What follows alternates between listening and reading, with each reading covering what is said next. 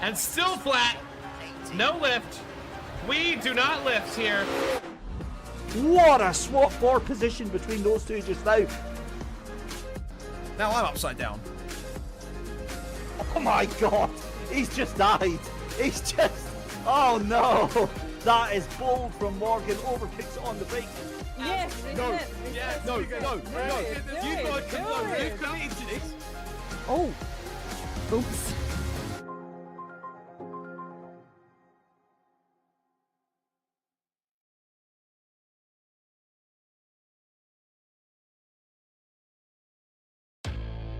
Good afternoon, everyone. Welcome to the Williams Esports channel. It is another awesome Saturday afternoon here. We're back with Williams Gaming Club for the 6 hours of kangaroos and didgeridoos from the lands of Australia. We're off to New South Wales to Mount Panorama, possibly one of the most intimidating race circuits across the world. We are going to be shaking these drivers in their very boots. You can see here 23 corners, 6.2 kilometres, and my name is David Christie. It's an absolute pleasure to be here with you today. As always, we're having here on our Saturday afternoon John out. A very warm welcome back to the podium for Mr. Mike Nice. Mike, welcome to the channel. We're starting things out here with our 6 hours of Bathurst. We've got Pesk that would come talking about more across the afternoon here.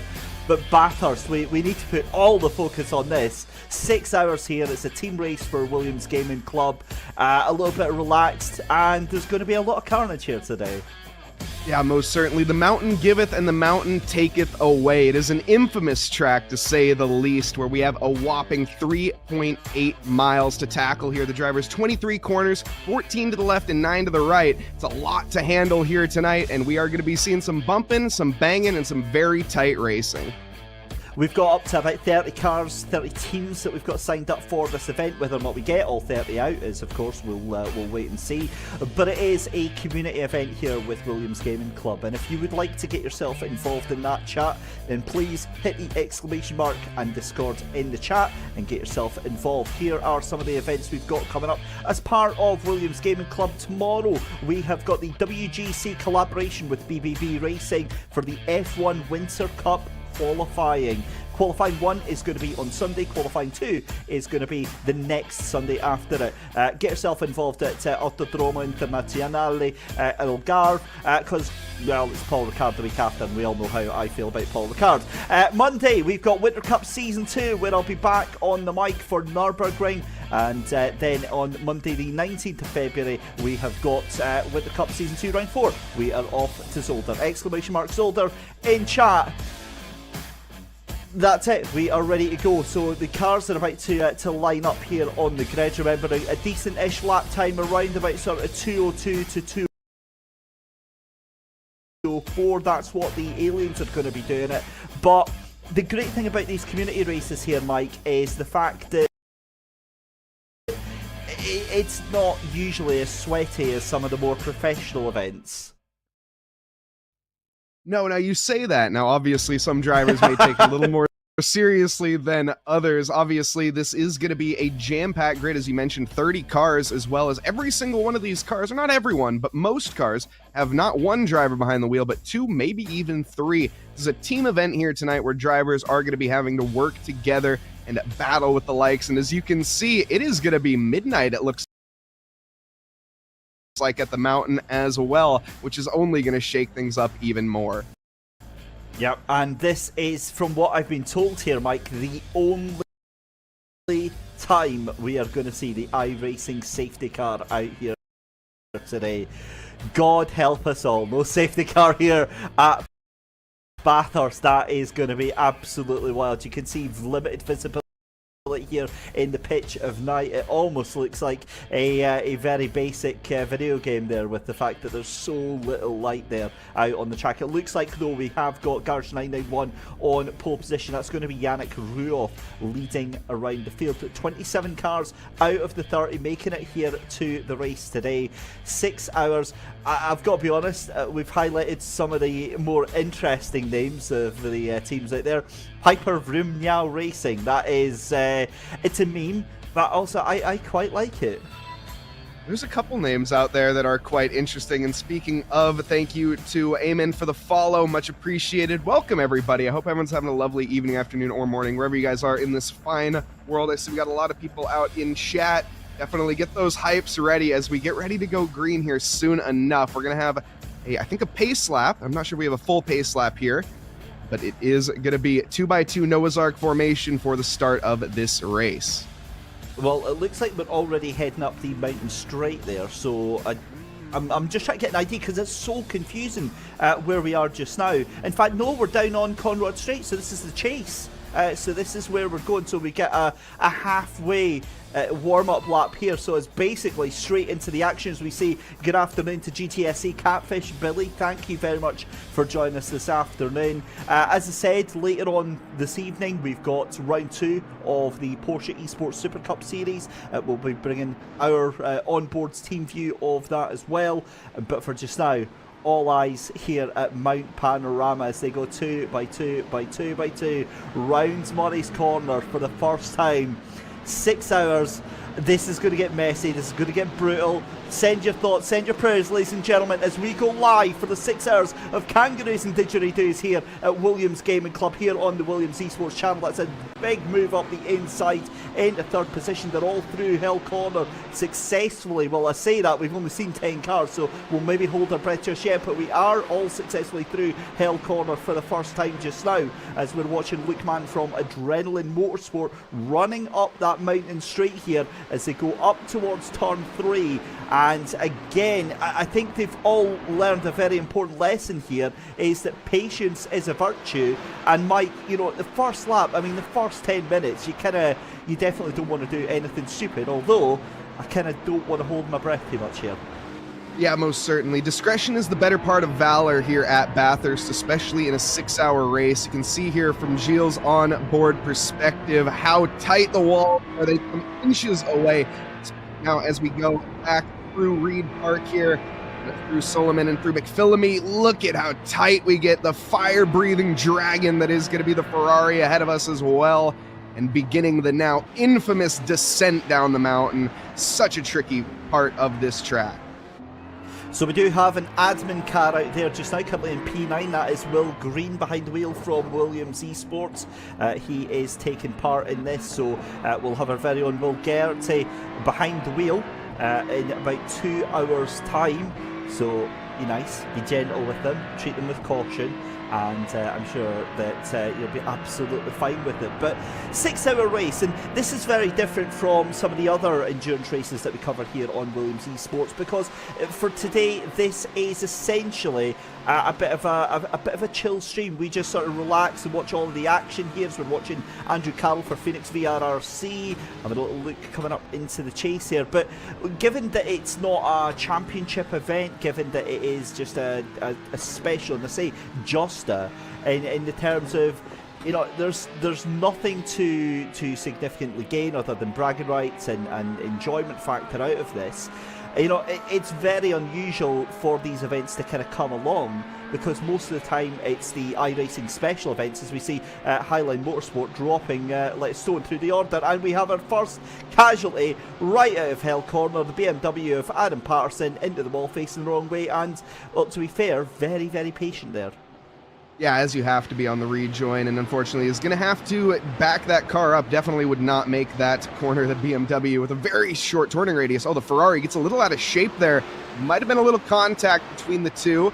The Porsche there does manage to hold the position now as they head up through the Audi cutting and up the hill again. This is where overtaking becomes, well, not really an option. Once you start your ascent up the mountain, you're pretty much at victim to the car in front of you, be it even if they are a backmark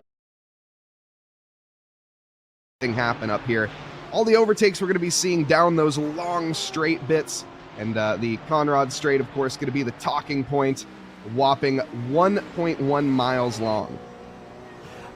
I'm looking at the timing screen on the timing tower on the left hand side, and I'm a little bit perplexed as to why our race leader has got a 4.6 second gap. So already we've got Chaos and Carnage, Chronos, Sim Sports, and LG Men Strip the Dip Racing have come a cropper down through the chase. They've taken several other cars with them, and you can see them. Oh no, Punju Racing looks like involved as well. That car is into the wall. You can see them dropping down. I think they've maybe just clipped the wall at the cutting at the top there, but again, that car falling all the way down, and this is going to be an absolute race of attrition. You can see Joe Carterson into pit lane and getting some repairs already done. So we've lost 3-4 cars from the race already. Oh my. Thoughts in chat. This is about as brutal as our Indy race from last week, but we're only 3 laps in. Thankfully, we're not going to have about an hour and a half of safety cars. Yeah, I'd mentioned it before the stream had started, but you got to be quick on your fingers with the return to garage here, as you typically, if you have a crash on the mountain, you are going to be blocking at least 1 lane of traffic, potentially both lanes of traffic, which is going to cause a bit of a problem. Of course, we've seen everything from kangaroo didgeridoos here at the mountain, but we've also seen trees down, we've seen echidnas, pretty much anything that you could possibly think of, barring fire-breathing dragons crossing this track. We pretty much have seen it all.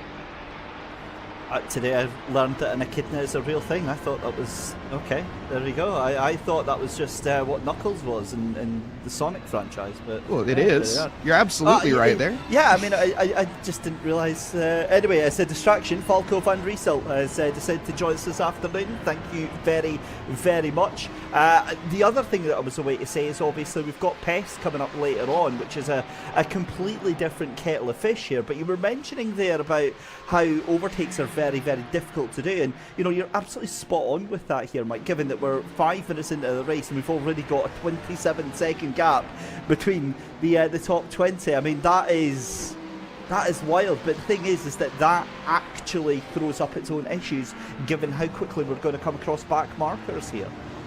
Yeah, definitely. And once we do become across back markers, as I had said, it's so difficult if you catch them on the mountain at the wrong time. You pretty much just have to take your losses and cut it, as that is going to be the norm for everyone. Is going to have to run into that at some point here tonight. As it stands, our leader also is just dominant on pace, so they may be finding some lap traffic before the rest of the field at that. Well, that is Alex Martin from Box 3 Nico Motors Endurance getting put a lap down already. So we have our first lap car. Now, that car was involved in an incident on lap 1. But again, nonetheless, they are already a lap down. So Garage 991 Blue, 5 seconds in the lead at the moment. Currently doing fastest laps. That's now being taken away by VGTR Esports here. And as difficult as it can be to watch sometimes, this first hour, they have to get themselves into a little bit of a routine here. They have to just calm themselves down and pick the fights, essentially, that they're going to do. You're not going to win this in the first 10 minutes, but you'll sure as hell potentially lose it. Yeah, absolutely. Patience is going to be key here. We see Andrew coming under threat from the Phoenix car behind, but as it seems, just taking the racing line very comfortably, not too bothered, is the 717. A little bit deep into the corner, but should be nicely covered. Up the hill will the BMW. Thank you very much to Devil Dano for the follow.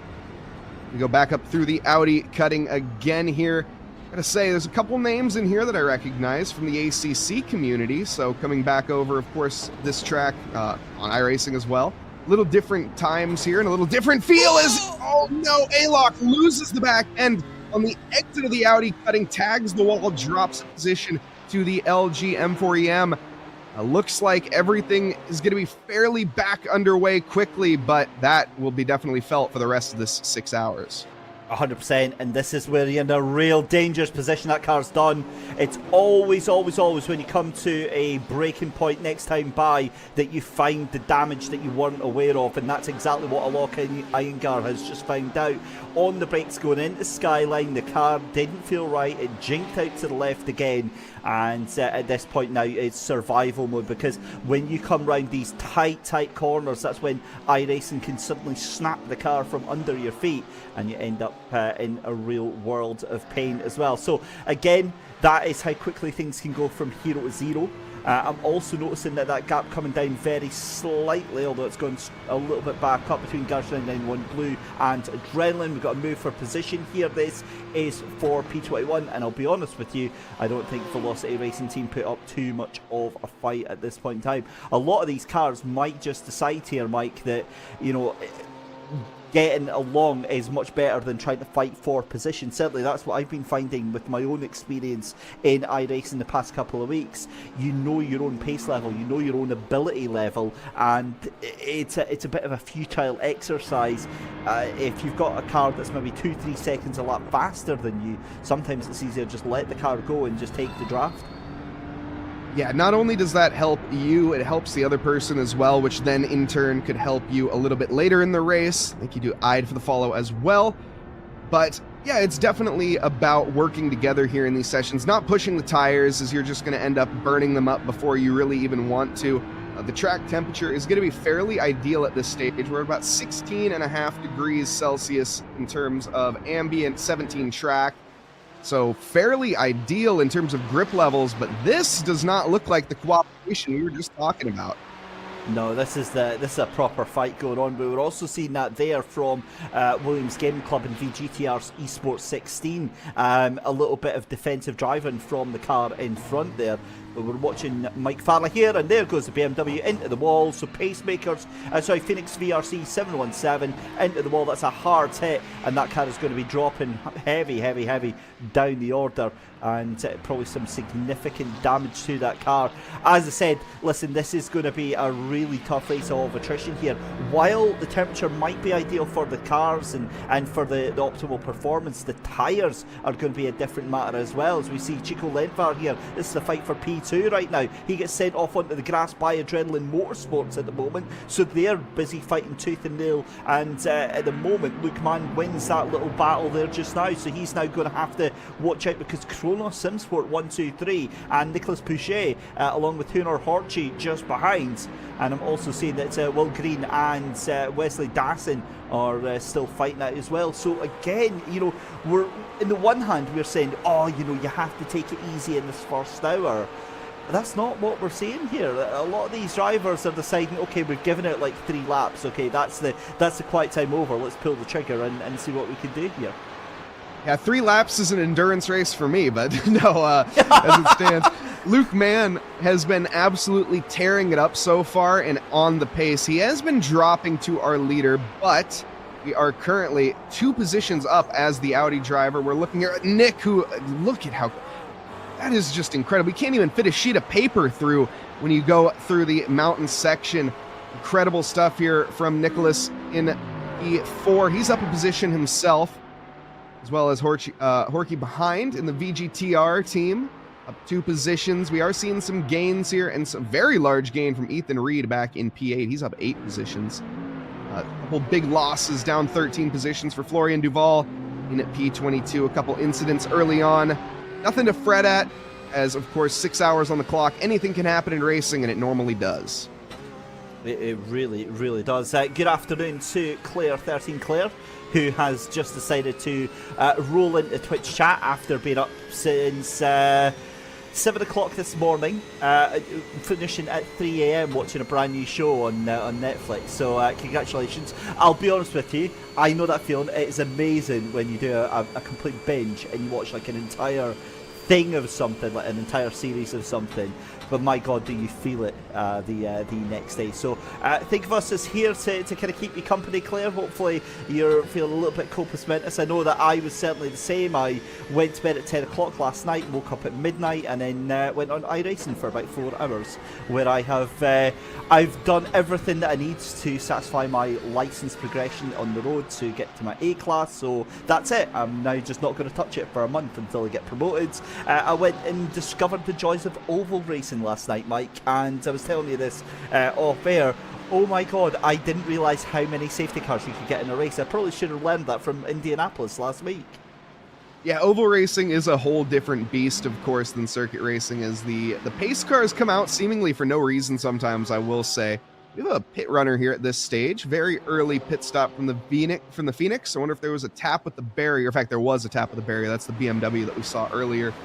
One thing I'm also noticing in chat, we got a lot of cheers here for some of their favorite drivers. We got some cheers for the number 47, as well as a few others out there. Let's hear, who are you supporting in chat? We got some Jake support as well. Jake currently a bit farther down the field last time I checked on him. Looking at it currently, he's down in P14. Definitely curious, who are you guys supporting today? What's your thoughts on Bathurst then as a track and as a driver, like actually racing round it yourself? It's a great question because I'm glad you specified, because I love Bathurst. It's probably my favorite track, keyword here, to watch. When it comes to driving, I am absolutely abysmal at this track because I've driven it mostly on ACC and I was a McLaren driver back in the days. Not the greatest car, it is nowadays, but down the mountain was just a struggle. I've never really been able to get below the 208s, to be completely honest. The weird thing is that it's such an, I always find it, certainly from my experience, to be such an unpredictable track. And you know, I absolutely adore Nürburgring Nordschleife is my favourite track for, you know, it's just an expanse and a test of driver abilities. We see it in the pit lane, Chrono Simsport 1, 2, 3. That's very, very early for this case, so I wonder if there is a little bit of damage picked up on that car. But yet, going round here at Bathurst it's almost like an ordeal. I mean, you'll take part in the race in it, but you don't enjoy it.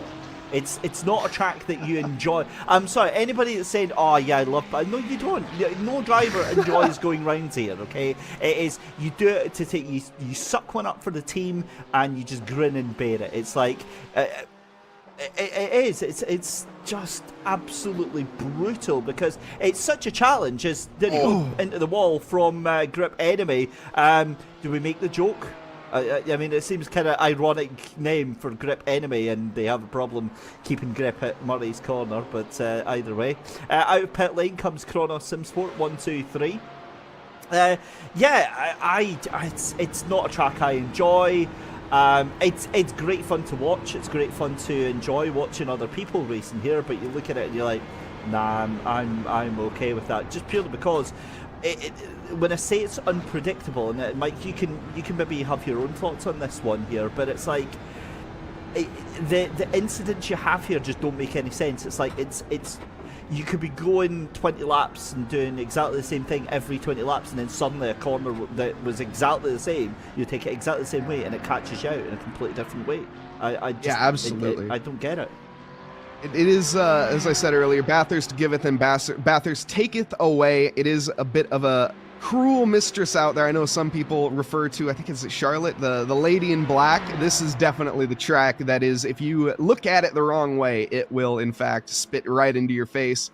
But these drivers, it is such a fun spectacle, especially when you are very good at this track, when you have the ability to put the pace. And look at this side-by-side racing as well. This is currently a battle for P4.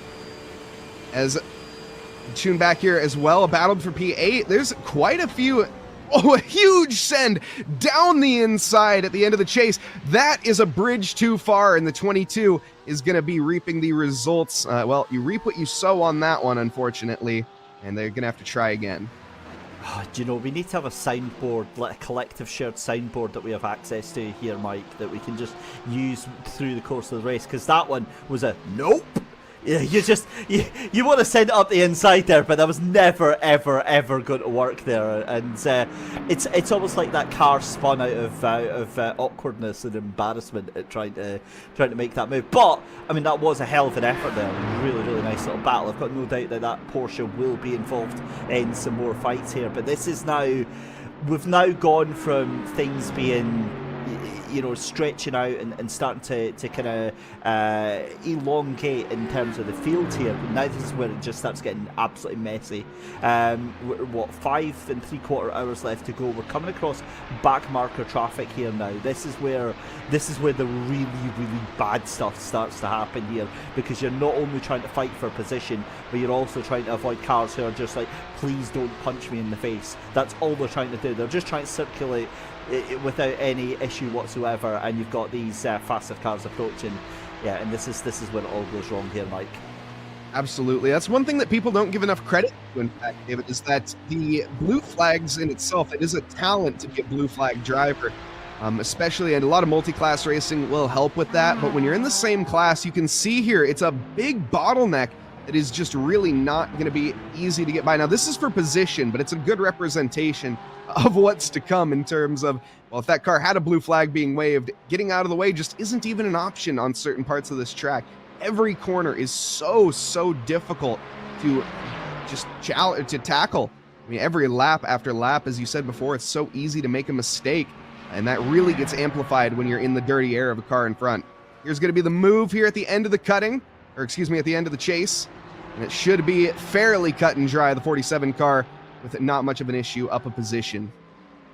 Yeah, to be fair, I think that VGTR esports car just allowed that position to go, because if you're fighting it, that's usually when you do find the incidents tending to happen. Ironically, we're talking about blue flags there, and I just find it funny because obviously the whole thing with sports car racing, GT3 racing, is that blue flag is essentially an advisory for the cars in front that there's a faster car approaching.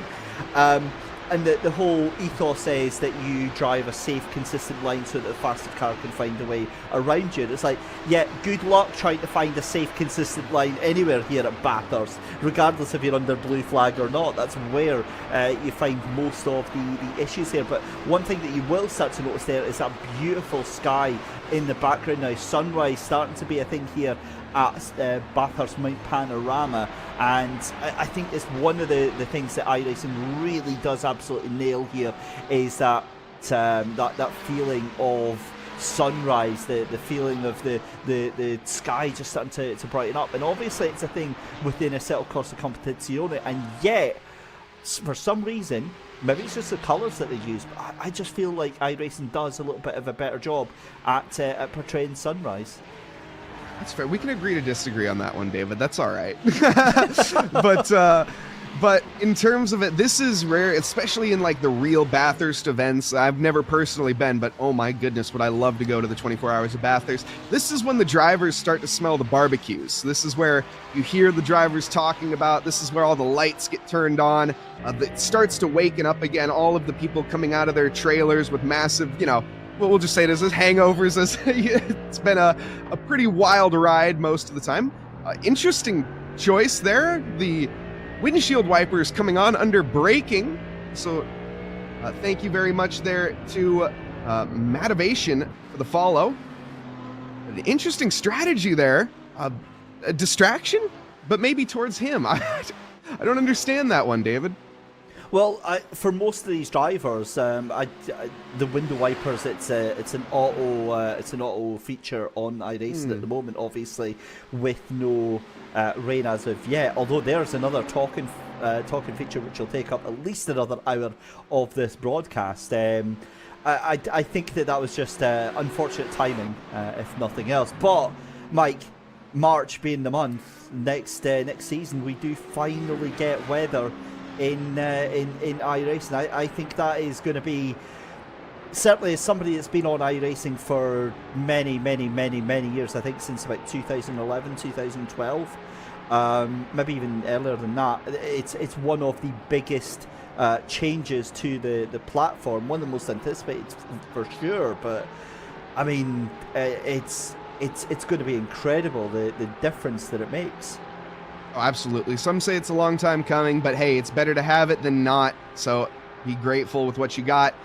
And yeah, rain coming in is it's the great equalizer, as a lot of drivers and a lot of commentators like to call it. It is that factor of, wow, first off here, before we get on to that, Roy is flashing like no other currently, or is that, excuse me, I think that's the, yes, that is Roy, that is being a bit obnoxious to Gilles in front of him, just lighting him up completely. I absolutely hate that. It's one of that, and bad rejoins is like up there as two of my absolute no-goes. I get that for an advisory, maybe if you're angry at something, or if you're letting a back marker know. But when you're doing it just along the straight, just to try and distract the car in front of you, I mean, a lot of the pro drivers will say, oh, well, you need to let it not bother you if you're focusing forward. It's like, I'm not a pro driver. I find that stuff really distracting. I'm the sort of guy that'll get distracted by, like, my phone giving a notification while I'm in a race or something like that. So it's like, God only knows what happens when I've got somebody behind me. Well, no, what normally happens is I'm into the nearest wall, missing my braking point, and that's, I think, exactly what they're kind of hoping to do. So it looks like we've had a horrible incident for our Piper Vroom Nyao car down in 14th position. That car dropping time at a rate of knots right now. They've got going again, but again, it's these secondary incidents. You hit the wall and then suddenly it's later on in the lap when you need to have the full stability of the car that's just not there, and that's when these big accidents happen. Yeah, these GT cars, these are of course the GT3 cars in iRacing, and they generate quite a bit of downforce. A little tap to that arrow, especially on the rear end of some of these, you just get a light tap and the user gets damaged. You're going to be struggling, especially at the top of that mountain. This is going to be Pau Sueba in a P19. On his lonesome currently, but definitely still in the fight here. This is, of course, the Velocity team. Shout out there to chat, cheering on the Velocity. It's going to be Madivation. Once again, thank you for the follow, Mad. Cheering on your driver here. Hopefully, they get a little bit better. I think they've made a pit stop at this stage, so a bit out of sync with the rest of the drivers, but I'm sure soon enough we will see some action. Yeah, that's a great spot, actually. We've got, 8 cars that have been into pit lane. We've lost about 6 cars at the moment. We've got 21 cars remaining.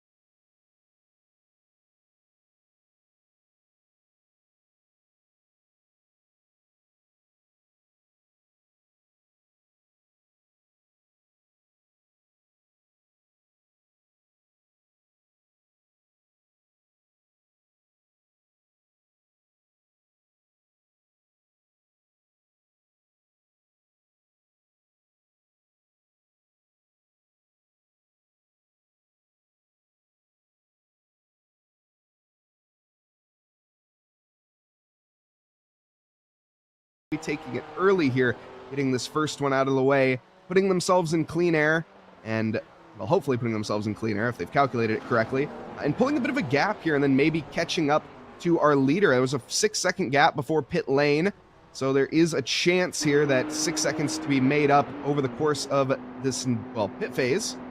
Yannick should be coming in the next 20 minutes, to be honest. That's a very early pit stop that we saw there from our P2. Coming up the mountain straight then climbing up the hill here. This is the fight for P11. You're watching Chrono Sim Sports trying to make a move one way then the other. Shit on the brakes, that's never going to work. And almost does, but the BMW gets the cut back there. I swear to God, the onboard camera was so deceiving. I thought that car was going straight into the wall. No ifs, no buts, but somehow, some way, that Mercedes, through sheer fortitude, has managed to make that work there and takes that 12th place position there, although it's shown them up in P11 just now. So obviously with that that car into the pits as well, oh my goodness me, that was a heart in mouth moment. And I tell you what, that is not something you want to be doing too often through the course of a 6-hour race.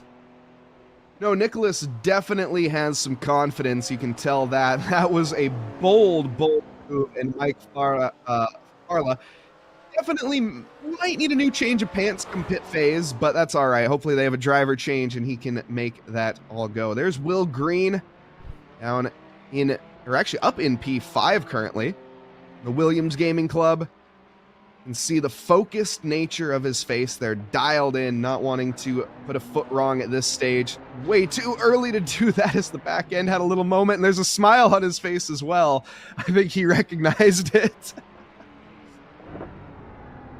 Yeah, you can see when he's on screen as well. Either that or he gets a cheeky little mention as well. But obviously, Will Green behind the wheel of the admin car just now, making his way up the mountain straight.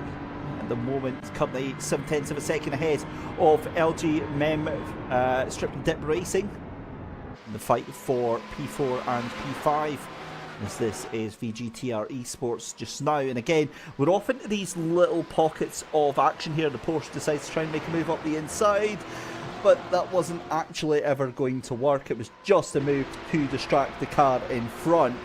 But I'm also seeing that VGTR Esport in the battle for 3rd and 4th place now, they're starting to come together quite closely as well. But again, I mean, we're half an hour in here and we've now got these little pockets of 2, 3, 4 cars each fighting each other for position. But you can imagine, if you're outside the top 10 now, the chances of you getting inside the top 10, let alone getting into the top 5, are very, very difficult now. All the work has been done in that opening 30 minutes here. It is, but any driver can make a mistake, and that is not to be looked away from, even in P1. It is not sold by any stretch of the imagination. Here we see quite a bit of pressure being piled onto Gilles here. Now, one thing that I always like to make a comment on and enforce, especially with these GT cars, for anyone that's maybe newer to GT racing, maybe coming from Formula 1 or other forms of motorsports, these cars, obviously, they're all different. We have different manufacturers on the grid. We have BMW leading with an AMG behind and a Ferrari and a Porsche. That is 4 different manufacturers in the top 4. And all of these cars as well, they have different engines, different power levels, different torques, and different abilities through it. You can see the Porsche, very nimble on the brakes. That little flat 6 engine, tough to wind up. Now, what makes all these cars super even is the BOP, adding different amounts of weight to these cars to make it so they all race together. Because obviously, it's very challenging to see a Bentley racing with a Ferrari, but that is something that you get to see here in these GT3 fields, and I just absolutely love it.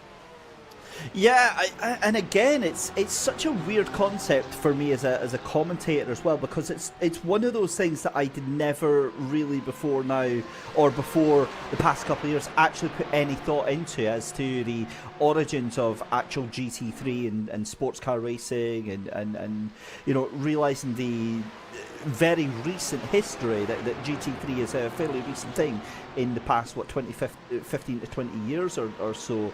And it's like, you kind of just presumed it was one of those things that's like always been around, but you know, same with like GT4 and stuff like that, that it's an actual thing, it's an actual formula that's been recently developed here, and it's been so massively successful as well. I mean, you think of sports car racing now, and you think of things like GT3 racing, GT4 racing, TCR racing out there as well. You think of IMSA in North America, you think of you know, over in Australia, you think of over in Europe as well. It's crazy to think that is such a recent addition, if that makes sense, and it's only grown stronger and stronger, and that things like what you were just mentioned there, which is, I guess, the roundabout thing that I was trying to get onto, is that balance of performance has made it very attractive for these manufacturers to get involved, because they know that it's not a one-man band, it's not a one-trick pony where, you know, one manufacturer has an advantage over another manufacturer. They're constantly trying to work things out and trying to play the system, essentially. Absolutely. I mean, like I say, where else could you see a BMW M4 3.0 liter twin turbo battling with another 6-cylinder engine of the Ferrari, but it's a V6 turbocharged engine, a little bit smaller as well, I think. Let me see. The Ferrari pack in a 3.0 liter twin turbo V6, so actually the same size engine in terms of displacement, just a different engine configuration, as well as a different engine placement. Of course, front engine versus mid engine versus rear engine is another debate to be had, but super cool to see. This is going to be Mike Farla trying to line up the BMW down the mountain straight. Isn't going to be able to make it happen just yet. I mentioned it before and we'll mention it again. Patience, patience, patience. That is a bit of a mistake from the BMW, but nothing to really punish. As they go back up the mountain again, it's going to be another one where you just have to settle in and wait for Farla. And the thing with that is that because of how narrow Bathurst is, it's not like it's a tactical choice. It's not like it's a strategy. It's literally, there is like one line through here at Bathurst. The only reason you would take another line here at Bathurst is if you were taking avoiding action from a slower car or a car that had crashed out on track. The only line you take is the line that these two cars are on right now. The margins that you can take, maybe you've got a couple of mil to the left or to the right, but it's certainly not enough to either make big gains or to make a move on your opponent here. So when we're seeing these cars, you know, nose to tail, it's not because they're being born or they just don't want to go for the move. It's literally, you've got maybe 3 opportunities on this circuit to actually make a move safely, and those are like down here on the entrance to the chase. So when you come down the Conrad straight here, you move to the inside. You might try and do the brakes on the car in front, but obviously not decided to do it this time.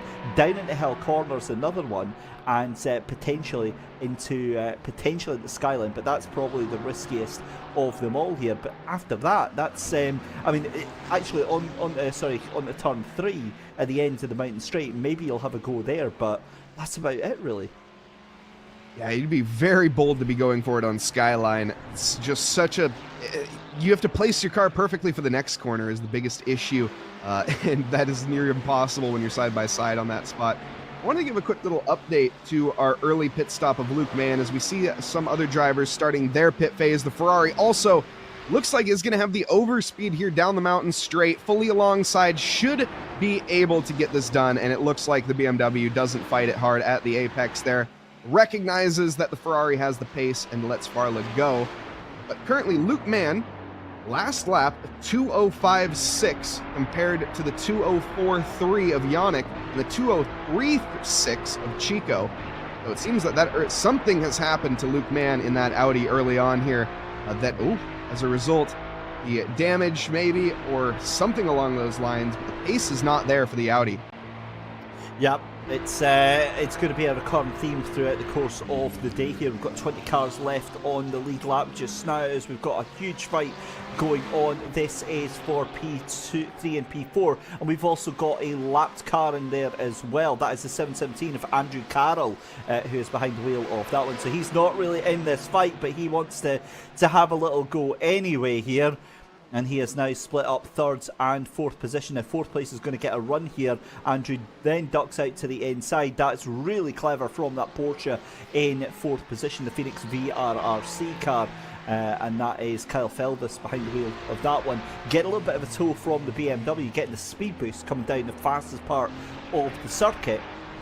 And then it moves out to the side, and he has back onto the tail end of that VGTR eSport car. But you can see there that beautiful pinky purple sky starting to light up the morning sun here at Mount Panorama at Bathurst. Just over 5 hours left to go in this race, and I've just realised that VGTR Esport car, I probably wasn't paying attention here, Mike, but has got some sort of anime livery on the car there, and I'm going to put that up there with blinking your headlights and a bad rejoin as things I absolutely detest seeing in sim racing. Get that. He's in the made bin a lot right of chatters now. very upset. Don't That's care, all don't right. care. Get it in the bin. They can get in the bin as well. I do not care. Oh my goodness, a bit of a bump draft there just about. Not enough room to fit a credit card, just enough for a sheet of paper between those two. Up the mountain, Kyle all over the back bumper here of the VGTR. So far, I gotta say the Ferrari is holding up to the pressure, but it does seem like a matter of if not, or excuse me, when not if. We also had a comment earlier of, is that Will Green behind the car? Yes, it is. And also a lovely comment, or not a commentator's curse, but a chat curse, which is great for our side on the commentators. Guru Cookie calling out Will for the defensive masterclass that he was having, immediately losing the position as soon as he did. So thanks, Guru Cookie. Will can blame you on that one. Well, it looks like the extra 5 brake horsepower that waifu on the supercharged on the VGTR Esport car is doing well, because it's still holding off Supercharged Motorsport just now and Phoenix VRRC. The two of them now just 0.3 of a second, 0.4 of a second behind that second place car. So we've got a 3-car fight for second place just now, and the two of them are, it's safe to say, dropping back from your race leader just now. But yeah, it's not my thing. I'll be honest with you. I'm just not a fan of it, as the window wiper goes again on the braking area there. It triggers me. I don't know why. It's just, yeah, it's not my cup of tea. I mean, fair enough. I personally am not an anime advocate myself, but you know, everyone's different strokes for different folks, and everyone's entitled to their own opinion, even if it's wrong. So there you go, David. I'll let you have that one. It's not that. It's like I am like the biggest equal rights advocate apart from anime. I just that's it. If it's that's the place in fourth place. Supercharged Motorsport Phoenix VRRC gets into the bin, and well, that was the wrong car there. That's very unfortunate for the Mercs. So that is a huge traffic jam. They're very lucky that Strip the Dip Racing is at least about another 4 seconds back there. So, oh man, and I get the feeling that might have been the 717 car that was involved in that. That was the back marker. I think that was Andrew Carroll there. Oh man, yeah, that's not the best. Oh no, what's happened to Will Green? He's shown us out. That car looks like... Oh no, it's back. It's a blip, shall we say. We did see him, I think, teleporting earlier. That was a different car, I think, though. But yeah, that was a bit of a chaotic moment, especially for the cars behind. It turned into a bit of a parking jam at the M1, unfortunately, there for a moment. But everybody did manage to get cleared. And I think there was only very minimal contact. Obviously, we saw the front bumper of an AMG getting ripped off, which is not minimal.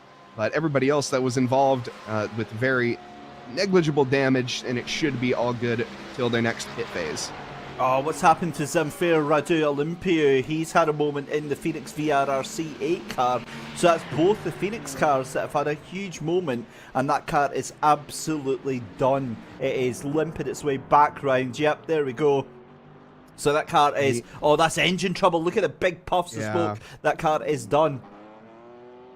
You hate to see it, especially this early. I want to chalk that down to a little bit of fatigue, but it's too early at this stage in the race, in my opinion, to be having that fatigue to really make those mistakes. That is just that. It's a mistake from Zamfir Radu, and unfortunately that engine goes kaput.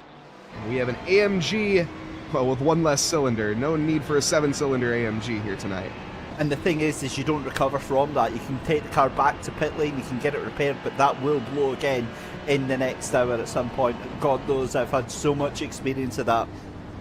One of the rolling memes is that me and my friend used to take the Merc out in a lot of the iRacing special events, and I would always find the nearest barrier to put the car into. you'd blow the engine, and like I said, you'd take the car back to the pits, get it repaired. It would feel absolutely fine, it would sound fine, and then suddenly the engine would just go again with no warning whatsoever. So these those bits of damage will be recurring, and that is going to be that car's day. It's done. It's over for that just now. And we'll see if they get back out on track here. But here is Mike Farley then trying to make his way up to, that's a back marker that he's just coming across just now. That is Highline Motorsports at the moment. And again, this is what I said was going to be the issue here, coming across these lapped cars who are driving their own race, they're driving their own way, and you've got to be able to try and find a way past it, as we cut to Yannick Ruoff here in the lead of the race now by commanding almost 10 seconds at the moment, and we're going to be coming up to the first scheduled round, I would imagine, of first scheduled round of pit stops very shortly. We are going to be seeing a quick little replay here of that incident that we saw earlier of the big crash. Or this is a different one, it looks like, here down the mountain. So this is what happened to the Merc then. So it's, oh my God! So I can tell you exactly what happened there. That is what you call locking your brakes up and downshifting one too many times, and the engine immediately, you can see that snap to the right. That is when the revs were probably over 9,000 if I had to guess. And that is going to result in that engine going kaput. And Chico, his teammate, is going to be calling them Chico the Destroyer Lentvar at this point. Oh my God. And also, what I saw is that as you're coming down Skyline, he actually hit that one bit of blue Armco that juts out. And that he bounced into that, and that is what sent the car back onto the track there. And it was like 120 miles an hour head on. That is if that was real life, that would be a red flag and somebody going off to the infield ambulance at least for a couple of hours with that one. That is a brutal accident. If you imagine, you know, a lot of these drivers now on these very expensive, very high-end, powerful direct drive wheels, that is potentially a bit of an injury on that as well. And yeah, I mean, thankfully it looks like that car did get going again, so you know, hopefully everything's all right behind the scenes there. But I mean, yeah, you hate to see stuff like that happening. And again, you know, it's a bit of that whole take of sim racing, it's not real racing, you know, you don't have the fear factor. Listen, you tell me fear doesn't take over when you're driving that car and you go head first into a barrier. Let's go and have a look at exactly what I was talking about. An accident involving trying to get around a back marker. So this is on the run into turn 1, and oh dear, oh dear, oh dear, that is not what you want to see. Thankfully, it worries me when the replay keeps going on that, because you're like, oh, is that gonna get even worse? But yeah, it's that's just an unfortunate one, really. Yeah, it really is. That one is, it's hard to digest, as I was still trying to make sense of it. Obviously, that Porsche was trying to be as nice as he possibly could and give that line, but also, I think the cars expected him to back out a little bit more than he did come the apex, but that one, the stewards are going to have to take a look at that. We'll see what they decide on, but I think that one is a fairly no contest in terms of a racing incident. Just an unfortunate one, really. I tell you what I want to say. I don't know if Williams Gaming Club would ever do this, but I want to see it. I want to see an hour race with unlimited fast repairs, no rules, and whatever car you want. That's it, but full damage, and I want to see like GT3, and like when I say any car you want, like if you want to take a Super Formula, take a Super Formula. If you want to take a GT3, and I just want to see what the hell would happen. I think that would be the most amazing thing to try and commentate on. It would be very interesting seeing like a Red Bull 2010 lapping a Mazda MX-5 about 50 times. I will say that'd be fun. In 8 seconds. Because those things are so fast. That would be well. See, we'd have to do that on a Assetto Corsa then, because unfortunately the that X 2010 is that is such a car. That's such an enjoy. It's like it's one of those things that always reminds me of like how sweaty we take sim racing, because you get behind the wheel of that thing and it's like it's just a big grin on your face because it's so much fun, and it's also terrifying. It is, but it's even more terrifying in VR. because Yeah, I couldn't even imagine. the mod for it on Assetto Corsa, and I tried doing not kill in that car, and I think it was like 26 seconds for a normal normal lap times around about sort of anywhere between 50 and 50 seconds in a minute, and this thing was literally doing it in 27 seconds. It is, yeah, it's just nuts. In a theoretically possible car at that. Obviously, a fully theoretically possible car. I don't think we're ever going to be seeing a car that has that much power with that much downforce. But, you know, Adrian Newey, you never know. Also, Weltcakes in chat saying that you're choosing the violence format. First off, welcome, Phil. But yes, that is indeed the violence format of seeing every different manufacturer and every different car in different times. I don't even know what you would make of that, to be honest. I love that though. I love the idea of that, because I know they do quite a few fun races across different communities. There's one that I'm thinking of. A good co-commentator friend of mine that I've not worked with for absolute years, Jake Sperry, commentates on one of them, and they like have different formats and stuff like that, and it's just like stupid, but it's absolutely fun. And then there's Bottom Split as well, which does the oval races, and that's always absolutely hilarious as well. I think there's plenty of scope in the sim racing world for plenty more absolutely crazy, funny, stupid races for people to take part in. Because like the idea of the just being in whatever class you want, but full damage and unlimited fast repairs, is the fact that, you know, while you could obviously go for like a super fast single seater, but they're inevitably much more fragile than, say, the GT3s or the GT4s or whatever. Or you could take a big hulk of a car and try and keep that safe, but then you're going to be much slower potentially than the rest of them. I think that's I think that's got legs, to be honest. I like it. I think it's a great idea. This is actually a battle for position we're seeing here for P9 as well. Very, very tight between the two BMWs as they begin the descent. It's all about setting up the exit here, trying to get it in. It definitely seems that James has the pace here to overtake Jake Small. Piper Vroom is, of course, on a bit of a back foot after having a rough start. Still up 8 positions, though. I'm not sure they've made a pit stop just yet, but looking at it, we'll see. Currently 50 minutes in, we're definitely going to be seeing most of the drivers have made their one mandatory stop. I think the leaders still need to come in. So far, definitely seen a bit of a field spread out. This is the closest battle on track currently. Just noticing from the live timing as well, Yannick Ruoff in that Garage 991 car, your race leader, 18 seconds in the first stint.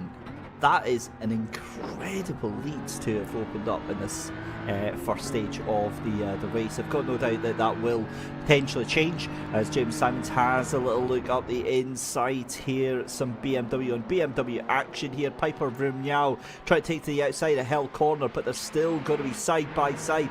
And fair play, James Simon and Jake Smalls here. It's roll with whatever against Piper Vroom now. Coming up the mountain stretch. And we've got some lap traffic they're going to be coming against here as they inevitably decide to get a little bit closer to each other. Roll with whatever takes up the inside line, and that is going to be the position then, I believe. So Piper Vroom now back down to 10th position. You're going to have a look there because Adrenaline Motorsports, remember, they were up in P2. They're down in 11th place just now after taking that pit stop here, catching up on these BMWs quite quickly. Yeah, the lap times for that Audi are still not quite desirable where they want to be. He's lapping in the 205. Something is wrong with Luke Mann in his car. Fastest lap from them is a 204.2, so the pace is not there even on their for their sense. But currently, this is a very exciting battle between, I think, both teams, UK-Irish drivers. So a bit of some countrymen infighting here. I think, David, this might be one to your heart. Let's go. Come on, let's see how this unfolds here, because the thing is that nationality almost never usually plays a factor here, but it's always a great tool for us as commentators to add a little bit of extra spice here. Somehow, some way, we've got Will Green up in the P4, so the admin car up at the P4.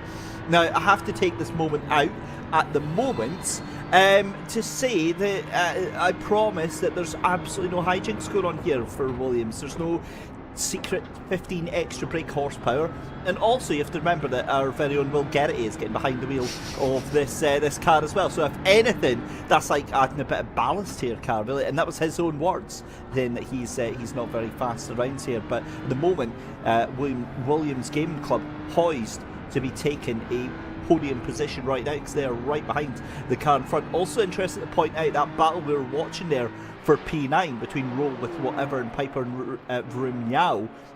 And both those teams are from BBB, who are working in tandem with Williams Gaming Club tomorrow to do the F1 qualifiers, the Winter Gaming Cup F1 qualifiers. So great to see them out and really showing off that fantastic racing pedigree, that fantastic racing ethos that BBB have in their community.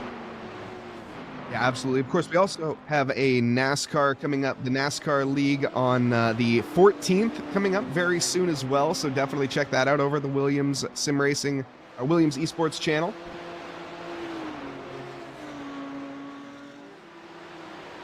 Guru Cookie is asking, am I saying the broadcast manager is going to crash? No, of course I'm not saying it. I'm just heavily implying it, that's all. Right, I've been told by our broadcast production team that now whenever we reference the Piper Vroom Meow team, we have to do it in a phonetic way. Meaning that we have to say Piper Vroom Meow. But I think that's going to go very, very old very, very quickly. But for the meantime, we can stick with it. Yeah, sure. Let's go with that. Mike, what was your immediate reaction to that? It sounded like. Yeah, we'll go with a nay. We'll leave it at that. No, right, okay. My mama told me if I don't have anything nice to say, don't say anything at all. So. Oh wow! Wow, this is going to be a long 5 hours, Mike. No, of course. Well, you got to rib the broadcasting team. We got to rib each other at some point. But yeah, we'll be behind the wheel here soon enough, as he's also in chat, and we'll see. We'll see. Have faith in Will. I guess I have to be the good guy. Is that my role now? Yeah, Will, you're gonna do excellent. There we go. I think he will. That's the thing, is that he comes on and he's not got. I used to be like that as well. And say, you kind of immediately downplay your chances, and 9 times out of 10 you've actually done a really, really good performance. And Will's actually done. He's beaten me whenever we've been racing together. So yeah, I've got absolutely no place to comment on this. Right, teammates, VGTR Esports 16 and VGTR Esport GTP is Piper Vroom Meow gets back up into 9th position, so they're fighting tooth and nail just now. They're coming up to the chase at the moment, and this is getting very, very sketchy. Roll with Whatever finally getting that position up, but this is a proper little fight here, and I wonder if we've got a little bit of damage on the Piper Vroom Meow car just now, because it's now a 3-car fight. Roll with Whatever, Piper Vroom Meow, and Adrenaline Motorsports here, as those places were chasing and changing very, very quickly indeed here. I think that might just be the pure pace of Luke Mann. Now, Luke, I mentioned earlier, is not quite up to the pace of the leaders. However, he is a second quicker than these two drivers, James and Jake. So the pace is there for the Audi. We're going to be hopefully... Oh, there's a touch of the wall there from the 19. The pressure already building. That was a very light touch, not going to be affecting that downforce too much. But yeah, add up enough of those, and your door panel is going to start caving in. Have you noticed that actually on a completely different note there? We've seen through the course of this broadcast already loads of cars kind of grinding up against the wall, not actually hitting the wall, but actually, like, especially coming up through turns 3, 4 and 5, you'll see them grinding the wall on the inside there, seemingly without causing any damage to the car at all. I wonder if that might be a little bit of new meta going on there, but either way, Luke Mann still try to chase them down, as here we go into the pit lane then for Roll with Whatever, and that's going to drop them back down to their proper position, because at the moment, remember, everybody's slightly out of phase with these pit stops just now. Our top 6 still have to pit, as well as Piper Vroom Lyall have to pit, and VGTR Esport GTP, they've still got to pit as well here. But coming up to the tail end of another hour here is Alok. Iyengar fires up the inside there, and that was a fairly straightforward move there from the Phoenix VRRC number 1 car. Yeah, very nicely done. Not much of a fight, it seems. We'll see if there's a fight back. Flash of the headlights from the front marker ahead, or behind, excuse me. Just letting everybody know I am going to be coming up in this rearview mirror relatively soon. Please do not hold me up. You know, fair enough. As we see, though, these cars accelerating up to very high speeds. I love the first corner of this track. 90 degrees. There's the flash of the headlights, the blue flag being very compliant. Now, of course, in GT racing, you're not required to get out of the way like in Formula 1 within 2 marshal posts. It is getting away without impeding the driver, I'm pretty sure. Depends on various leagues, but the entire goal is base of a blue flag is just to be aware that there is a driver behind you.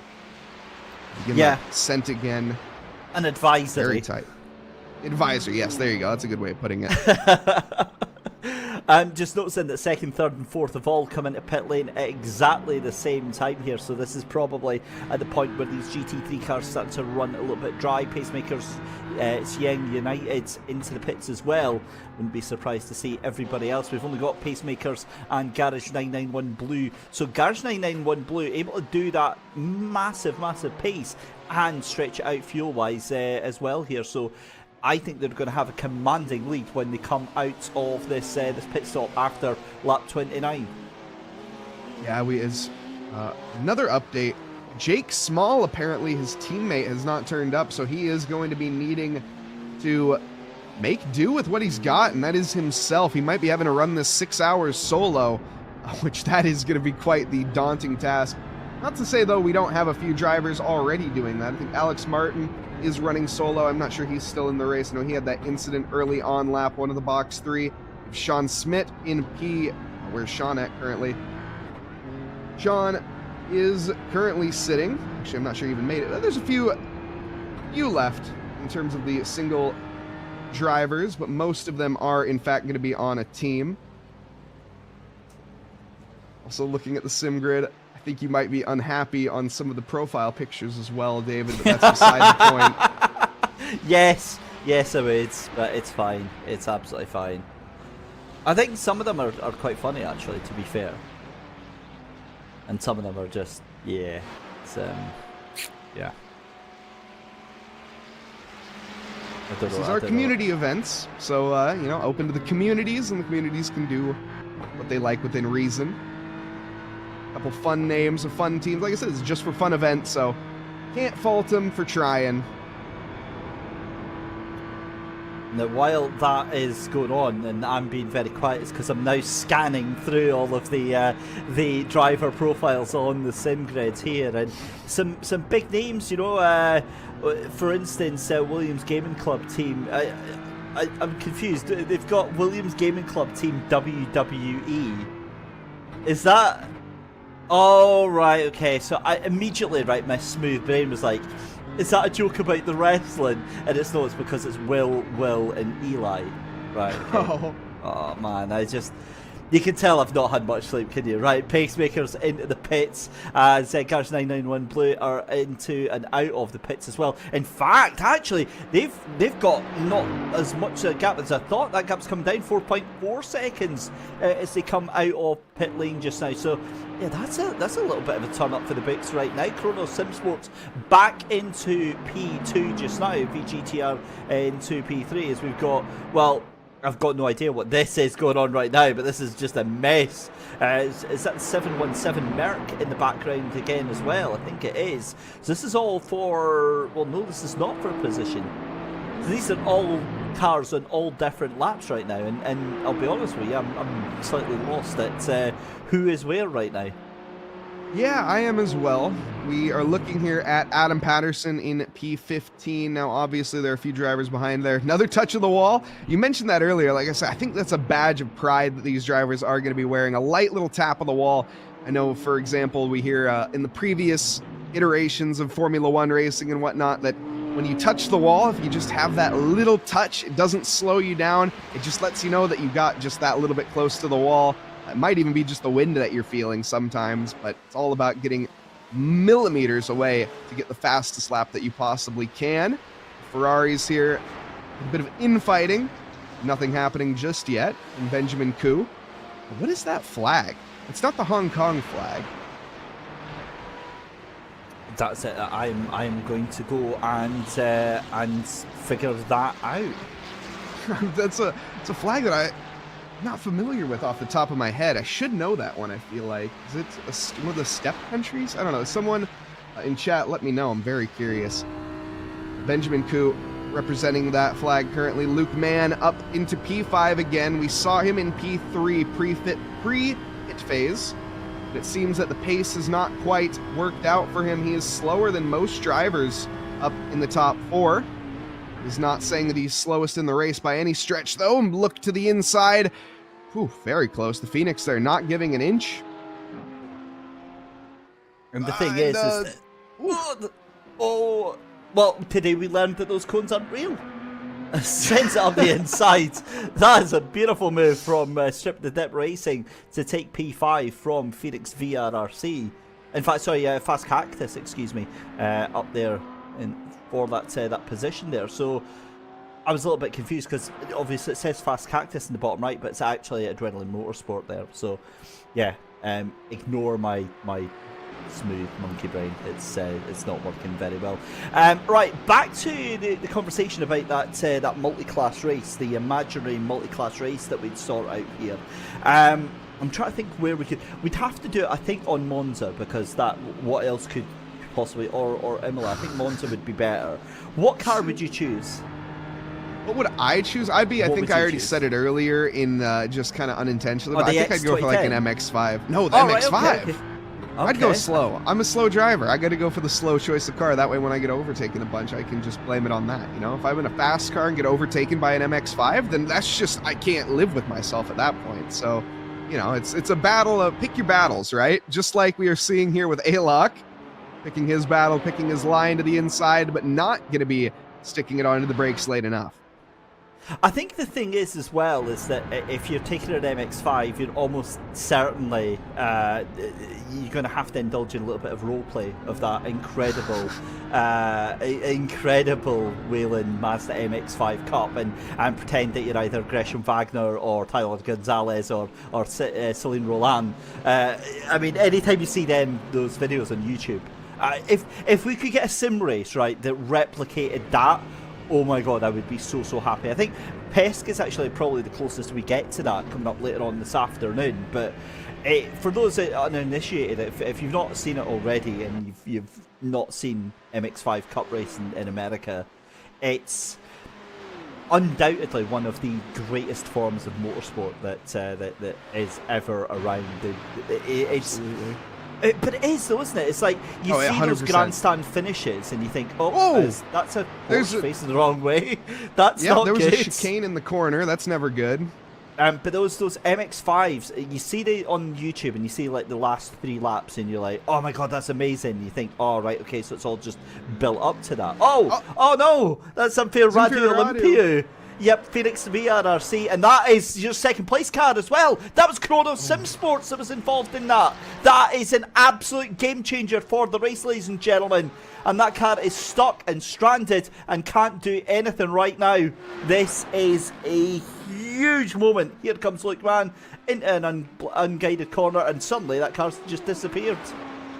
So I think to correct you on that, I think that was the sister car actually of the SimSport 123. I think Nicholas is still holding P2 strong.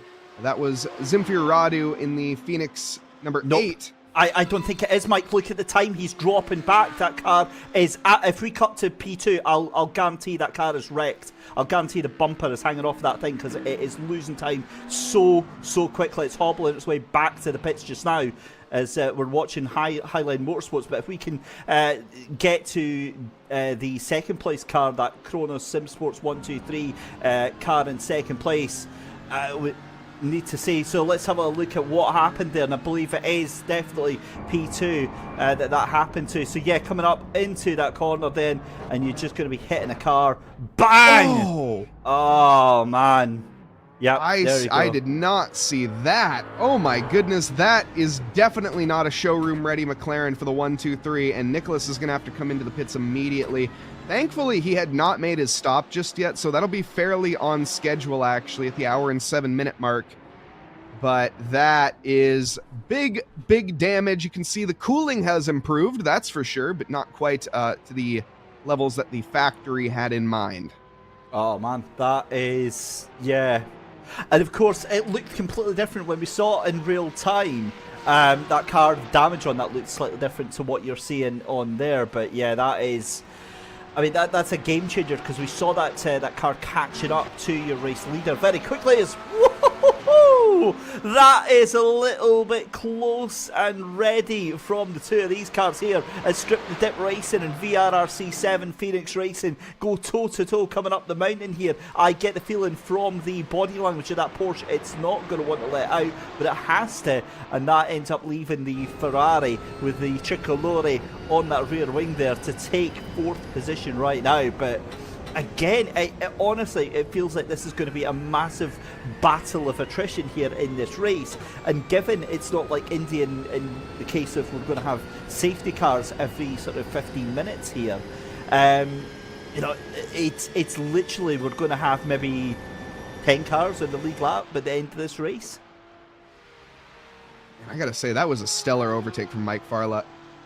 Gotta give credit where credit's due. Up 7 positions is Mike Farla at this current stage of the race. I think he's on for a few more as well, potentially. I mean, a podium, I think, is at the very least in the cards. I know, David, you'd mentioned earlier that we're not going to be seeing too many moves into the top 5. Well, here we have it. There's battles left and right here trying to get their ways into the top 5.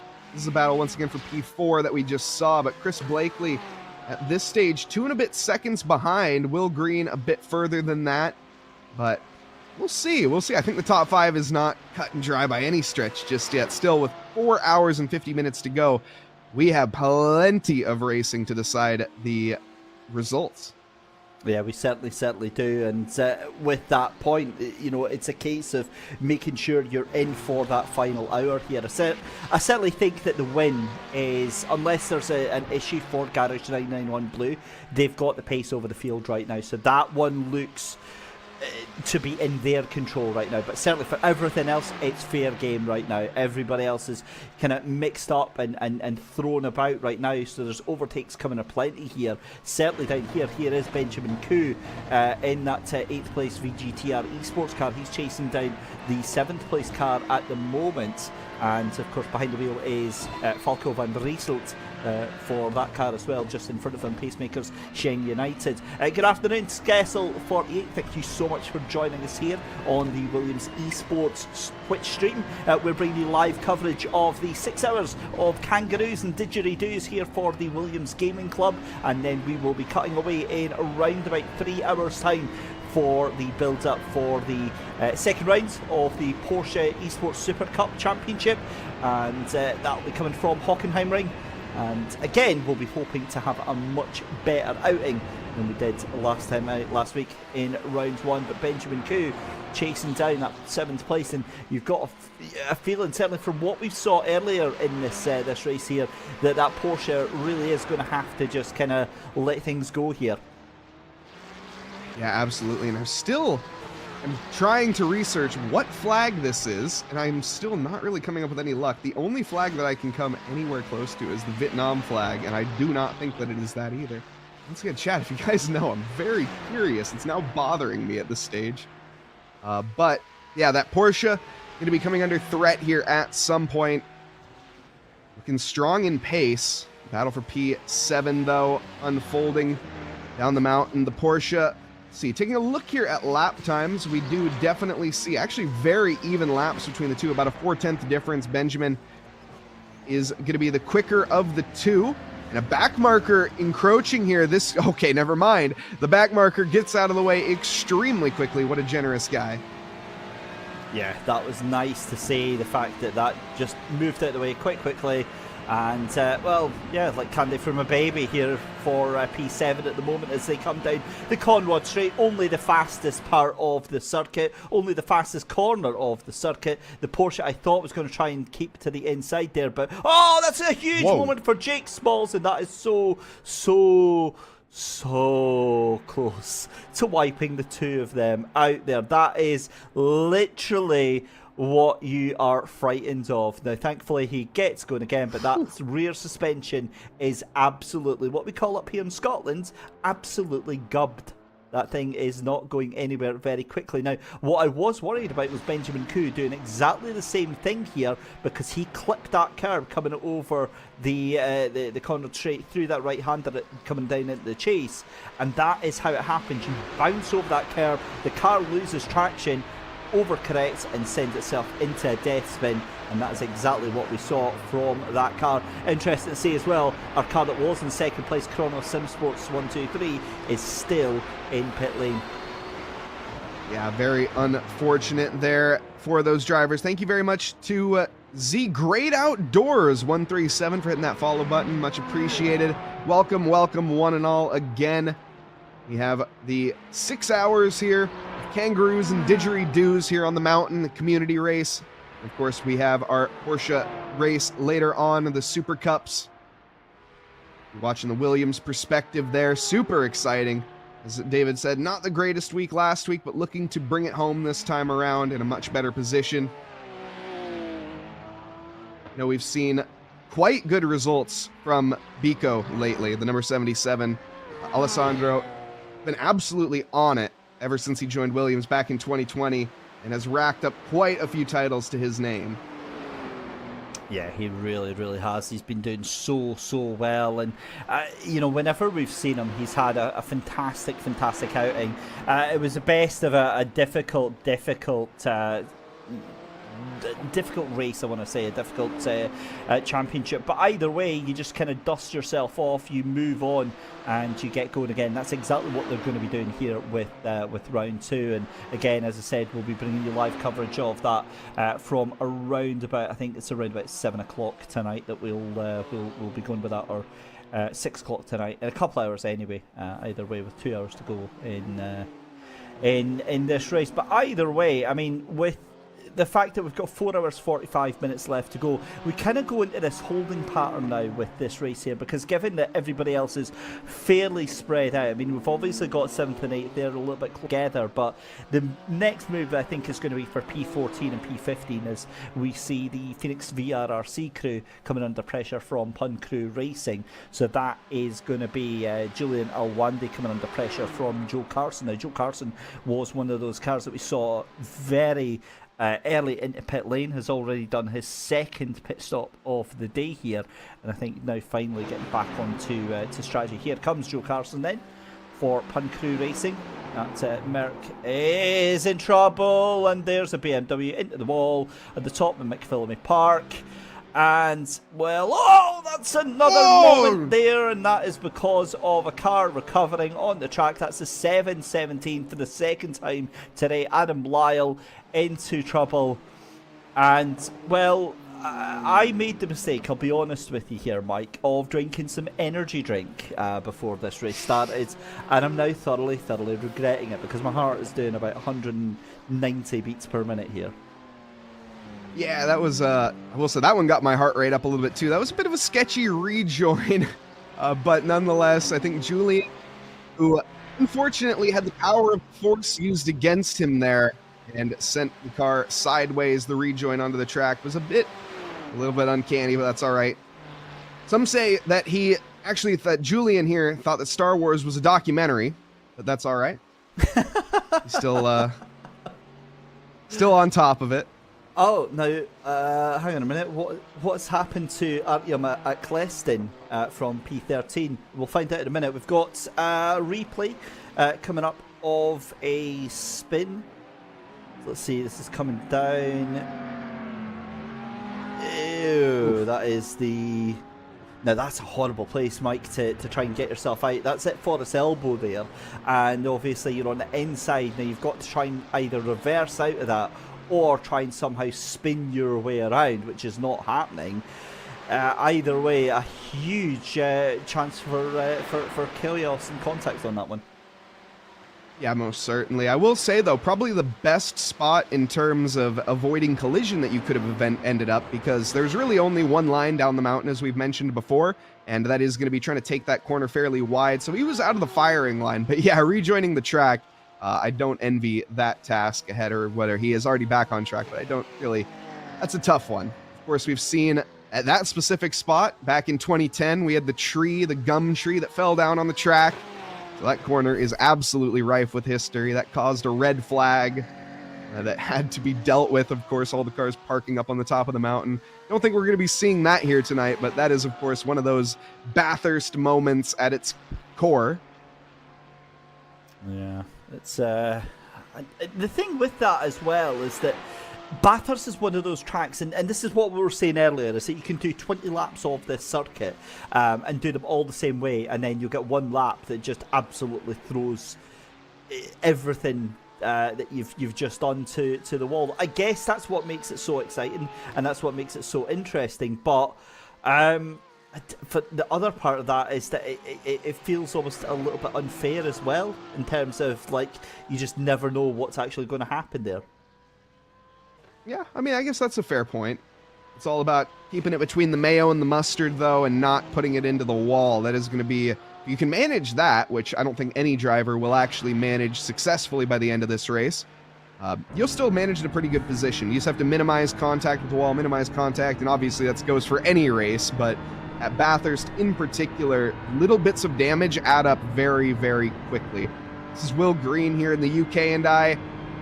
Very calm, cool, and collective. You can see not too upset or flustered, just driving his own race right now, trying to hunt down the likes of the Phoenix VRR car in front of them. Yeah, they've got a lot of good pace behind that car as well, so they'll be very happy to be where they are at the moment. P6 with 4 hours 40 left to go, an hour and 20 minutes going in the race. Good afternoon to Rossi V1. Thank you so much for joining us here in the Williams Esports Twitch chat. Also, let's give you an update on our Benjamin Koo right now, because we were asking about, you know, the VGTR driver and the flag that he's got. Well, and just from looking at his profile, he is actually from Malaysia, so but we know that's not the Malaysian flag, so it could just be the timing overlay having a bit of a glitch there. But yeah, that is where Benjamin is from, and yeah, feel kind of glad to have got to the bottom of that one.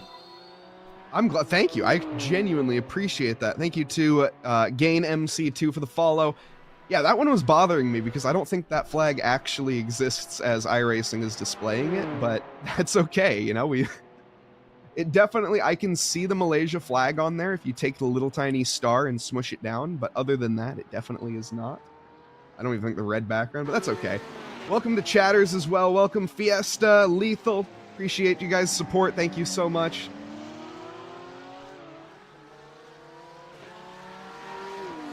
It slows down here in the middle. You see this battle here for P18. Or is this a battle? No, this is a back marker here. This is going to be Astiazaron Miguel in P18. The VGTR boys on a bit of a recovery drive at this stage. And the pace difference is quite significant there. That's the Phoenix VRRC car that's just been passed there by a car that's already, you know, a lap or two down there. And well, they are absolutely on it. They are not holding back in that in that Porsche just now. So they're making their way through Murray's Corner to start there. Well, what lap are they on just now then? If they're down in 18th place, they are on lap 36. So the moment they're 2.5 laps behind Yannick Ruoff, our race leader just now. So again, a lot of work to be done here, but at the moment, it does look like that the positions are kind of going past quite quickly. Now, what has happened there for P6? What has happened to Chris Blakely in our Phoenix VRRC car? That car's crashed because he is not moving. So that car is gone, is done, is dusted in the number 17. As it's got going again now, but that's been a big accident that now promotes Williams Gaming Club back up into P5, and Yep, that is a rather wonky looking Porsche, if I'm being completely honest there. We'll try and get a replay as soon as we can, but there's another couple of cars going past. This is for position here, as that's 8th place of Pacemakers Xiang United taking that there, and down at Skyline. And, well, if I'm honest, that car I think is going to be very likely coming into pit lane. Let's have a look, because he has the steering wheel here. Yep, there we go. Suspension damage on that car, and this could be big, because he's got to try and get that car out now. Is he going to escape back to the pits, which I think would be the more sensible option? Yes. I was when the car waits there, you're not sure if he's actually going to just try and whip it around, but oh man, I wonder what happened there. But either way, that's Williams Gaming Club now up to P5.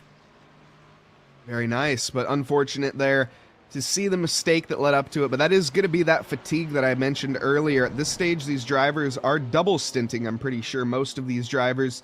And after 2 hours of driving, it can get pretty tiresome. We're only an hour and a half in. We actually see Will being quite chatty, in fact, talking with his teammates, planning strategy, planning the future here about what they want to do and how to move forward in this race.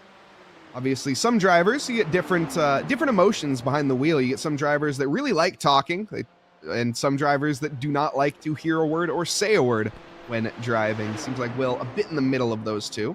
Nah, I think Will's shouting at our broadcast team to get that webcam off him just now. He's not wanting to be on the broadcast. He's not wanting that extra pressure just now. In fact, what I'd be interested to do is I'd be interested to hear from Will in the chat as to how he's feeling ahead of going in the car, and actually being serious for once, actually, given that it's been a really good performance, and you must be really excited to kind of get involved and have the car at such a good chance of potentially getting a podium here.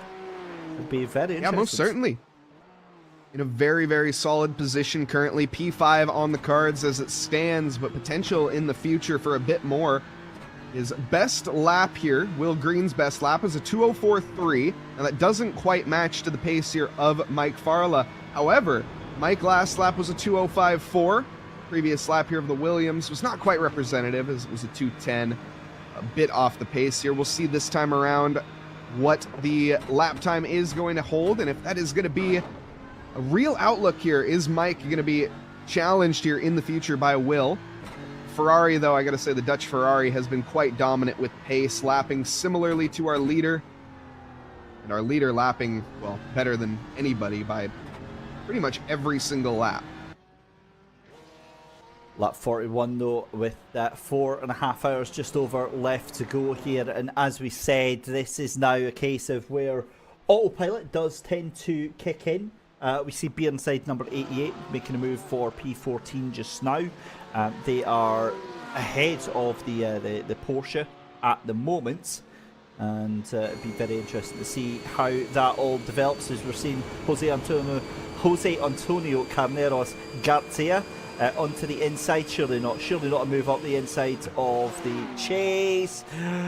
Oh, hold your breath, tuck in your belts, and that is done and dusted. That was a very, very straightforward move there, and it does look like we're also going to potentially have a move for 11th place again. Phoenix VRRC 7 ahead of Pun Crew Racing, but again, Pun Crew doing an amazing comeback drive and trying to get themselves up into that top 10 just now. But can anything happen at the top of the hill here as they come through McPhilmy, park on the run down to Skyline here as you magically go through the wall here. We're on that rear end there. That's going to be a big moment for Chris Blakey, and if you're going to do that anywhere, that you do not want to do that at the top of Skyline there, Mike. No, that is how you end up facing the wrong way with way more damage than you ever expected. Thankfully, Chris manages to keep it under control for now. But I noticed from both cars there a bit of a mistake, actually. We saw Chris Blakey there lose the back end heading down towards Skyline, but we also saw Joe Carson lose the back end a bit before that as he was coming through, I think it's McPhilmy.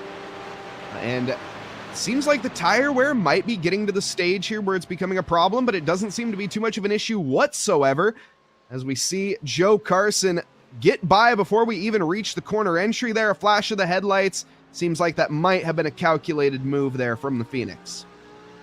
Calculated, and I think calculated very, very well there. They might be able to quickly see the rewards of that one as Adrenaline Motorsports have been into pit lane. They've done their driver change just now. I did just see that quickly flick over. That's now Nicholas Matthews behind the wheel of that car, so they're coming in from third position, I believe.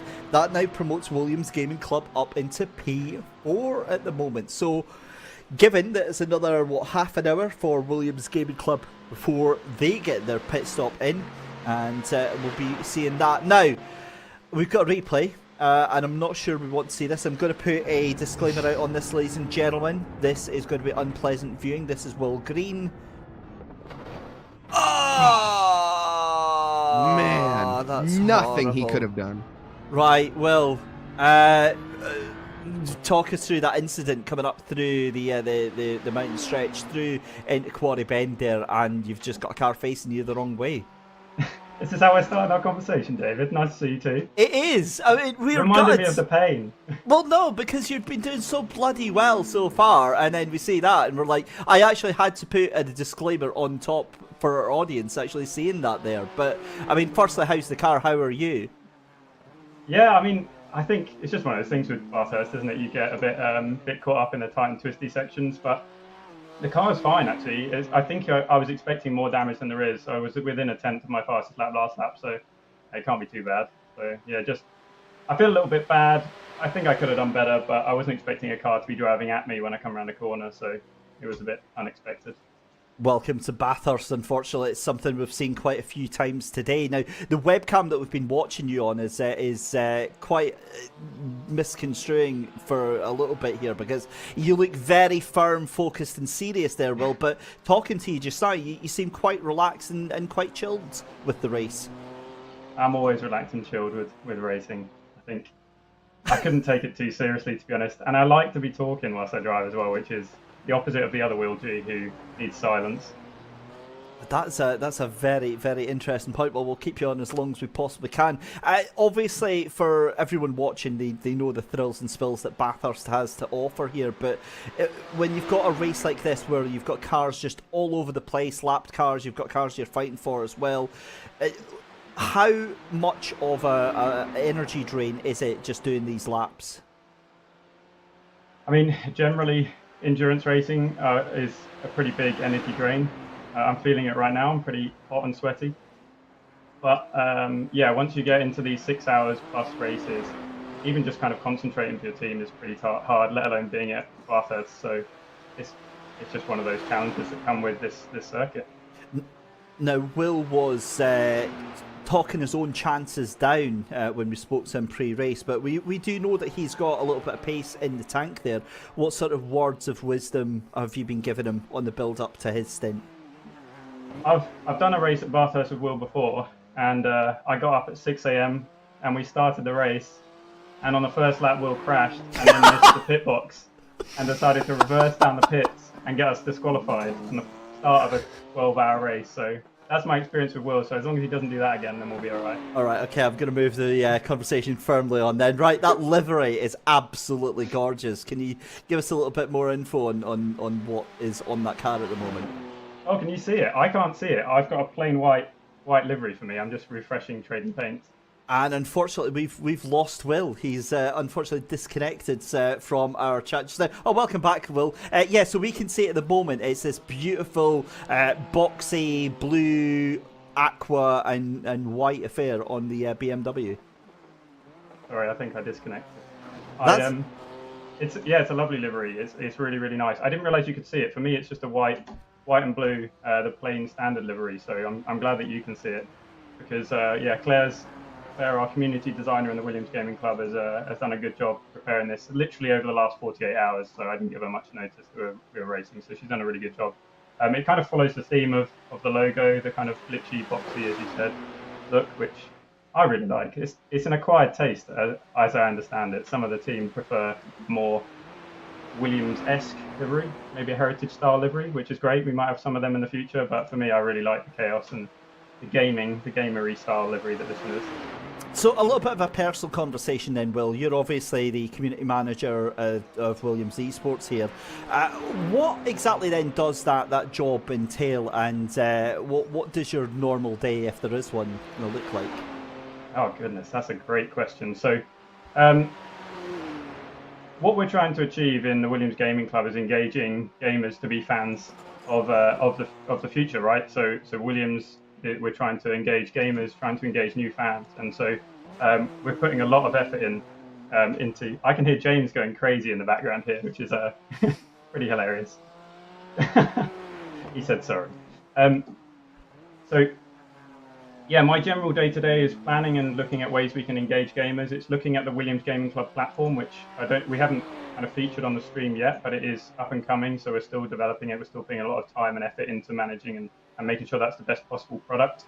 That is a platform that's automated, so you can go in, you can start races, you can create races just with your friends or create your own community and build a big group of drivers. And so that is an automated platform, just specifically focusing on ACC at the moment, where you don't have to do any of the work. You literally just click, I want to set these races up at this time. The races run, everyone joins, the races finish, it uploads the results, updates the standings, and yeah, that's what my general day-to-day looks at, is just racing, gaming. And I mean, obviously, we'll make this the last question, obviously, so you can get back and focus. It's a huge undertaking that Williams Esports have decided to do with this project here, but one that obviously is likely to try and get a huge chunk of the community involved and grow that community as well. I'm presuming then this is also, Will, a bit of a passion project for yourself as well to be involved in. Absolutely. One of the most common questions I get asked on social media or even in Discord and other places like that is, how do I get into working in gaming, or how do I get into working in esports? And I'm the kind of perfect example, because I came from background not in gaming or not in esports into being full-time in this role. So I did it for free beforehand. I started a community with some friends, and actually maybe a couple of them are driving in this race today. And so we built up a community. It became one of the biggest on the platform we were running in, which then kind of unlocked the world of paid work, where I didn't have to spend all of my time doing things for free.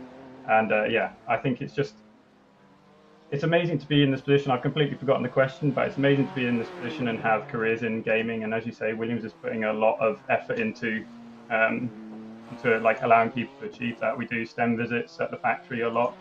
We prove that there's roles in esports. There's an esports like uni course, there's an esports college courses, and with STEM, where that's kind of looking at science, science, technology, engineering, and maths.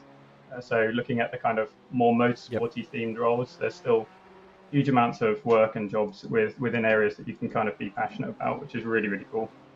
Awesome stuff. Well, listen, we'll leave you to it. The only thing I will leave you with is the fact that your team driver, Will Garrity, is currently absolutely crushing over you, the fact that you're doing this interview and still doing 204s at the moment. So hell of an effort there. Congratulations so far, P4. Keep it up, and hopefully we'll speak to you later.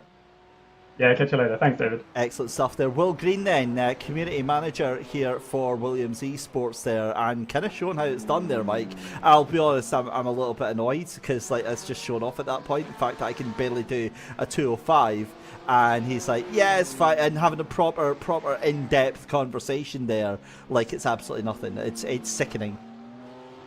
He did make that look pretty easy, as you said. 204s throughout the entire time, up 6 positions. Didn't even consider that. First off, it's all about just having fun out there and driving to drive. Not really. You can hear it in his voice. There's not much. I don't want to say there's not much competitiveness, because there is. I'm not trying to take anything away from that, but it's just that he's here to have a good time. He's not here to win. It doesn't need a win to have a great time. It's all about having fun with the community out there. And basically, thanks to you guys for putting this on, more or less, and being a part. We have a crash here that we're going to take a quick little replay at. Let's see what has led up here. This is going to be the McLaren heading up the hill. We've seen some incidents earlier. The back end not stable. Woo, boy. Great collision avoidance from the Ferrari. That was some incredible reaction times. Wow, that was Roman Freinol for, and that is Kronos Simsport 123. I mean, they have just had the most disastrous 30 minutes ever. Also, the bit that I loved about that Will Green interview was I was, genuinely trying to talk up Will Gerrity there, trying to get, what words of inspiration did you give him? And the first thing he does is take the opportunity to throw Will under the bus there. That's when you've got a great teammate right there. So that sounds pretty brutal. Crashing the car on the opening lap and then reversing down pit lane. That's oh my, that sounds like something I would do. Yeah, brutal stuff. Right, back to what we've got then. We have got 4 hours and 22 left to go in this 6-hour race here at Bathurst. Garage 991 Blue in the lead of the race from VGTR Esport by 17 seconds. You've then got Strip the Dip Racing in third, Williams Gaming Club Racing in fourth position, VGTR Esport 16 in fifth. And realistically, you've got all the way down to P19, I think, still on that lead lap. And I think the last car on our lead lap is VGTR Esports GTP there. And that is, well, let's see. In fact, no, it's not. Our leader has lapped up to, how the hell is this possible? Up to P8. Wow. That's nuts. So, that is incredible. Nicholas Matthews then, who was battling for a podium at one point in time, is almost on that shopping block of the lead lap. Here we see a move from Chico Lentvar. Fairly cut and dry. I think Julian didn't have too much of an issue handing that position over. Chico Lentvar has been on some pace. Just a bit of an incident early on that kind of cost him. Dropped him down the field. Another lovely livery as well.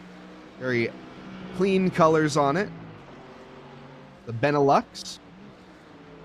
We also have a replay here. This is going to be for an overtake, a little bit different. No collision this time. Let's take a look here. We're heading now down the mountain on to the straight here. Acceleration is good, and we are already gone. So this is... I'm assuming the BM... Yeah, that's it. Yeah, no, that's exactly it. So again, it's just shown how much that car has absolutely been rocketing up through the fields. And remember that car of Chico Lentvar could have been in with the chance to get the podium here if it wasn't for those incidents that happened just about half an hour ago as we're watching the second place car of VGTR Esport, and the less time that we get on that livery, the better for my liking. Anyway, at least the rear end. The front of it's absolutely fine. It's just the I don't know. Do you know what it is? I'm a grumpy old man. That's obviously what it is. I'm just not down with the kids anymore. You really are. When you don't got your coffee, David, it seems like you just get upset with anime liveries, over and over nothing. It's a lovely color scheme, though, as you mentioned. The purple the pink, purple, and white. Very nice. Lovely sound of that Ferrari as well. Been lapping fairly consistently. 2:04.5 was the previous lap. About a half second off the pace of our leader. Gotta say, Yannick has just been on an otherworldly pace. Now, obviously, one thing that is a factor potentially is maybe Yannick was the fastest driver and they put Yannick in early and then are going to be handing it over to their slower drivers. And we might see that field close back down. That is the beauty of having teammates. It is not quite as clear as one man's pace. It is everybody combined together and working hard to try to get that position in. We'll see, though. For right now, it seems like Yannick has checked out. And just the entire Garage 991 team, fairly gone. Yeah, I think you're absolutely spot on. But then, to be fair, the same gap that's between Garage 991 and VGTR, that's the same gap that VGTR second place have to third place Strip the Dip Racing there. That 20 seconds there. In fact, all of the top five seem to be split by that 20 seconds right now. So that is... it's pretty much 10 seconds per split right now. And the thing is that for the most part, that is going to kind of chill things down. But yeah, well, we'll do our best to make it as interesting as possible. We've got a new thing on Twitch chat. If you use your channel points, you can use channel point reward to choose what car and what team you want to watch for a set amount of time. So use up all your points. I've used up all mine. I believe, what was it? Oh, it was a vote that I took part in, and I basically spent about 1,200 channel points manipulating a vote. It was absolutely worth every channel point, and I regret nothing. Fair enough. Also, welcome to Sergey as well. We do have a replay here that we're going to be pulling up of a previous crash, a bit of a collision. Let's see who was involved here. It is going to be the very bright gradient car here, the BMW. Looks like that back end has already started to go. There is now a chicane in the Audi cutting, which is never ideal. Is going to have, very good reactions from the Porsche. Sees the yellow flags, knows to be aware, and is in fact aware of the little gap that he had onto the outside. Had to go fully onto the brakes, but not much of an incident there. Just a unforced error that caused a bit of a strife for one other driver. God, that's a car that we have not heard for at least an hour and a half. Do you remember that team Roll With Whatever? They were up for third place at one point. That was Jason Kennedy, the BMW that we saw going backwards into the wall there. It's surprising to see how many teams that we had right up at the front end battling for really high positions, you know, now absolutely nowhere. And again, damage seems to be the key thing of today here. Not only do we only have we've now only got 5. I still don't get this. I really don't get this just now. We still have 8 cars on the lead lap, but also we've only got about 25 cars now in the race. We've got a couple of cars that have retired. It looks like Alex Martin from Box 3 Nico Motors has retired from the race as well. But after that, we've got a couple of cars that are back out on track. Ilya Oretkov for Grip Enemy is back out on track. We've got Florian Duval for Chrono Sim Sport 120. And as we saw, Jason Kennedy for that Roll With Whatever team. And again, past the actual point of the race, past the competitive nature of it, there is a little bit of camaraderie about just actually surviving one of these races as well, about taking part. As Chico Lenvar gets all the way onto the back there. That's a scary point to be going onto the brakes there, because he's onto the tail end of that VRT Velocity Racing Team car just in front of him. Now that car there is Jose Antonio Carneros that is behind the wheel of that one, gets up the inside, and to be honest with you, I think that Porsche just decided, yeah, you can have that place, you're much faster than me just now. So that is 14th position for that supercharged motorsport car. Yeah, clearly did not want to fight that one, and fair play. Chico Lentvar is on a different mission currently, trying to recover whatever he can. Looking here at Marcus Bellur. Apologies on mispronunciation. But the Diatch car, I gotta say, I love the our leader is on, I think, the sister car of this team. I love the national support there, seeing, you know, you have the German driver, the Austrian driver, and what looks like, I mean, CH, I'm assuming, oh no, that's big damage onto the number 88 BMW. As we see coming by, that's going to be Artyom in P17. Beer Inside 88, unfortunately, has found the barrier. And is now crab walking back to pit lane. Might almost be quicker just to start and then return to the garage at this point. And be very careful. Williams Gaming Club does manage to get by without an issue, and so does the car behind. But very, very big damage there from Artyom.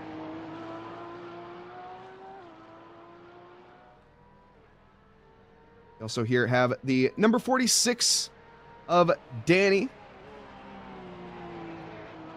Currently, the back end there. Porsche just doing Porsche things, sliding a little bit there. Last lap, though, from Danny, we're looking at a 2:10.2, so not quite ideal on the pace. I think got caught up in that incident on the mountain, or in one of the incidents. So having to get onto the brakes a little bit, affecting there. Fastest lap, though, is a 2:04.7, which is right up there with the pace of Will Green currently in P4.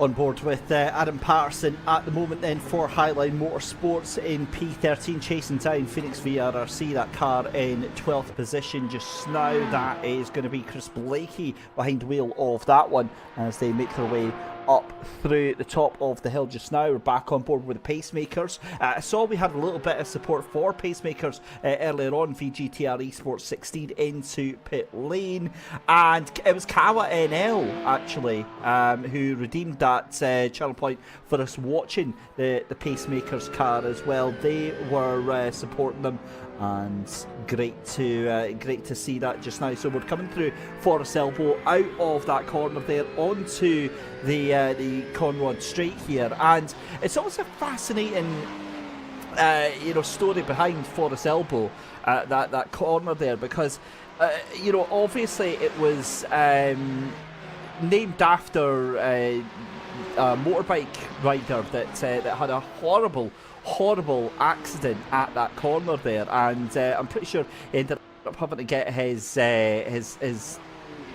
basically had an amputation of some sort, but then came back and won the race the next year. It's just a bonkers circuit. But again, I guess if anything was to describe Australians racing here, it would be that, and it would be the story of Jack Forrest. There's a fantastic article on oldbikemag.com that literally is titled "Jack Forrest, the man who gave his elbow to the sport." And you think of bike racing back then, and this is obviously, Mike, I know you're into your MotoGP. Motorbike racing back then here at Bathurst was like that mad affair. It reminds me of who was the film, the British film Silver Dream Machine, the singer that was on the motorbike. I can't remember. Anyway, but it was like that with the the motorbikes, but with the huge fairings around them as well. And you obviously, a lot of people consider motorbike racing and sports car racing massively different things, and for the most part they are. But the constant that desire to get an edge, the constant desire to push the boundaries, I think is shared by both sports car racing and motorbike racing. And if it wasn't for the incredible popularity of motorbike racing, I don't actually think we would have had Bathurst as such a popular sports car track that we have it today. No, I agree completely. In fact, yeah, this is, first off, you're talking motorbikes back in the days. That is just different. I mean, obviously, those guys were built different when it comes to the safety standards that they had back then. Of course, the leathers that we have in MotoGP nowadays are basically airbags inside of a racing suit where they explode into a bunch of air and make it nice and cushy for the drivers after they get thrown off their bikes at, 100 miles an hour. Not really. It's not that cushiony at all. But still much better than it was back in the days where you were almost certain death. Obviously, there is another famous Australian rider, Casey Stoner. I think everyone, knows of that young lad, of course, back in the days. Just an absolute legend. He had a few crashes, though, that just were brutal. That is obviously the issue with motorbikes is, 2 wheels versus 4. You have a roll cage. You have a beautiful little crash harness. You have all of these safety things in a car. You got none of that on a motorbike, and when you're using trees as guardrails, it's definitely not going to go well. Honestly, it really is. And the thing is as well, the reason I bring that up is because it goes both ways. Not only bikes to cars, cars to bikes, but bikes to cars as well. And one of the recent things is that we saw, Valentino Rossi going from bikes to the GT3 in the number 46, the number 46 Audi over the past couple of years. He's now going to be doing a couple of the Fanatec series as well this year. Good afternoon to Yekers, who has joined in the Twitch chat and has donated some of his hard-earned credits to watch the number 7 car, and that is, let's have a look who that is. That's Joe Lask in the Phoenix VRRC car, the VRRC number 8 car down in 21st. Now, that is the sister car, or at least the sister livery car, to the 717 that we saw that's had all those issues in the Phoenix VRRC car. So great to get a little bit of attention for Joel, and a huge thank you to Yekers for giving us that. And back to that conversation with the MotoGP and with Valentino Rossi obviously heading on into the GT cars and doing an excellent job. I think he won his first race not too long ago, if I remember right, in the BMW. But obviously the real question is, are we going to be seeing the next John Surtees? I don't think we will, obviously. I think John Surtees was just built different. That guy was... absolute crazy. For anyone who doesn't know who John Surtees is, he's the only man on the planet that has won a championship in 2 wheels, a world championship, that is, on 2 wheels as well as 4. He did that in Formula 1 as well, which is just something that will most certainly never happen again. But we may see it just in general here. Valentino Rossi, I think, is going to be the best contestant, the GOAT. Let's be honest, he is the GOAT. And I think the other thing is we're pretty spoiled with the quality of drivers that we've got nowadays, such as the kind of high level of performance. We've gone from, 1950s, 1960s sporting athletes, I'll use that term very, very loosely, bikers and race car drivers who would quite often, they'd celebrate an afternoon by going for a cigarette and a pint down the local afterwards. It's like, honestly, that's the bit that gets me most nowadays, right? And you look at the Instagrams and the social media feeds of all your top level performers, and I'm on about like your Valentino Rossi's, and I'm thinking your Gunons and all your high flying GT3 superstars and F1 drivers and everything, and they're on strict diets and they're on these cardio programs that they're getting beasted every single day and having to keep their physical and mental fitness up and everything like that. And I'm like, how far things have come in the past sort of 20-30 years here, and the physical level and the mental level that these drivers have to be at now is just absolutely bonkers. It really, really is. And well, thankfully sim racing doesn't replicate that, because it lets pretty much everyone have a go if they think they can. Some more than most. Unfortunately, I think we're away to see a spin here, which might not be the best possible segue here, Mike, but we'll have a look at the replay to see if I'm being a little bit harsh here. Let's see what's happened here as we see Lewis Piper from Piper Vrumyao onto the back of pacemaker Xieng United. Let's see here. This is a replay of a Porsche, and it's a VGTR one down in 17th place there. And well, Miguel Asterizan, I think, basically gets away with that with a little bit of damaged pride. And that's it, because he doesn't really come across anybody else here. But here comes Lewis Piper then onto the back of the Porsche, down the Conrad straight here, weaving a little bit from left to right. It's going to be down into the chase here. You're going to have to think about how this is going to go down. A little bit of feathering the throttle here, that Porsche trying to cover it off. But Piper Vrumyao gets the cutback here, gets the run out the corner. It's going to be on the way down to Murray's corner here. And the Porsche has the inside line, but the BMW has got the grunt, it's got the run. The two of them still go side by side. And this isn't over, because that Porsche got a better run out of Murray's corner. But it is done. It is dusted. And Lewis Piper says hello and thank you to P5. Also, I didn't notice this, but bloody hell, Williams Gaming Club up into P3. My goodness. Was there a pit stop, or is that off of merit? I think there might have been a pit stop involved there. We also have a little update in chat. Joel Lask it's his 30th birthday today, and apparently he has a little message on the roof of his car. I'm not sure we can check that out or not, but I would love to see what that message is. A big 3-0 there for Joel, and battling it out here. What better way to celebrate your birthday? It absolutely is, as we cut back to Will Green up into that P3 just now for Williams Gaming Club. Now, I would imagine with 4 hours left to go, we could be on the verge of actually seeing Will Gerety jumping into the car here, and it'd be very interesting to see if he is taken over from that. as we're back to pacemakers, Sheng United, and that gap is starting to go up quite considerably to Piper Vroom now. So again, that was on raw pace, that change for P5 just now. And well, I think we were away to get a quick chat with Wilgerity, but unfortunately he's away doing his last minute preparations for that just now, as we've got Flat Out Escort saying that they are redeeming channel points and they want to watch the 911. That's Marcus Wilheller in the W2W Racing Red car, so that is who we are going to be focusing on next, down in P13, I believe that is. Yes, so the 991, not the 911. So that is. Oh no, I'm absolutely wrong. Yeah, Sorry, no, Yannick. you had it the other way around, but yeah, right. Okay. See, I did No, say Marcus. my brain. You were right. You were right, David. But yeah, why don't we go on board? I'd love to go on board with a lap here of Marcus. Get one full on board lap with him, as we have this lovely, lovely circuit of Bathurst. Absolute.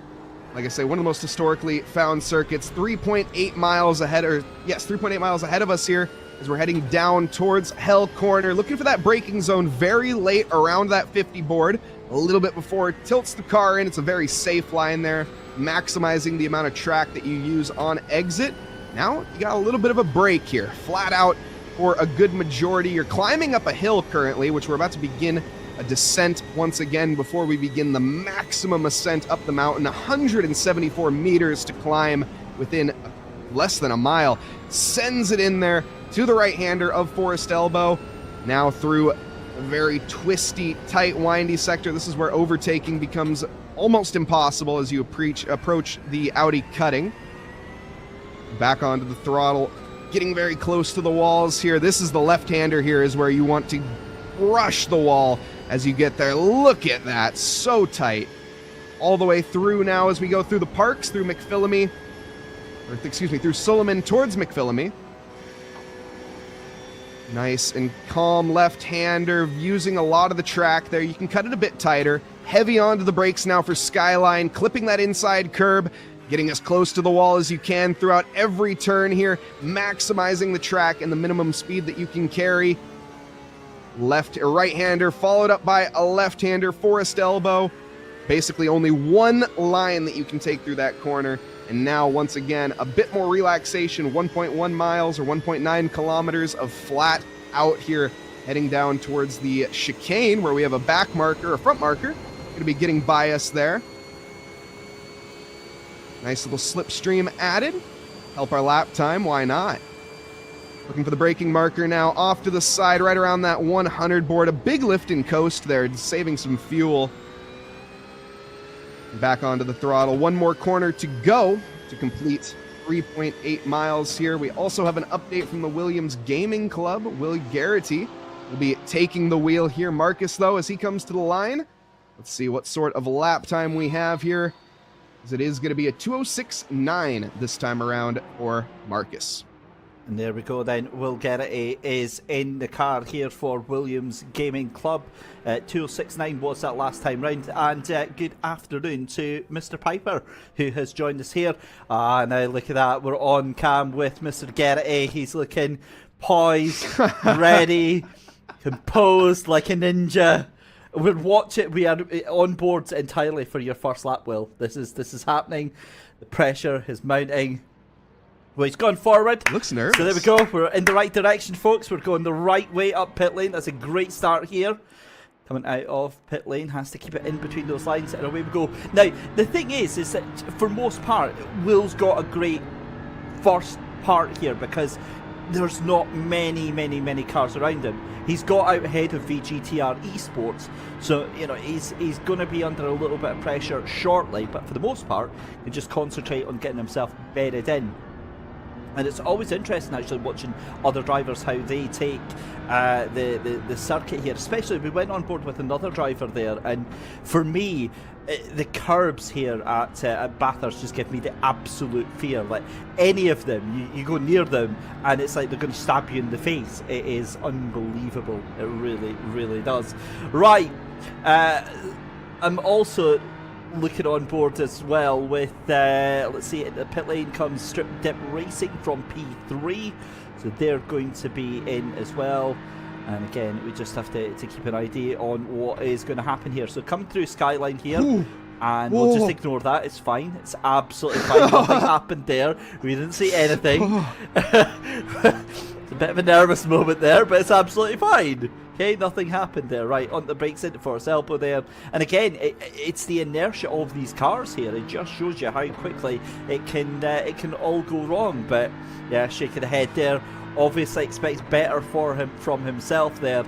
And yeah, the reason that we give him so much grief is because, you know, he's constantly in our ears on broadcast giving us jip, but we absolutely adore him and wish him all the best. And I'm kind of hoping that we cut away to, oh god, no, that's not what I wanted to say. That car, this is for position. it is that VGTR anime waifu thing behind him is looking very menacing. It's horrible because I know he's listening. I don't really want to speak too much about it, but yeah, that's there we go. But back up into P4 nonetheless, as some cars making their way out of pit lane. So again, that is a net gain, I think, from Will Green then, because they were in P5 and then moved up to P4 as pit stops rolled around, then up to P3. So we're on board with Benjamin Koo and Mike. This is going to be wild. It most certainly is. Will, I gotta say, he's looking. Whoo, back bumper getting awfully close there. Will is looking very kind of frazzled. He was shaking his head here and there, especially as soon as he came out of the pits. I think it's just all about dialing it, as you can see there. One thing I'm noticing as well is every time he comes to the Audi cutting, his lips tense up. So keep an eye on that. He puckers his lips every time he goes in. I'm not sure why. But, you know, more about he blew us a little kiss to bout. Oh, I love it. Will, a showman, but he's really got to show us here what he's got in terms of defense. That VGTR car breathing down his neck as they come into the cutting, or excuse me, down Skyline. Especially now, a bit of a shake of the car.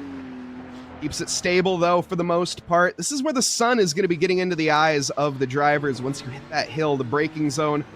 Oh, and my goodness, Benjamin Koo is eager to get by here. Oh no, and Will has put it too deep. Unfortunately, he has done his best Sum 41 impression, and he's trying to keep up above in his head. But he has gone under, everybody. Down under, no. He's gone under. Right, broadcast, we need to cut to Will Green's webcam right now. We need to see the reaction. Oh no. Oh. Right, well, if we're gonna do this, we might as well do the jump. Oh man, heartbreak and commiseration there. I feel partly responsible for that. We are absolutely partly responsible for that. I was going to say, you know the idea. Oh, sheesh. Right, okay, so we've cut away. The idea about the multi-class race, I've got another idea as well. We need to do an AI race with Will Garrity, and we need to get him win one of those tens machines. And you basically you can donate in the chat to shock him. I think that's an amazing the more money idea. That you donate, yeah. Like a charity stream. The more powerful the shock too. So you get like $100 donation, it'll be like a level 4 shock. You get $1,000 donation, it's all the way up to a 10. Yeah. We need to do a team race as that, right? And just try like make it for as long as we possibly can. I feel so. That's an inspired idea. That actually is amazing. I really want to see that. Chat would be so brutal too. That's the worst part. That's the best way though. That's such a good charity stream though, David. Yeah. Like, actually, that's such a good charity stream. Let's make that happen. I'll go and right. I'm busy on an unnamed e-commerce site looking for how much tens units are. Let's see, yeah, and on their wireless as well. So I'm sure we can hack it. Oh my god, they're only like 30 quids. Oh, dude, that can be very powerful. Yeah. Let's all get them and just. God, I'm actually down. You could do it for the commentators as well. We'll be mid-commentary and all of a sudden get shocked. Yeah. Oh my god, yeah. And so like you can choose a driver or you could shock a commentator mid. That's amazing. Right, That's I'm actually- just saying that right now. That man. we need to make that happen. I'm writing that down in my Obsidian notes. That's an idea that we are taking forward. We'll figure out a charity that can benefit. But yeah. Oh my god, could you imagine broadcast production with one? Oh my god, What the was that? heck? That was a car that tried to yeehaw off into space in the background. Who was that? It was a bucking Audi back there. I think that was. I Was think that that was- an Audi? Was that an Audi? Was that Nicholas Matthews in the Adrenaline Motorsport I think car? it- The 13. It looked like an Audi. I think it had to be. It's It the is. only Audi on look track. Look at how quick 10th place is dropping down. That was Adrenaline Motorsport. Did a 100%. gum tree fall on the track? What the heck happened? Oh my god, that thing! It's Did a kitten across the road? Like, I'm so confused. The kangaroo came across at the wrong time and got its didgeridoos. Well, Oh, that no. is the race of. I'm not even. Oh no, oh no, that's about the place where Mike. No, it wasn't Will Getty, right? So he's okay. I feel it every time because I know that he's listening to us. I feel it every time we're on stream with him. We need to just be quiet because need him to concentrate. Needs to mute us. Although I'm presuming fast repair must be on because that car's been in and out and he's still in 9th position. And that was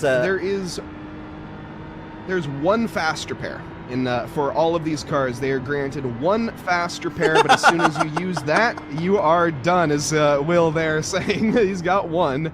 And he has used it. So back out on track in a decent position and looking to improve here. It's only up for Will at this point. Yeah, certainly it is. Quite And literally. I was about to say, I hope we don't mean the same way that Audi just went up last time round, right? The Adrenaline Motorsport car is into pit lane as we're back on board with Danny Ratz for pacemakers just now. Currently onto the back end to that number 19 car, Piper Vignal in 6th position. We've got just under 4 hours left to go, 3 hours 54, and we'll be jumping over to Hockenheim for live coverage in just about an hour and 45 minutes. And we'll be very eager to see what happens tonight for round 2 of the Porsche Tag Heuer Esports Super Cup by iRacing. We'll be doing our usual team view on that, where you can get exclusive footage from us on board. When I say exclusive, it's because that's all we'll be focusing on that one as Danny Ratz comes into pit lane. I'm so dying to see what the hell happened to that Adrenaline Motorsports car, because that was... Yeah. Need to try and get a replay on that one. Oh, right, here we go. Here Right, is- we've been blessed. It's like ask and ye shall receive, such as the amazing work from our broadcast team. Mike, I'm gonna take a sip of my energy drink while you talk us through this one. Oh my goodness! I don't even know what to say. I mean, first off, trying to rack up the frequent flyer miles is the Audi, but it looked like that was not really supposed to happen on terms of the game as I watched it on the other. That's insane. I mean, my only explanation is a kangaroo crossed the road at a very unfortunate time. I think that is really the only thing we can chalk that up to. The Audi takes off momentarily with enough mid-air time to be served snacks, but that's not too much of a concern. I think they are back underway here, currently in P13, but down a couple positions, and I also think in pit lane as it stands. So that Audi doing damage to the under tray there, or excuse me, the kangaroo doing some damage to the under tray of the Audi. Is going to need to go in for immediate repairs. This is going to be our P2 runner, the VGTR Ferrari. We've seen some great pace so far from Hunar. Has put the pressure all the way on to, of course, we saw Will not able to hang on from the pressure. And on a charge, last lap actually, a 2:04.6, which is quicker than our leader. We've had a driver change. Stefan is now behind the wheel. Stefan Jensch? Apologies on the mispronunciation there. Now behind the wheel in Garage 991. This is going to be another replay. We're going to catch this again here to see if maybe we can dissect this a little bit further. So this is the onboard here. We're coming through the Forest Elbow. We're going to run a little bit wide here and just touch the wall. And there seems to be some sort of triangle or some sort of ramp on that wall that has just taken that Audi to the, well, stratosphere. Yeah, that's been a brutal flight. I wonder what the landing must have felt like on that car. That was pretty scary stuff. Either way, that moves us up a position, so we're now up to P8 in the Williams Gaming Club. I say us, obviously we are in no way affiliated with them, other than it's the admin car, and we want them to do very well. Marcus Bullheller in the W2W Racing red car up to P10, catching onto pacemakers right now. They're 6 seconds up the road, and at the moment, apart from Piper Rumnyao, it's looking fairly solid. Yeah, I mean, even for them, currently a lap down as it stands. Yeah, the top 5 are now the only drivers on the lead lap, which is absolutely incredible. Still don't see, I know you were mentioning that you don't see how that's possible. I honestly don't either, but looking at the pace, I think it's just due to inconsistencies. We're seeing the occasional 206, the occasional 209, and even 212 from some of these drivers, and that is what adds up. We're seeing solid 204s to 206s from the top 5. As we're on board with Stefan Jensch for Garage 991 Blue, as that Adrenaline Motorsport car is back into, or still in pit lane rather. That's just lost another position while it's getting its fixes done. So I'm presuming then Adrenaline have used up their get out jail free card, aka their fast repair, and that car is actually getting full repairs just now. A little bit of an update as well onto the lapped car situation. This is wild. We have 5 cars now on the lead lap. That is... I don't even know what to say on that one. Yeah, like I said, I think it's just down to pure consistency from the other drivers, and just the top 5 have not really put a foot wrong just yet. Everyone else seemingly putting a foot wrong every other lap, maybe every 3 laps. They have a slight little mistake, and those little mistakes add up, especially over the course of an hour and a half, which we are, or we're over almost 2.5 hours underway here. Out of 6, of course. So with the PESC coming up here in the future, there's plenty of action to be had here tonight on the Williams Esports channel. And Will greeted chat. I'm not going to mention it, but good to know. We'll keep that one on the DL for now, and in hopes that that doesn't cause any issues. But good on him. Back underway here. Wesley, the pacemakers looking strong. Currently 12 seconds to the VGTR car in front. Looking at the lap times again, I think we are going to be seeing that VGTR car with just a little bit more pace. Last lap was a 206.6 compared to a 207.9. So it is definitely a show of dominance here tonight for mostly the top 4. Replay here that we're going to be checking out as we see multiple cars in pit lane. I wonder if this may have something to do with it. We're at the top of the hill here. Car gets loose there right before the downhill.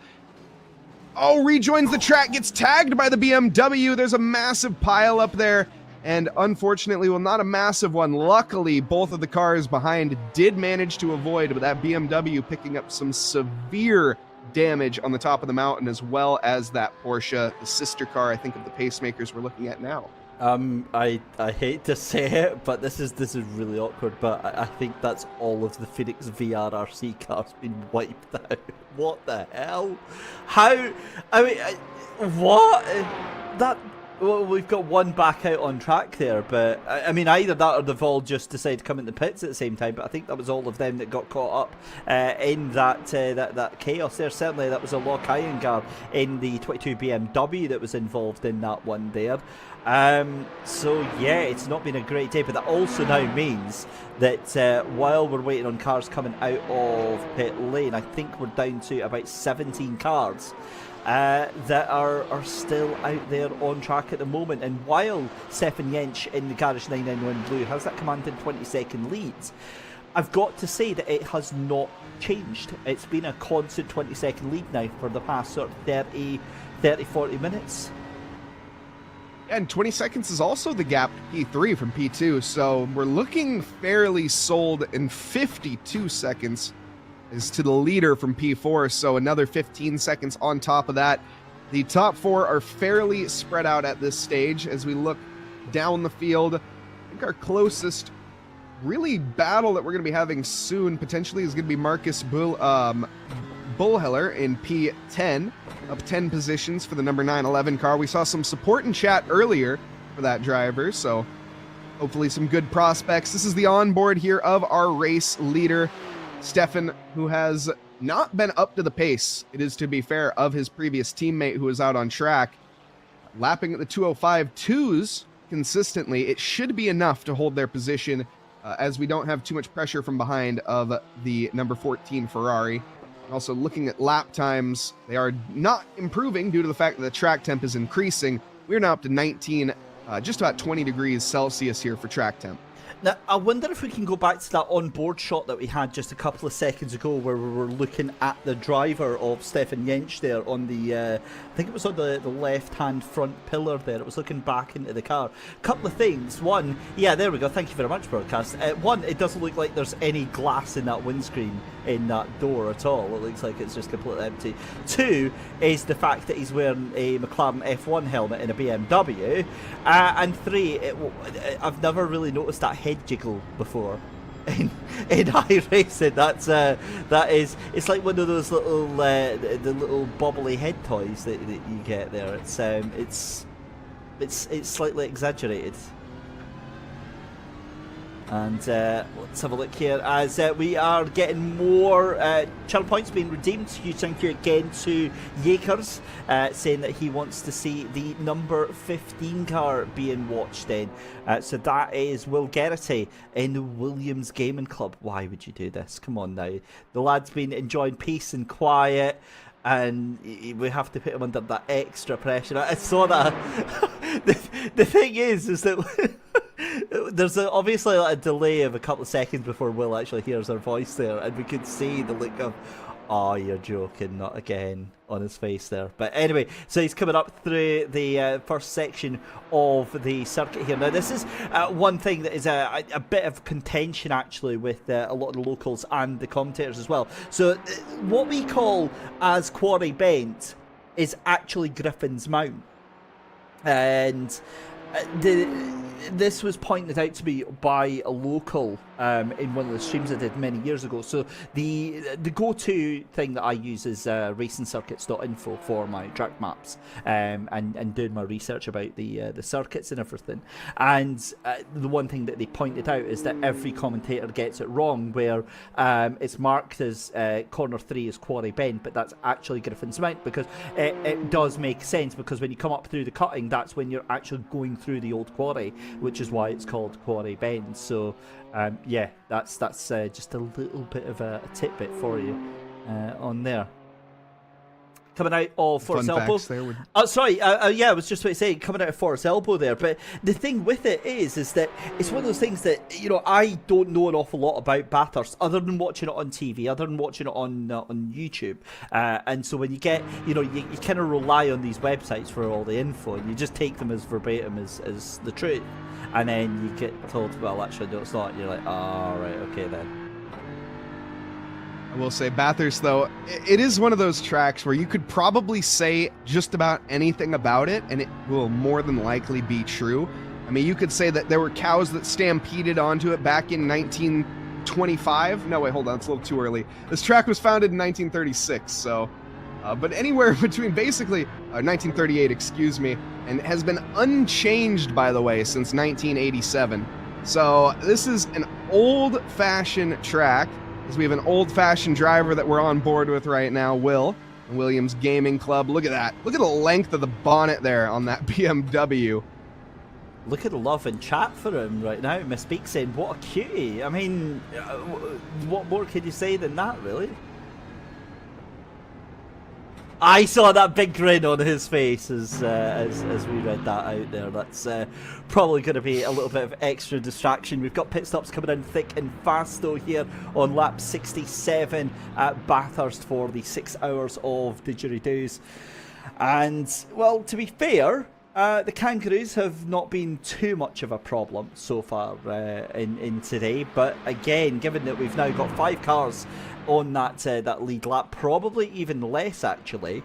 In fact, it is less. It's now 4 cars that we've got on the lead lap now. It's safe to say that Garage 991 Blue are in a very strong position. Yes, they are most certainly in the most dominant position currently, and looking to keep it that way. I don't see anything changing here, barring a touch to the wall, which is obviously not impossible.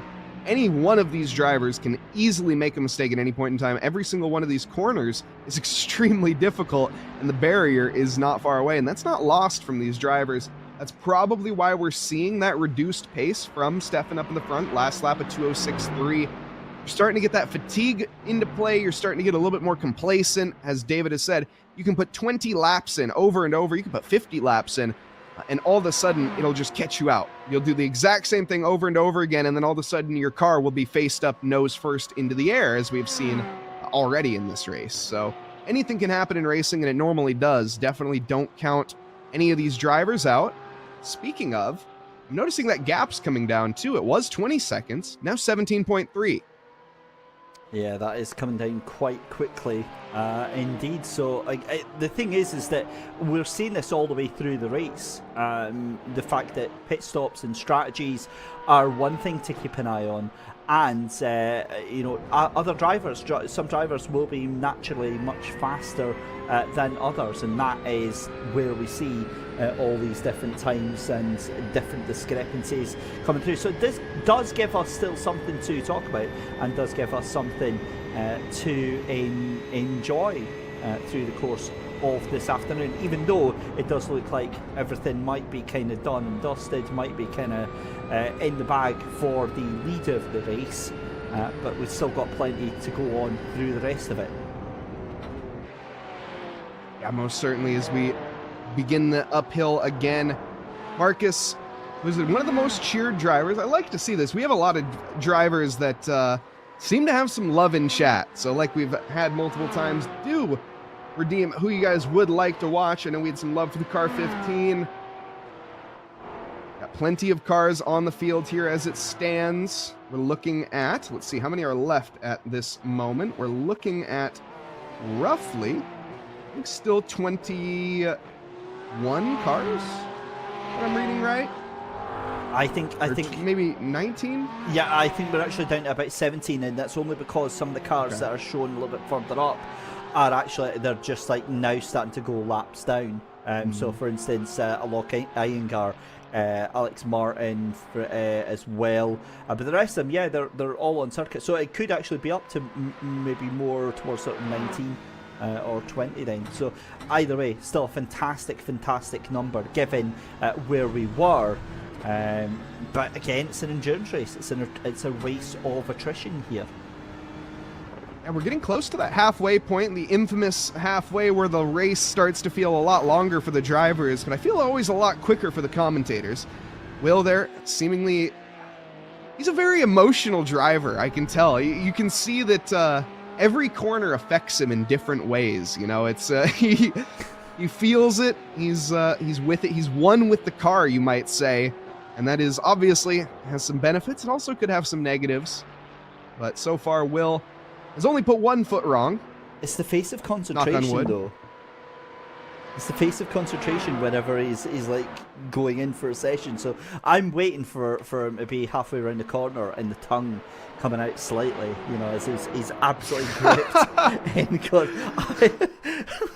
I only say that because I know somebody that actually does that when they're concentrating really intently. They just dip out the tongue at the corner of their mouth a little bit, and it's like oh dear, what can I say? It definitely seems that chat has been very favorite of Will. Let's see here. We got a replay, though, to take a look at.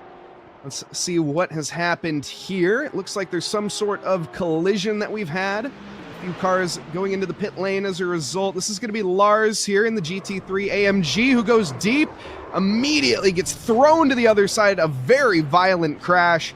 Looks like he got off to the side very quickly. Ooh, but the rejoin to the other side and is out of the way. So Oh my thankfully, God. it looks like no other drivers getting caught up, plus that return to the garage. I think that's going to be one more car to the retirement that we see here tonight. Yeah, I've never really noticed that on damage before, but the rear right of that, the rear right wheel of that car was actually facing inwards. That's how badly broken that suspension was. Unbelievable from Pun Crew Racing GT3, of course. Pun Crew, a fabulous friend of the channel here at Williams Esports, and one of our OGs. But Lars Vogler in that community car having a bit of.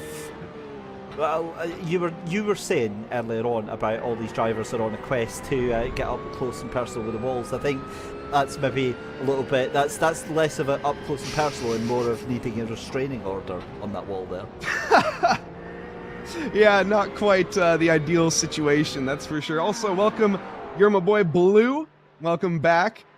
I know he would be cheering on Alex Martin if he was still in this race. Unfortunately, Alex, the Box 3 car, has retired. Marcus here trying to line up the Porsche in front of him, the pacemakers, not quite making the pace that they need to keep the likes of Marcus behind. The Porsche versus Porsche action here. Very big liftoff. Marcus, you can tell he's very, very patient, not willing to go for anything too big too quickly. The loose back end there from Roy, but it seems nothing coming of it. That is going to be a front marker as well, just going to, or is that a back marker? It's actually, is that Nicholas in P, the 123 car that we saw earlier, obviously get caught up in a couple incidents. I think it might be. Yes, it is. The 123 on the side there. Yeah, that is, as you said, the Chrono Sim Sports 123, and what a day they've had. It's yeah, down in 15th at the moment, as we say. Good afternoon to NFS, yo. Welcome aboard to the Williams Esports Twitch channel. A very warm welcome to the live coverage of the 6 hours of Kangaroos and Didgeridoos here, the Williams Gaming Club community event here, as we're watching Marcus Bullheller coming side by side, coming down the Conrod Straight with that 46 Pacemakers car, has the position done, but that Pacemakers car isn't ready to give it up yet, and comes in late as that 1-2-3 McLaren behind tries to think better of it, but it's not quite able to do anything. But that was a nice move there by Marcus Bullheller, and getting that position done. Yeah, absolutely. I know we also had a bunch earlier of redemptions to check out Will again. I'd like to, at some point, we can go back to the man himself and see what it's like behind the wheel. This is going to be Nicholas's perspective, though, as he can hear that lovely car sound as well. Nicholas currently in P15. He is driving the McLaren, a car to my heart. He encroaches the braking zone very late and decisive on his braking. You can tell the confidence is there. He just unfortunately has not been able to place the car in the right positions in this session. And, well, obviously, you saw earlier the extreme cooling that he had when his bonnet got ripped off. Now, obviously, it's a mid-engine car, but still plenty of gazmos and gadgets up there. What did I just say? Anyways, gadgets and gizmos that are going to be needing a different amount of air as they hit it, but still, just a justification there. Basically, he hit the wall very hard is all I'm trying to say. And yeah, I think you did a great job of describing that perfectly. It's a Supercharged Motorsport into pit lane yet again. And the thing is, for the car that we're watching just now, the Pacemaker's car, right, he's in a difficult position. He wants to try and get back to this W2W car in front, but this Chrono Sim Sports car is... he's wanting to make a fight of this, and they're on completely separate races. That Chrono Sim Sports 123 car is at least, what, 4 laps down? I'm not sure I would be wanting to get anywhere near this fight right now. I mean, you can tell, I think he's respecting that and being a very respectful driver. Has a look here, but not going to be close enough to make anything happen. Not picking any overly exuberant spots to go for it. Just biding his time and waiting. You know, Obviously, he would have liked to have a podium, which potentially could have been on for him, but now it is all about maximizing the results and coming home in whatever position you can. Obviously, this is going to be just about taking the checkered flag now and making it to the end, as that is a victory in itself. That is one thing that I think gets overstated quite a bit, is just because you get crashed out or just because you crash out and have an issue doesn't mean that you can't rejoin. Even if you're multiple laps behind, get out there, take that checkered flag, especially if it's your first endurance race, as it might be for a lot of these drivers. This is a community race. It's very, easy to put the blame on them very quickly and say, oh, well, look how bad that was. But at the end of the day, once again, we're all here to have fun.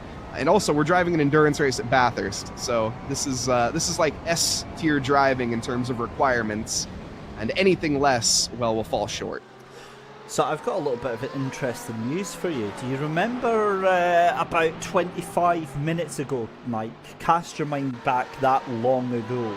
Our race leader was leading by 20 seconds. Now I want you to have a look at what the gap is just now, and that's rapidly fallen from 14 seconds to 13.9 seconds. Now, on its own, that might not be much, but I think that gap has actually come down significantly, and every lap. Every lap except for the last. As you say that, actually, we have the 14th car lapping slightly slower. You did just jinx it, but yes, he has been lapping consistently quicker up until that point, and doing an excellent job. I gotta say, Stefan may be saving some pace. That is one of my sneaking suspicions. Just going for a nice and light strategy here, easy on the fuel tank, easy on the tires, not really risking it, as you don't have to when you have that 20-second gap. Now, of course, you want to keep that 20-second gap at the very least, but if it comes down to 10, maybe that's the time to start getting that hammer down and pushing that 1% more, maybe just 0.5% more. Potentially. I've never been a fan of that. I've always been a fan of building up as much of a lead as you possibly can, just purely because you don't want to give momentum. You don't want to have, that 13 seconds could now just be getting stuck behind a lapped car, whereas the 20 seconds, the 30 seconds could have given you that little bit of leeway. I've never understood the whole thing of playing with pace. I don't know. I don't think it is. I think that it's Horchi in a VGTR eSport car, I think is consistently faster than Stefan Jentzsch. Now we'll see as they come across the line this time by, but that gap is still coming down. It's now down to 13.1 seconds. It might be that it is pace, but I just don't understand why at this point. I think you're honestly right, David. I was just, we're just spitballing strategies here, but I think you're 100% right in that he is just off the mark. Ever since he's come out on the track, Stefan just hasn't had the pace that Hunor has.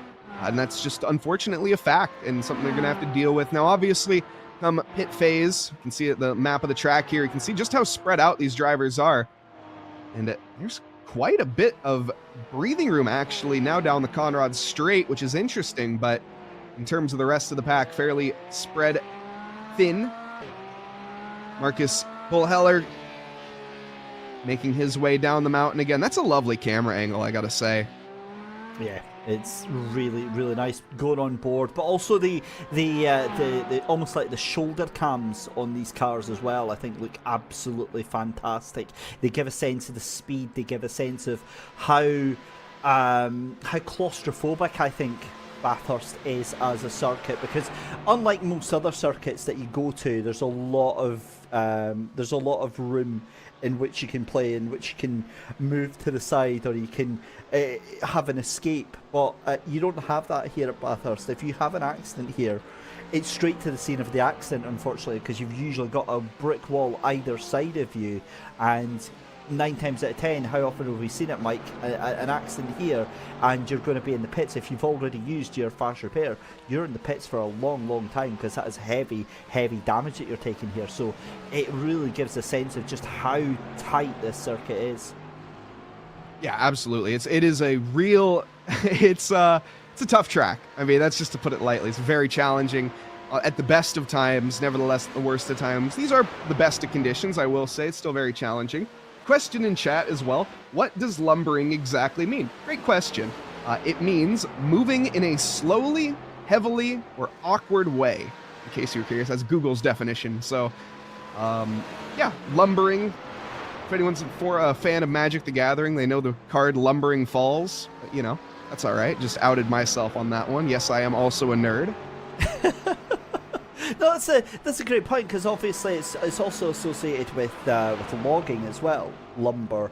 But yeah, so it's the BMW is it comes up from You're My Boy Blue saying, anyone have a recommendation for GT3s and rally racing? I really like the M4, the BMW M4, but it lumbers sometimes. And then Lethal Racing asking what lumbers means exactly. So yeah, it's exactly that. It means that the BMW is a stable car, but the default setup on it is that it's like a happy Alsatian or a happy Labrador. It just sort of lops about from one side to the other without any real sort of precision. It's that inertia, it's that weight, it moves, but it's very slow to respond. That's what lumbering means. It means that it's, yeah, McLaren is very nimble, the Audi is very nimble as well. But the thing is that you can make any car nimble, you can make any car responsive, depending on if you're able to change the setup. So if it's a fixed setup race, you're kind of stuck to what the manufacturers can give you. But if you can change the setup, usually now I need to go and do a little bit of research this, because I'm waiting to speak off the top of my head, and I might actually be completely wrong on this, but it's usually a case of if you stiffen the rear and soften the front, if the car's understeering on turn entry, yeah. So if you bump up the rear spring tension and you lower the rear spring tension, that makes the car a little bit perkier. You can also add more caster to it. You can take the negative camber out of the rear and put more negative camber in the front, and that'll do exactly the same thing as well. So simple little things like that, and you will perk up any little car. Right, let's have a look what Twitch chat is saying. iRacing is the 720S Evo. Ford GT is best in class. Yes, okay. I'm not going to say anything on that one. There we go. Right, so let's have a look. So we've had a request for Benjamin Kuhn, the VGTR Esports number 16 car, and that was from Guru Cookie. Sorry, Guru, I had to scroll up to see that one. Just a reminder, you can redeem channel points if you do want to see your car selected here. I think the Ford GT is a bit of a meme because nobody likes it. It's not been chosen for many years, and even if it was, it's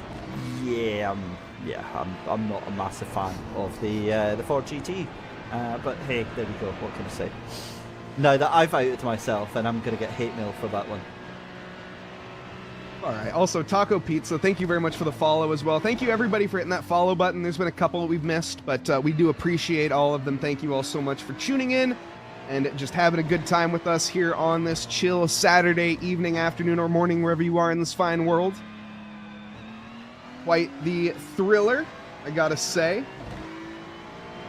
So far, though, we are in that lull phase, obviously. A little bit of the middle of the endurance race when things are at their slowest. We obviously, coming up, have our Pesk race. That's going to be Pesk Round 2 over at Hockenheim coming up from the Williams perspective.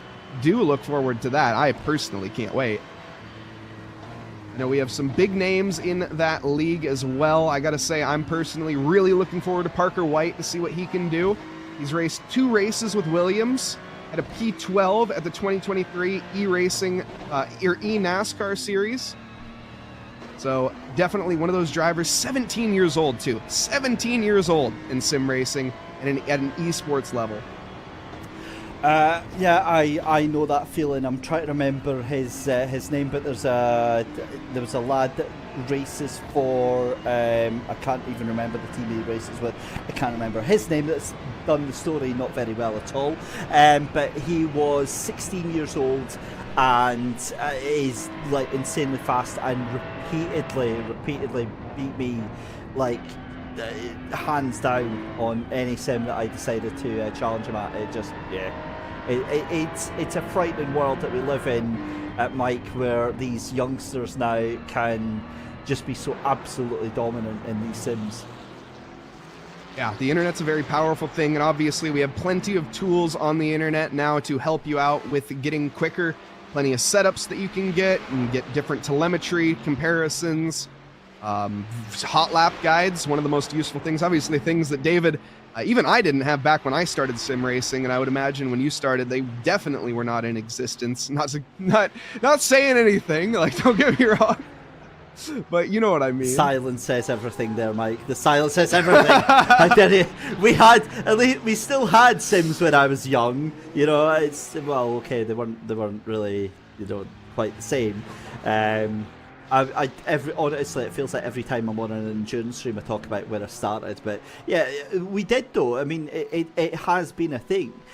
So like the first sim that I did was Live for Speeds back in 2003, 2004, and even that had setup sharing in it, which is absolutely nuts. Like you could, in the multiplayer part of it, you could actually send setups to anybody that was in the server. It was just absolutely nuts. But it's come on so much. I mean, in terms of like the setups, in terms of like you think things like trading paints on iRacing liveries, you've got the broadcast tools, the camera tools that you can now use. Every single thing of it has just come on in leaps and bounds, and that's one part of it. It has been the actual manufacturers of the games doing that, but then look at how much has been done by our wonderful community, the wonderful people who love and play these games and cherish them so much that they want to make them even better. I mean, Assetto Corsa, Content Manager, Sol, it's an incredible addition that's been made to these games and breathed new life into what was a fairly stagnant sim. As we're watching Zamfir, Radu, Olympio coming into Hell Corner. This is a move forward position, and that is a recovering Adrenaline Motorsports. If I'm right in saying here, Mike, that's the same Audi that went skywards at the exit of Forest Elbow? Yes, it is actually the only Audi in the session, so the only V10 that we will see. There's no Lamborghinis or anything of that nature. But also Zamfir, Radu on a recovery drive. Both of these drivers started significantly, well actually Zamfir started in P14 and is currently in P14, but was up the field a good bit before. We have 9 positions down for Nicholas Matthews, who is trying to work his way back up, but hasn't been on the pace. The 209 last lap is not going to be good enough, just to put it lightly. Or put it harsh rather, it's not good enough. You need to have a bit more pace there. Zamfir Radu is going to make easy work of that if he gets the chance down the Conrad Straight. Oh, so we're away to have a replay of a crash. Just while we're loading that in, Mike, that gap between first and second place, I don't think that's saving time at it or saving pace. Ooh. Oh, Alok, Iyengar, what is going on here? That car is absolutely mangled. Look at it. No. I'm assuming... Yeah, definitely looked like there was a collision on the wall beforehand, as that was a crab-walking BMW. You had mentioned caster earlier, David. That was a little bit too much caster on those wheels. Did you see that? Did you? I don't know if it's worth actually looking at again. On that replay, just at the bit where the car resets back to the pit lane, if you look closely at the back left tyre, it's wobbling left and right. I've never seen a rear wheel do that. Like, it was actually wobbling in and out. As this is for position then. Up the inside goes the Phoenix VRRC car. So up to 13th position. Takes it from Adrenaline Motorsports. But that Audi is trying to fight back there. But that is gone. There is going to be no room at the end. Is the Audi going to try and force them out? It is up the inside. Ooh, it's very, very close. But yeah, that's done and dusted. Right. 2 things to talk about then. One is the fantastic job that Will Gerrity is doing since we cut away from him. We'll let him concentrate just now, but you know, given the stresses he was under earlier on, he is starting to make inroads right now, up in the P7, still ahead of W2W Red Racing, and holding on to 7th place. Now, here's the topic conversation from now on, Mike, with about 10 minutes to go until pit stops. Garage 991 Blue in the lead of the race. That was a 20-second lead, and that's now down to 8 seconds. He's lost 12 seconds in this stint alone here. Oh, and that's into the wall for Zamfir, Radu, Olympio. That is going to be big contact, and I get the feeling that might be suspension damage on that car. At the moment, 8.6 is the gap to first and second place. Do we still potentially think that might be pace, or do we think that is an issue with that 991 car? very well could be. See, I'm still torn actually, because looking at the lap times, he put in a 2:04.4 last lap, which is quicker than he put in the entire stint. So I still think that there's a little bit of sandbagging, but I think the most of the pace is legit. I don't think that the VGTR team, or excuse me, I don't think the Garage 991 team is quicker than the VGTR. I think VGTR distinctively has the pace, but not by as much as maybe we think. But you said 10 minutes to the pit phase. If we keep these times up, we will see a bit of a gap get extended, but I don't see that happening. It's 9.4 seconds though, so maybe it is. Maybe there is maybe he is sandbagging. I don't know. It's so hard to read. I was just noticing there, that was Hunter Horchie in the VGTR esports car, got held up significantly. I think that was actually behind Lars Vogler in the Pun Crew Racing GT3 car. This is for position though. This is Williams Gaming Club, Will Garrity behind the wheel of this, ahead of W2W Racing Reds at the moment, holding off that 911 car. 80 laps in the book here, and 3 hours 13 left to go here. And again, you can see the very different lines used by the two cars here.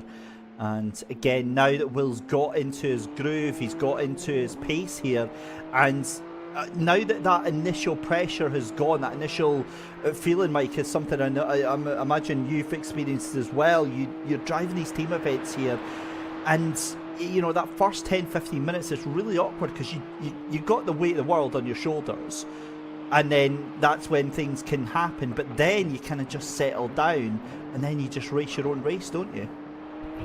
Yeah, it's sort of like coming to work, right? You know, this is the equivalent of coming to the office after a weekend. You know, it's the first day, you're a little unsettled getting back into the seat, but as soon as you're in there for a good couple hours, in this case a good 15-20 minutes, you're right back on it, and you know exactly what to do, as these guys have put in countless lap after lap after lap on these tracks, and it's just all autopilot at a certain point. The nerves obviously play a role. You can see a shake of the head there from Will. He is really shaking his head. Interesting. Now, I know some say that Will, he keeps a photo of his wallet in his wallet, but we will see how he can contend here with the 911 behind.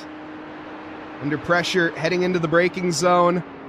Looks like he is able to contest for right now as he wrestles that car in.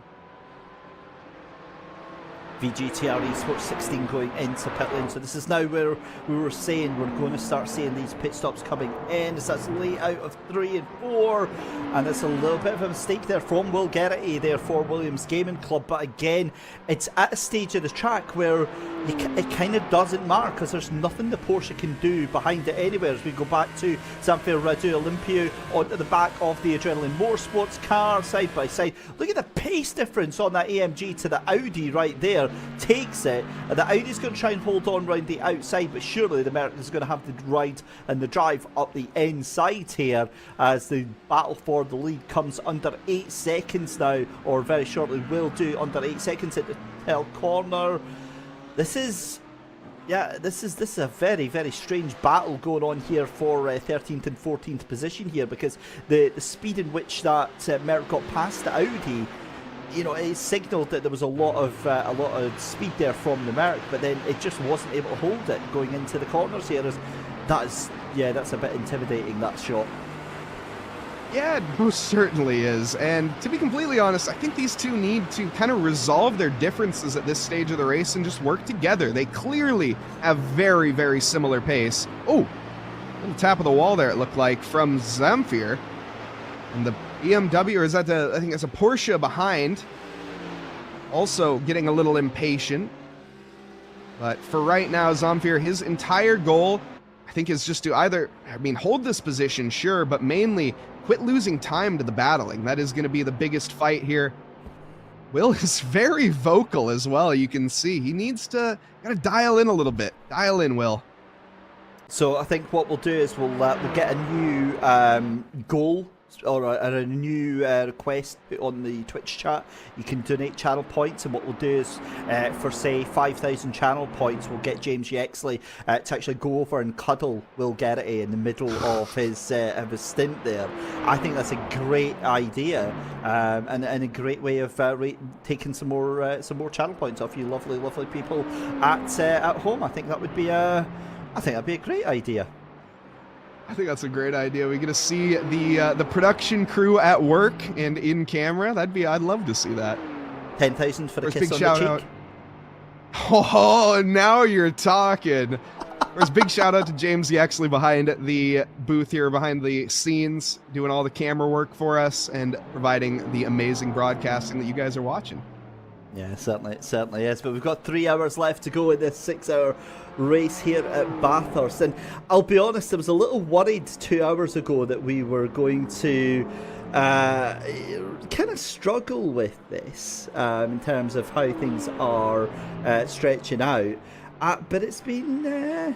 yeah, it's been absolutely awesome to see all of the different fights, all of the different little nuanced battles going on, and yeah, I'm watching this McLaren behind sort of Chrono Sim Sports. I've got a horrible feeling it's about to get pocketed like a cue ball.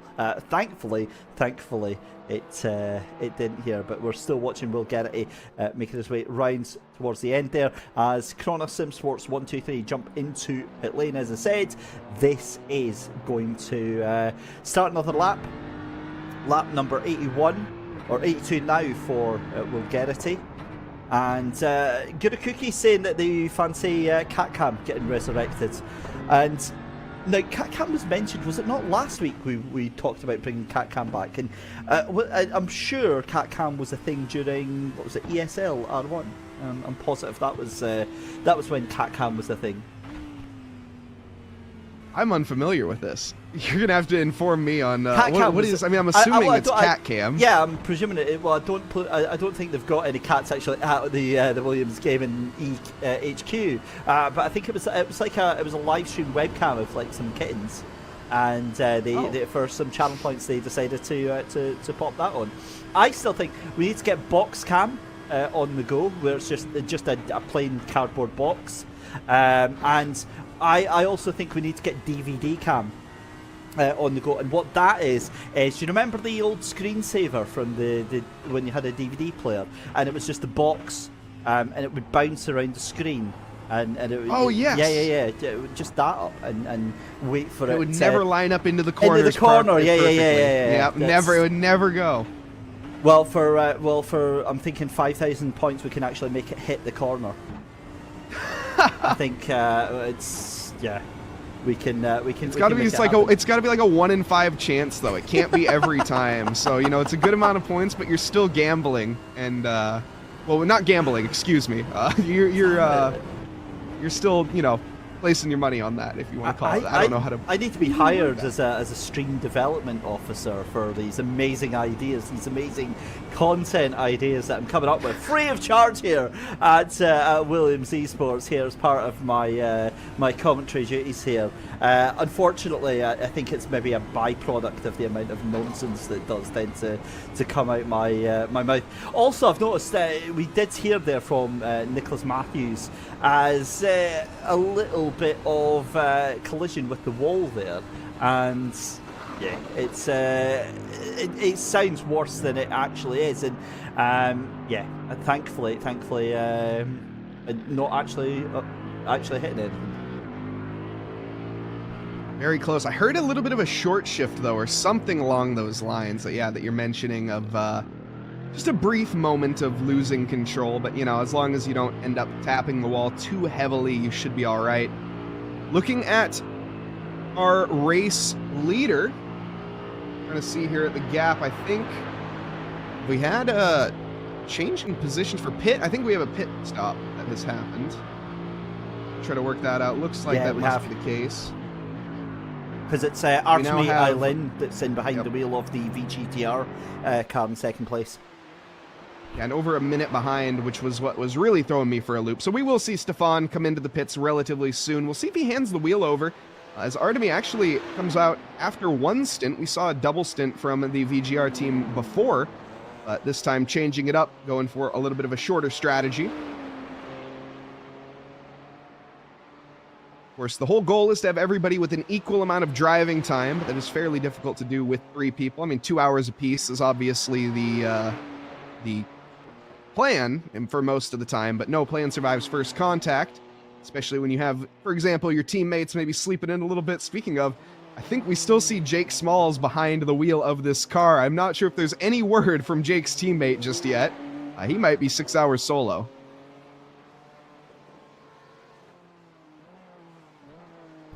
Just trying to do a little bit of research there and find out who Jake's teammate is. It's Jason Kennedy that is behind the wheel. I thought Jason was behind the wheel at the start of the race. I'm not. It was. I might be getting it confused. No, I with think someone no. else You're then. right. You're absolutely spot on with that, because that was the comment that we were talking about earlier. But I'm sure that's the. Oh no, that's the. Sorry, that's the role with whatever team.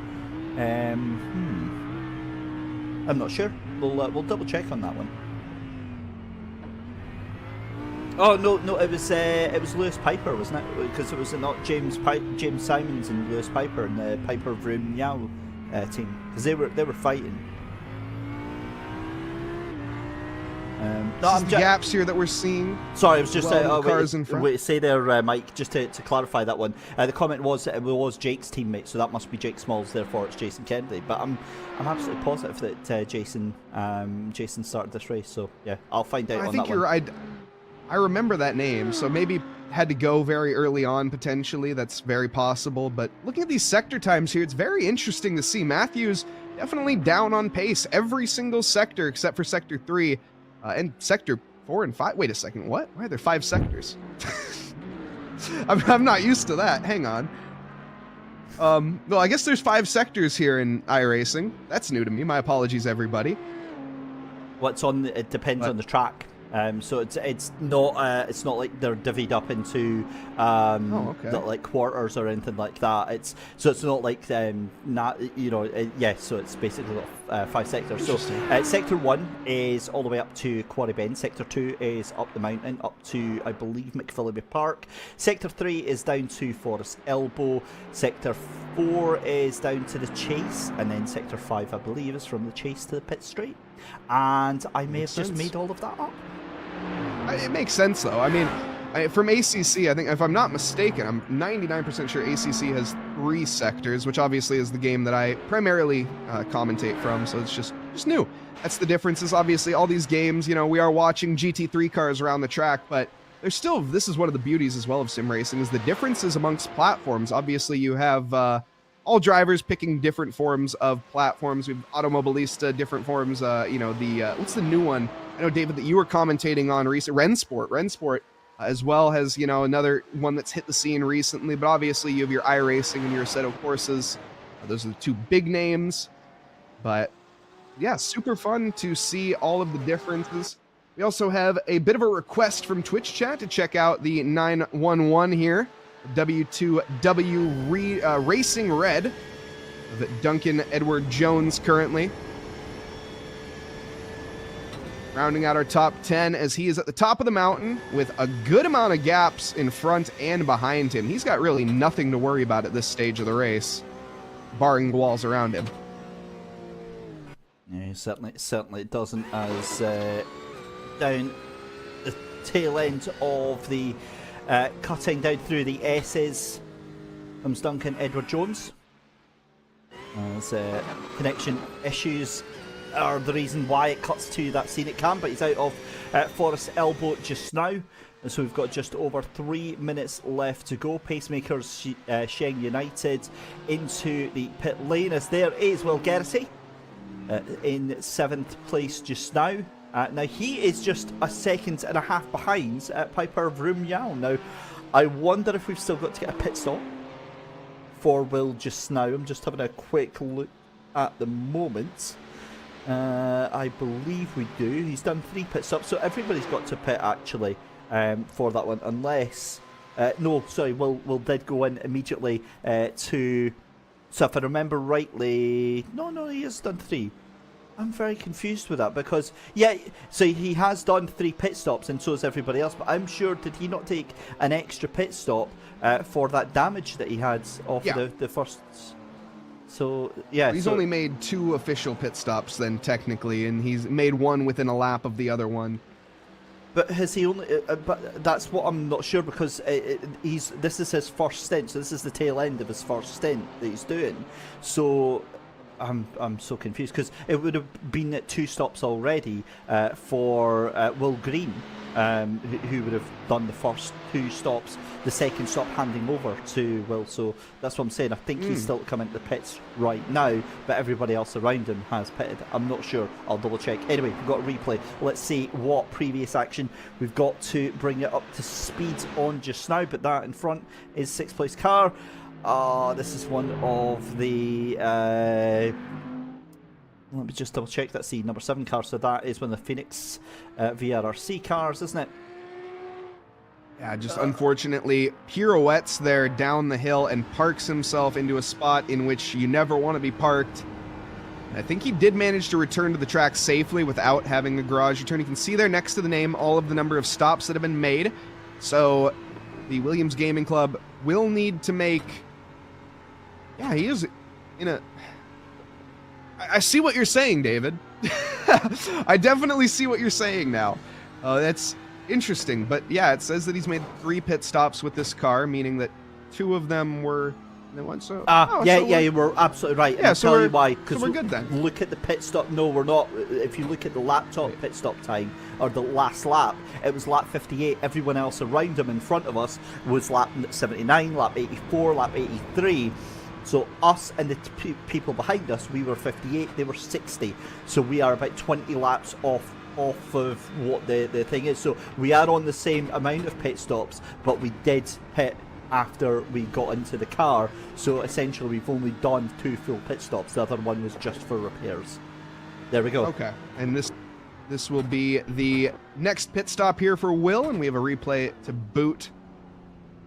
In addition to that, Will going to be coming in. We'll see if he changes drivers. That'll be the question. Or is he going to go for a little double stint at this stage? Stick with him. He seems knackered at this point. Look at that. Exhale of relief. Here is going to be the replay, everybody.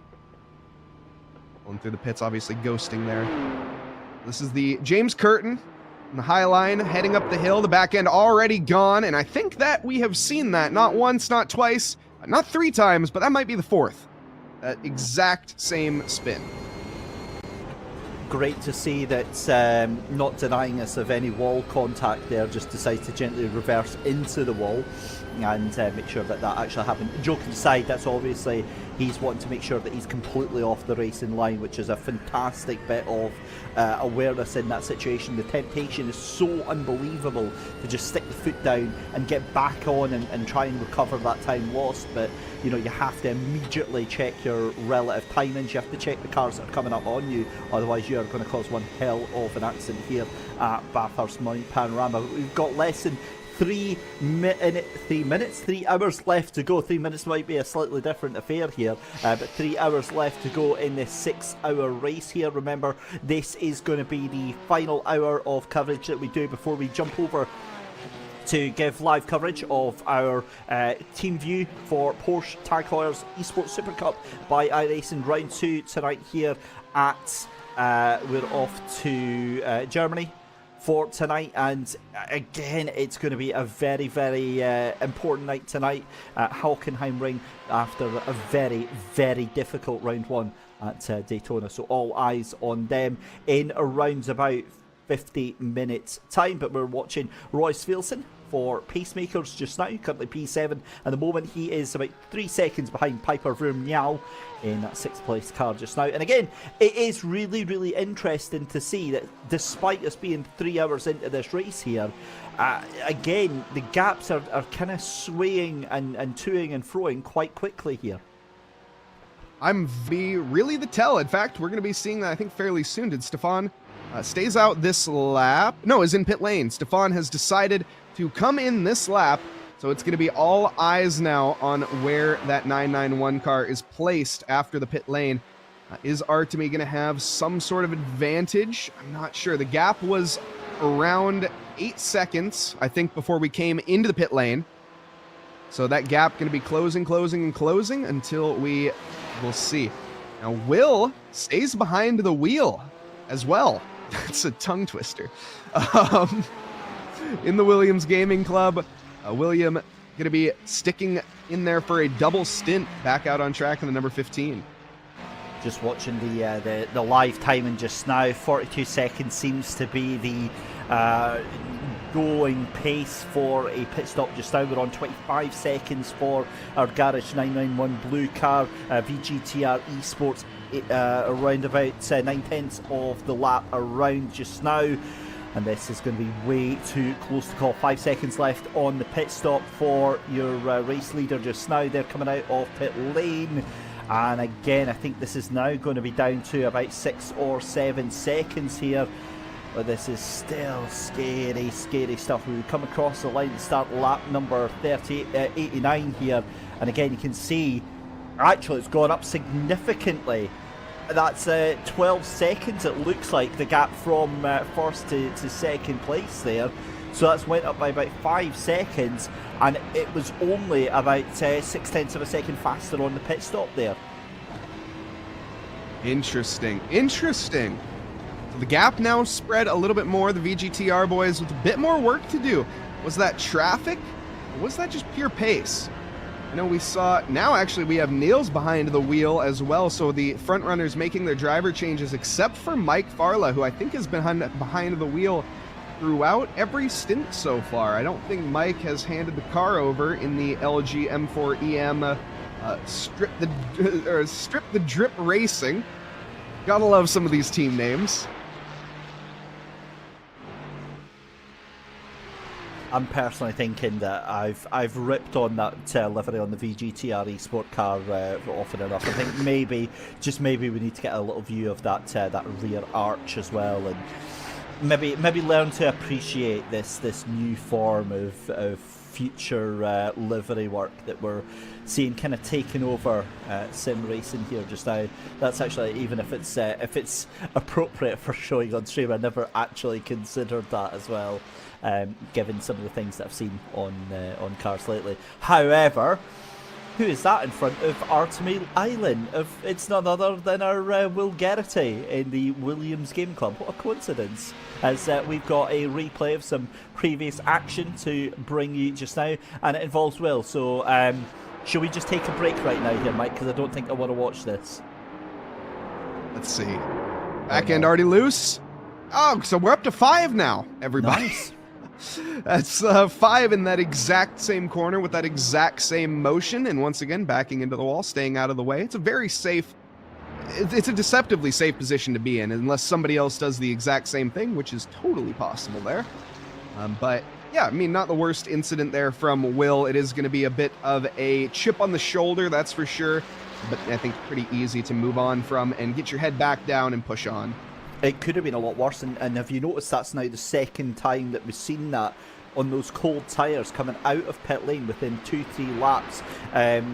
It's a strange state of affairs. So the only experience that I've got lately with driving the GT3s here in iRacing is the Ferrari 296 GT3, and if you change your tyres, what I've noticed is that the first couple of laps, first 5 laps, seems to be like an inordinate amount of grip out of the gate, like so grippy, but they're also easy to push the car a little bit too far and push it beyond, again depending on what kind of setup that you've got on the car. So very easy to do, but as the tyres warm up and as Will gets back into the rhythm, you know, I've got no doubt that he'll be absolutely rocking these times here. And either way, it's a credit to the work that Will Garrity and Will Green have done. The fact that, you know, you've had that little oopsie, and that's all it is a little oopsie. And same for the other drivers that have done that into that corner there. And that car is still P9 out of a 27 car field in a 6-hour race. That is, in a nutshell, what has been achieved at the moment. Yeah, and still positions gained as well, as the Williams Gaming Club car did start in P10, so 1 position gained so far. Duncan Edward Jones is 15 seconds behind him at this current stage. And we'll be seeing, looking at lap times, it is looking, well, hard to tell because Will just came out of the pits with a 2:26, so definitely not quite the pace that you are going to, or excuse me, with that spin, my apologies. So that last lap, not ideal in terms of times, but should be improving relatively soon. Fastest lap for them is a 2:04.3 for that car, and a 2:08.1 this time around.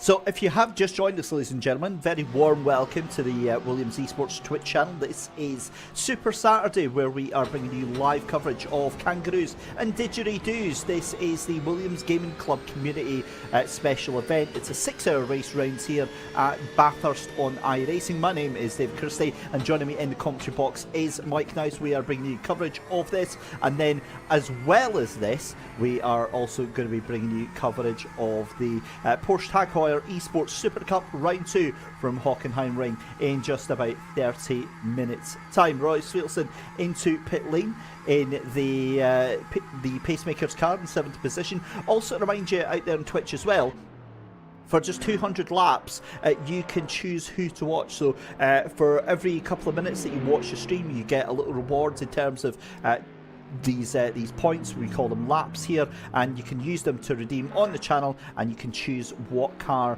what team that you want to support, and we will pop our cameras on that for a little bit. And it's a nice way to give your team a little bit of appreciation, a little bit of love, and a little bit of attention on the stream at the same time. So let's have a look here. Garage 991 is who we are going to be watching just now then. So that is a race leader at the moment, and in the BMW, Niall Schreier behind the wheel of that one for Garage 991 Blue, 13.9 seconds ahead of VGTR Sport, and that is who is that? That's Adrenaline Motorsports in front of them. That's a bit of a cursed car, a bit of a cursed Audi to be riding behind at this point. That's 5 laps, by the way. So this is actually about to be the 6th lap difference between Nicholas Matthews and our race leader. Nils has just been dominant. This car in general, the Garage 991, started in P1, remains in P1 over halfway through the race by a significant margin, and climbing 13.5 seconds is the gap currently. Last lap, 2:05.0 compared to a 2:05.0 from Artemi, which is great, but not good enough. Still needs to improve if he wants any chance of taking that position. But for now, the Ferrari, the lone Ferrari, we have a Ferrari in P2, 3, and 4 currently, so there's nothing lonely about that Cavallino Rampanti on the grid. But about 14 seconds to the chase. Still looking very good here for Garage 991. I'm just looking at the battle for P10 and 11 just now, and seeing some very funky things happening to the timing with W2W Racing Red right now. We'll get an eye on that as down through Skyline, through traffic there. That is not a position that I would ever want to be encountering traffic. However, Niall Schreier handles it like an absolute boss, coming down through the cutting, down through into the S's and then into Forest Elbow. Again here with lap 92 shortly to be in the books. We're almost at 100 laps here with 2 hours 46 left to go in the race here. The gap now down to 12 seconds for VGTR Esport. That's going to be in no uncertain terms due to this lap traffic. And the thing is for Nils is, does he get rid? That's not what you want. A little bit of miscommunication there. And to be fair, the Audi, I think, thought he was going to try and take to the outside line and was going to try and brake to let him pass there. And this is the problem for Adrenaline Motorsports. This is the problem as a lapped car. You try and do the right thing, or you try and do what you think is the right thing, but it ends up being the very much the wrong thing. Cars in front, cars in lead cars, you know, they want you to be stable, they want you to be predictable in terms of your pace and the line that you take.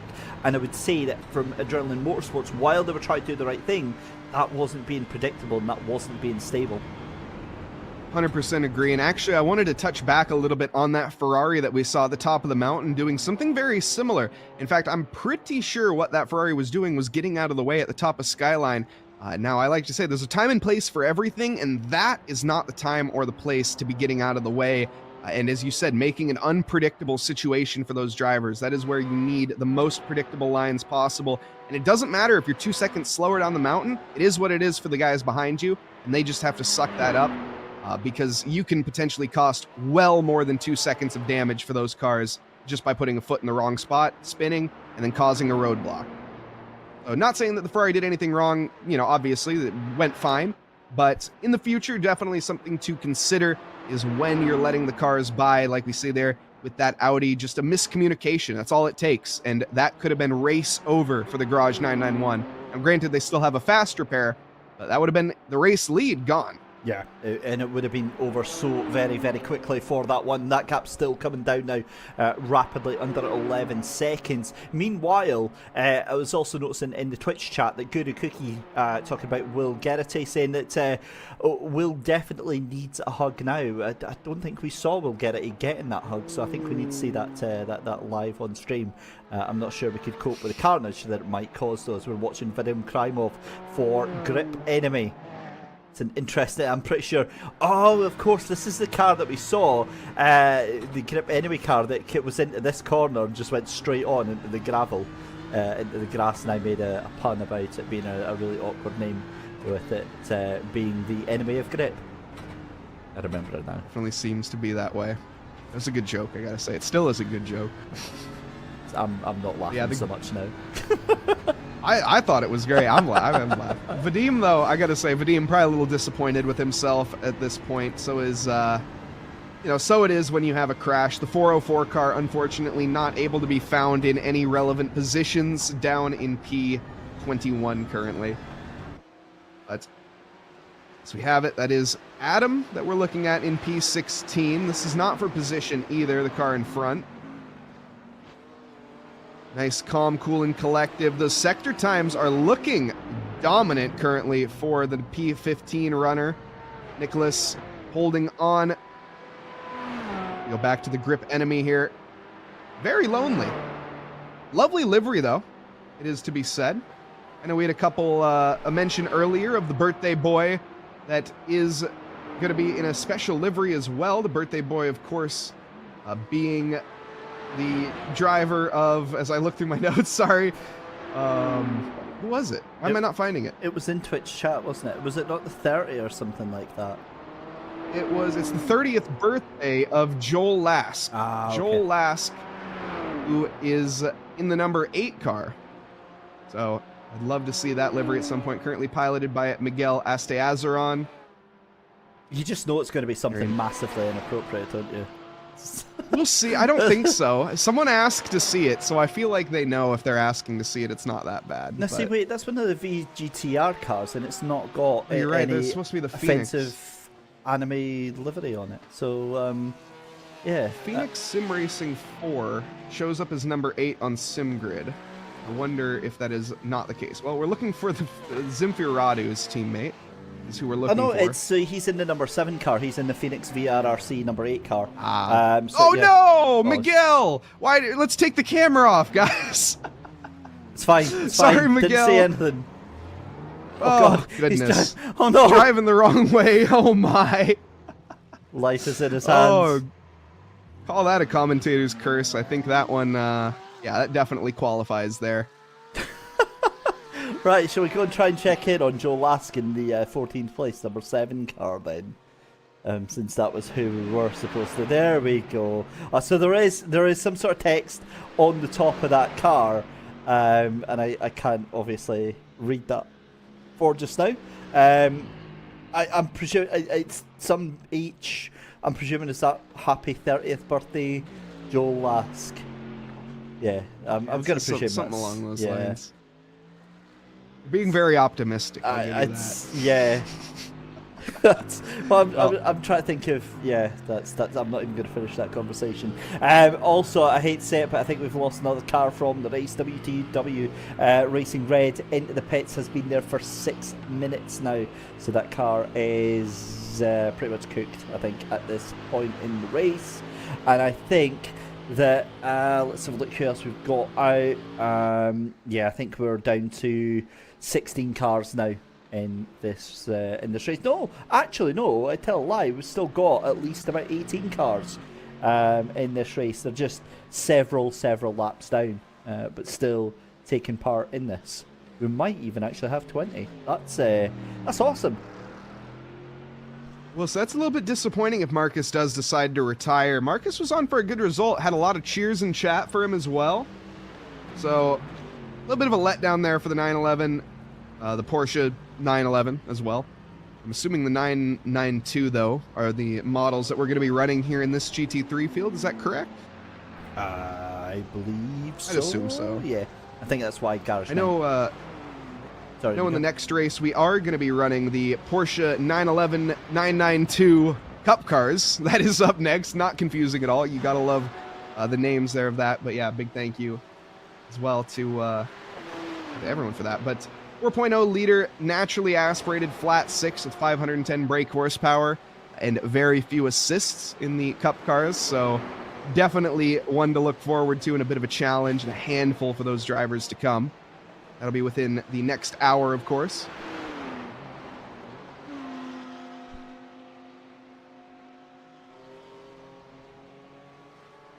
But Scott Kessel here in P13, and that Adrenaline Motorsports, the car that unfortunately has had maybe a bit more screen time than they would like, or maybe not that case, but just in a negative manner, unfortunately. Like I say, just not the race for the Audi. The lone Audi on the field, the only 5.2 liter V10 out there, and it just has not gone the way of Scott or the Adrenaline Motorsports team. Yeah, it's a difficult one to watch because obviously you do kind of pay attention to these things with it being the sole car, and it's not only has it had moments, it's had pretty dramatic, exaggerated moments, like coming out of Forest Elbow and getting launched pretty brutally up into the air. But at the moment, I mean, P12 again, despite the issues that car has had to deal with. I mean, look at the other cars that are down there. Pun Crew Racing, they were up in the top 10.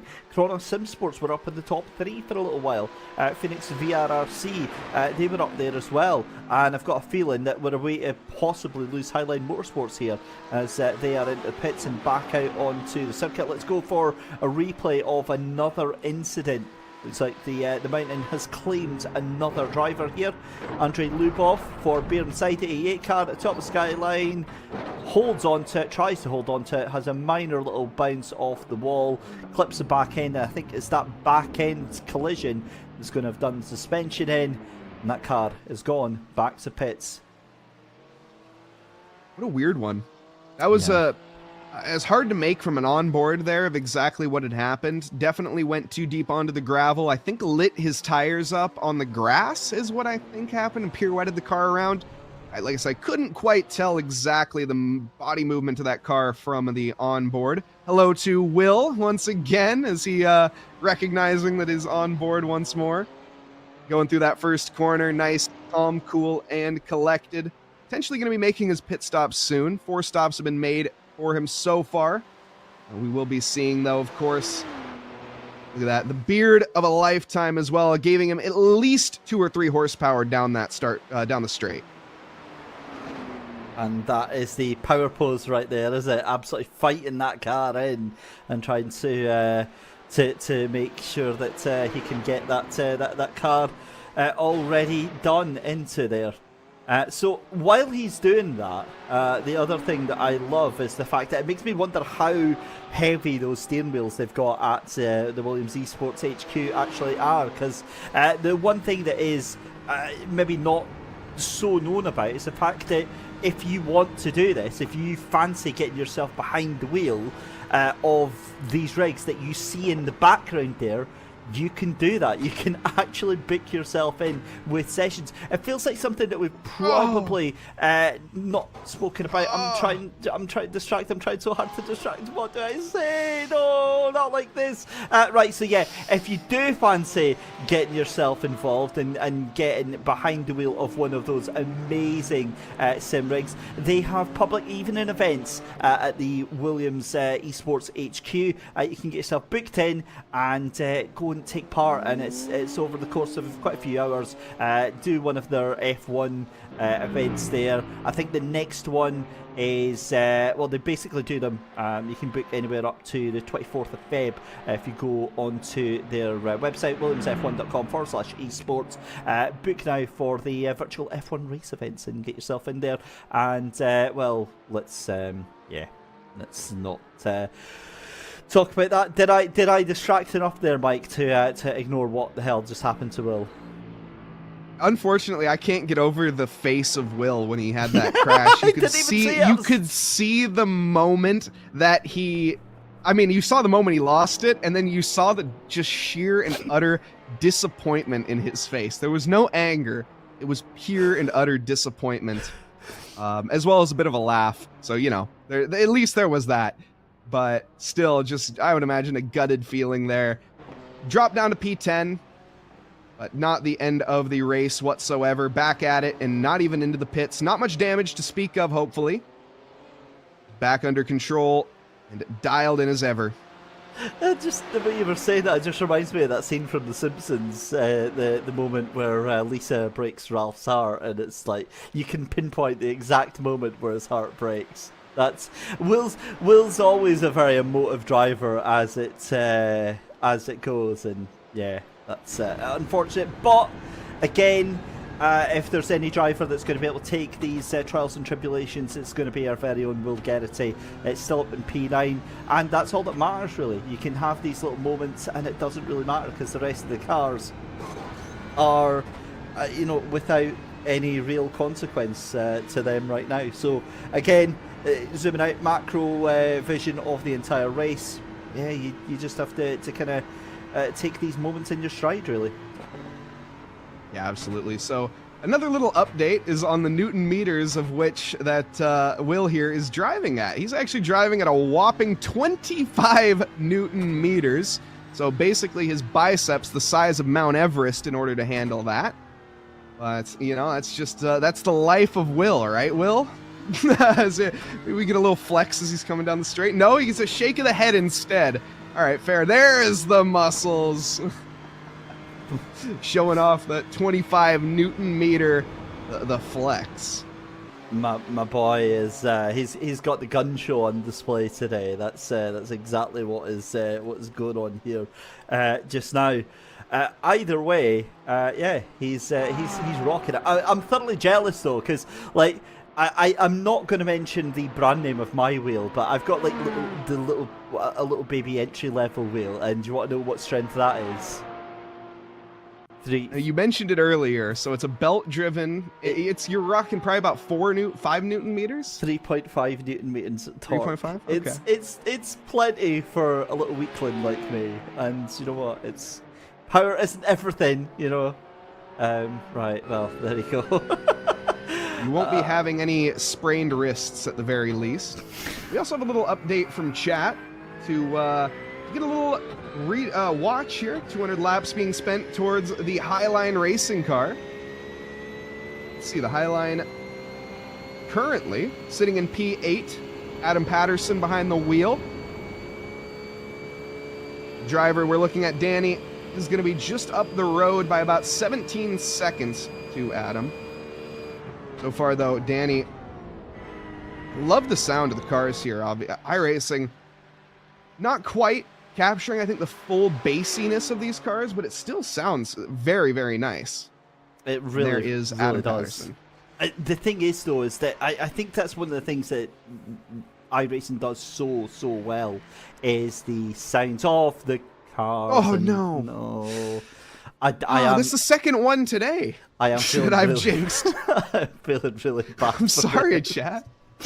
I do this thing where I've got like an awkward laugh when I feel like really, really anxious and awkward, and that's definitely it. It's like, oh, let's just cut away to somebody else and save their dignity and their. But that's you know, a little bit of right. Oh, we've got another replay of Will. I get the feeling this might be that moment. Yeah, this is going to be down the mountain here. Starts off very early onto the grass. The back end unstable. He manages to get it under control, though.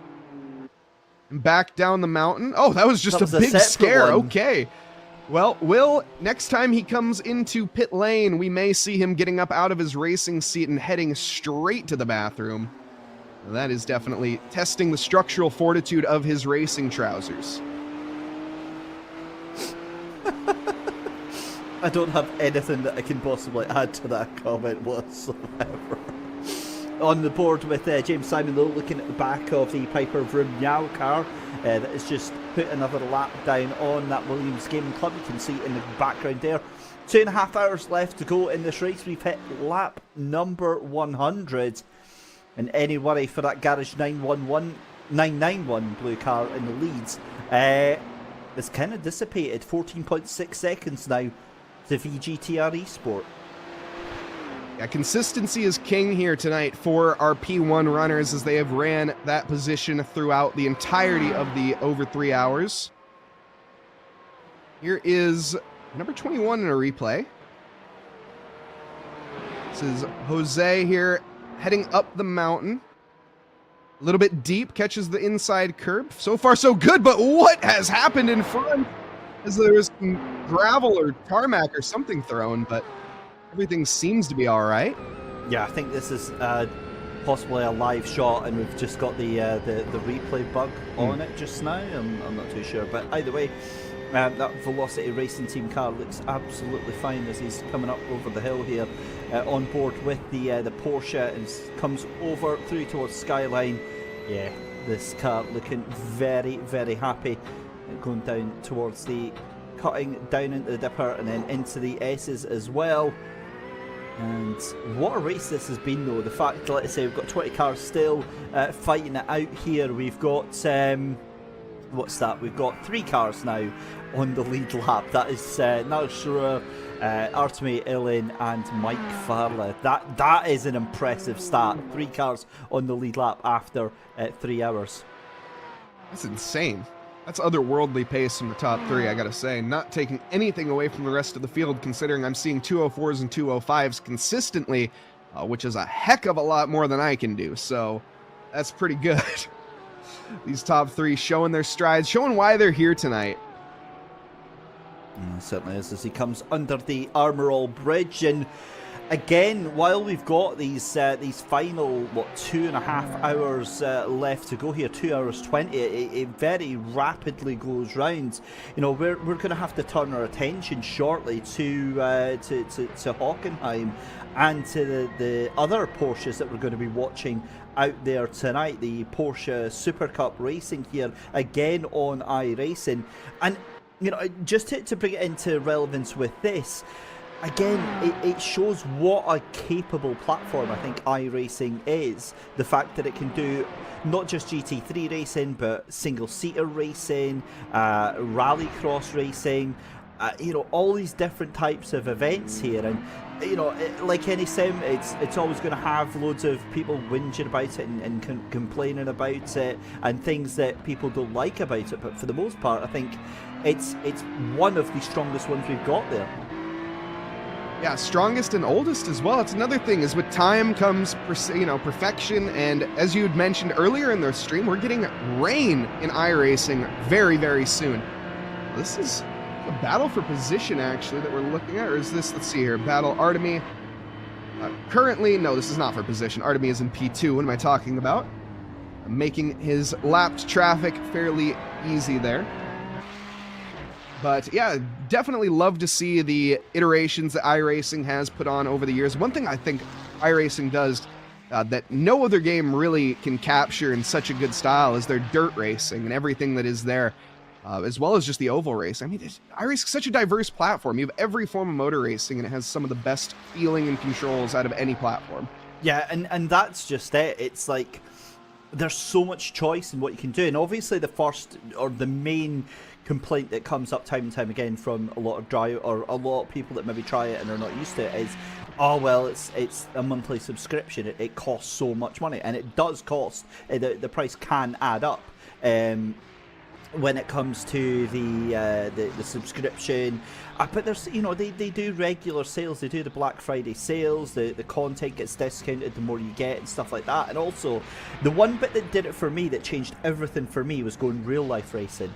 And oh boy, I will never complain about how expensive iRacing is ever again. Having, you know, when I go to a real life racing, it costs me £450 just to enter the thing, and that's before I even get there. That's before I get transport sorted. Do you know what I mean? It's like that £450 could buy you 2 years of iRacing plus pretty much all the content you could ever want to race in that sort of thing as well. So you know, compared to other games or sims, yes, it will look expensive, but for what you're getting, there's a reason that iRacing is considered as like having the best, hands down, the best multiplayer platform out there. And the thing is many other platforms are now starting to make the move in terms of, you know, add-ons that are additional to games that are there. But they're always going to have that advantage as long as they are, as long as they're built in here.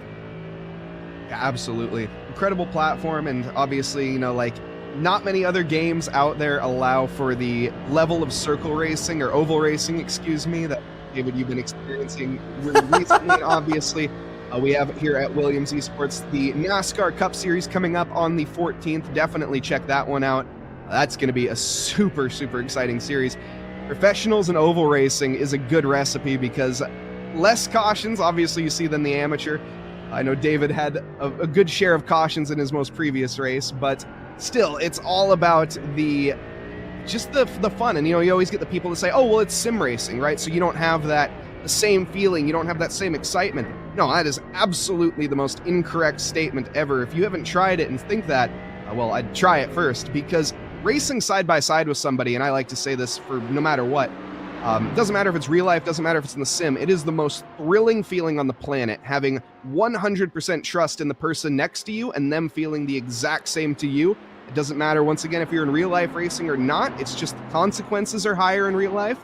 That's the really only difference. But in terms of the adrenaline, the feeling, and winning, that is one thing that it is not lost. And when you see these drivers in these massive esports events and they win, and they are genuinely thrilled, the amount of effort that they put in, the amount of work, the amount of time and money and dedication to have that success. Because obviously in racing, you're losing way more than you're winning. The wins, they feel just that much better. Oh yeah, and I can absolutely attest to the emotional side of this. And you know, you don't even have to be in a you know, a top split super duper esports team to feel that emotion. We were taking part, me and my friend Jake, that I do the endurance races with. Is this a fight for a position? No, it's not. That is the Adrenaline Motorsport car. Just getting past one of the cars on a different lap here. Me and my friend Jake Parent were doing the iRacing Petit Le Mans at is it Road Atlanta, and we won it in the LMP2s, and it was our first shared win together. And you know, that whole thing of like being on voice chat together, and we both cried. We're both like in tears, just like, because we'd done so many races together, and I'd always binned it every single time, always killed any chance of it. And you know, you're just overcome with like joy and happiness, and the work you put in is real. Like you ask Will, right? We can speak to Will Garrity after he comes out the car, and I guarantee he'll be knackered. He'll be absolutely exhausted. It's real work. It's real pressure that you're having to put on these sims and these races here. And you know, having been in a very fortunate position to have done both, having done club racing in real life and having done sim racing, I'm going to say it right now. I prefer sim racing. Sim racing is much more comfortable. It's much more cost effective. You get about 80% of the thrill of going real life racing without doing any of the effort of going real life racing. You don't have the fear. You don't have the absolute intimidation, and that's another thing that we don't speak about. I've said this a couple of times, but you know, it's all very well, you know, having the dream and having the fantasy of going real life racing, but the reality can be quite bloody scary. You know, and that fear of getting hurt or getting seriously injured is really something that I don't think anybody speaks about at all. And certainly you do not have this in sim racing, and that leads into another thing. One of the things that often gets criticised is that, oh, you know, sim racing times are unrealistic because it's so much faster than real life. Well, there's one reason. You're not scared about putting the car into the wall at 140 miles an hour. You're kind of pushing, because the worst that can happen is you have to reset to pits. Whereas in real life you do have that fear, and everyone's like, oh well, you know, that's one reason that real life motorsport's better. It's like, last time I checked, I don't enjoy being scared witless. I don't, you know, it's not something that I actually do enjoy, and that you remember, you're having to pay for that privilege as well. So no thanks, it's okay. I'll happily take the sim. Cheers. Yeah, it's just it's a different feeling in that regard, but also you're right in that the ever looming fear of death. I will say, starting like in terms of the like financial cost, it wasn't quite as much, but it's still not cheap by any stretch of the imagination. Having to get your own fuel, having, as you said, transportation, owning your own vehicle. First off, I mean, you know, like I say, a cart, not exactly the most expensive thing on the planet, not cheap either. Guess what I could go and buy for the price of my cart? A sim rig, a brand new, extremely expensive sim rig. So, you know, it's all about how you dedicate your time and how you prioritize it. But yeah, I gotta say, sim racing definitely is maybe better. I'll say it. It's probably better.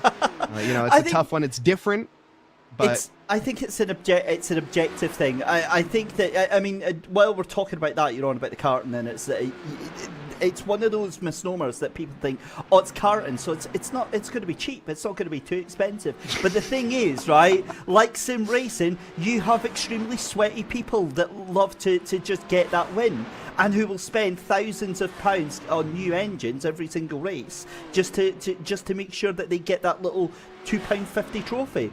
And it's like, what, really? But it's the same in sim racing. You'll have all these folk that will, you know, spend hours and hours and hours, you know, finessing every single aspect of the sim in the car and everything like that.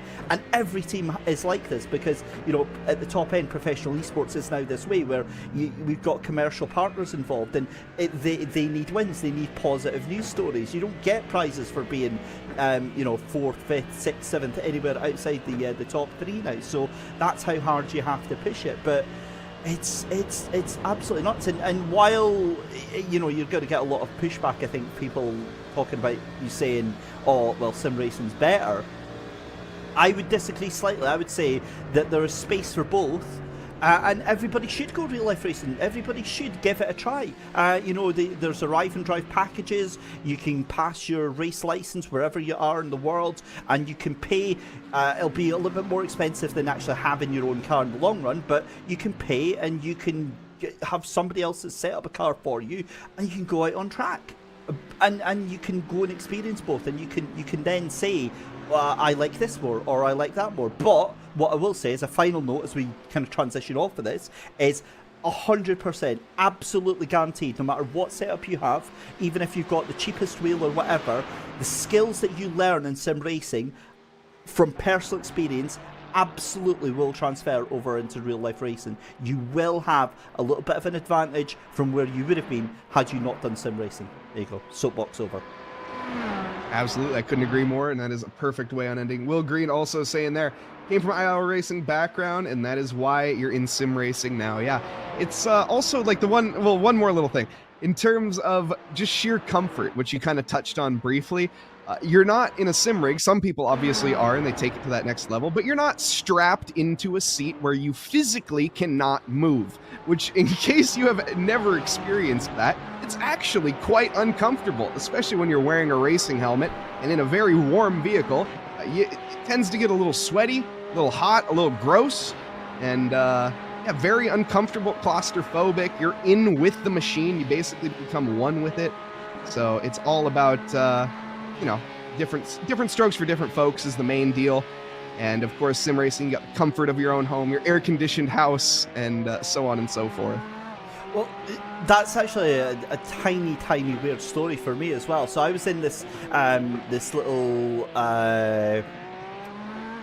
it was a fixed series that I was racing in real life. It was these little 1 litre city cars that we were racing, like little Peugeot and Toyota and stuff like that. And my car was like not the fastest. The engine was, you know, several years old and stuff like that. But I'd figured out a way to get extra performance from my car. We're not talking much, but it was enough to actually. Basically my car suffered from heat stroke.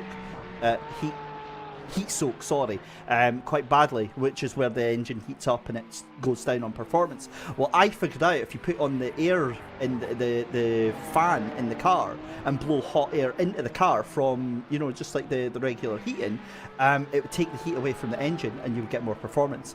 So I was racing like that, and I decided to try that out on a hot summer's day. And I say a hot summer's day in the UK here is like quite tame for you guys over in America, but over here I'm absolutely cooking. I'm absolutely dying. But of course I'm going like 2 miles an hour faster. I was in my element. Yeah, that is. And also, we have another question there.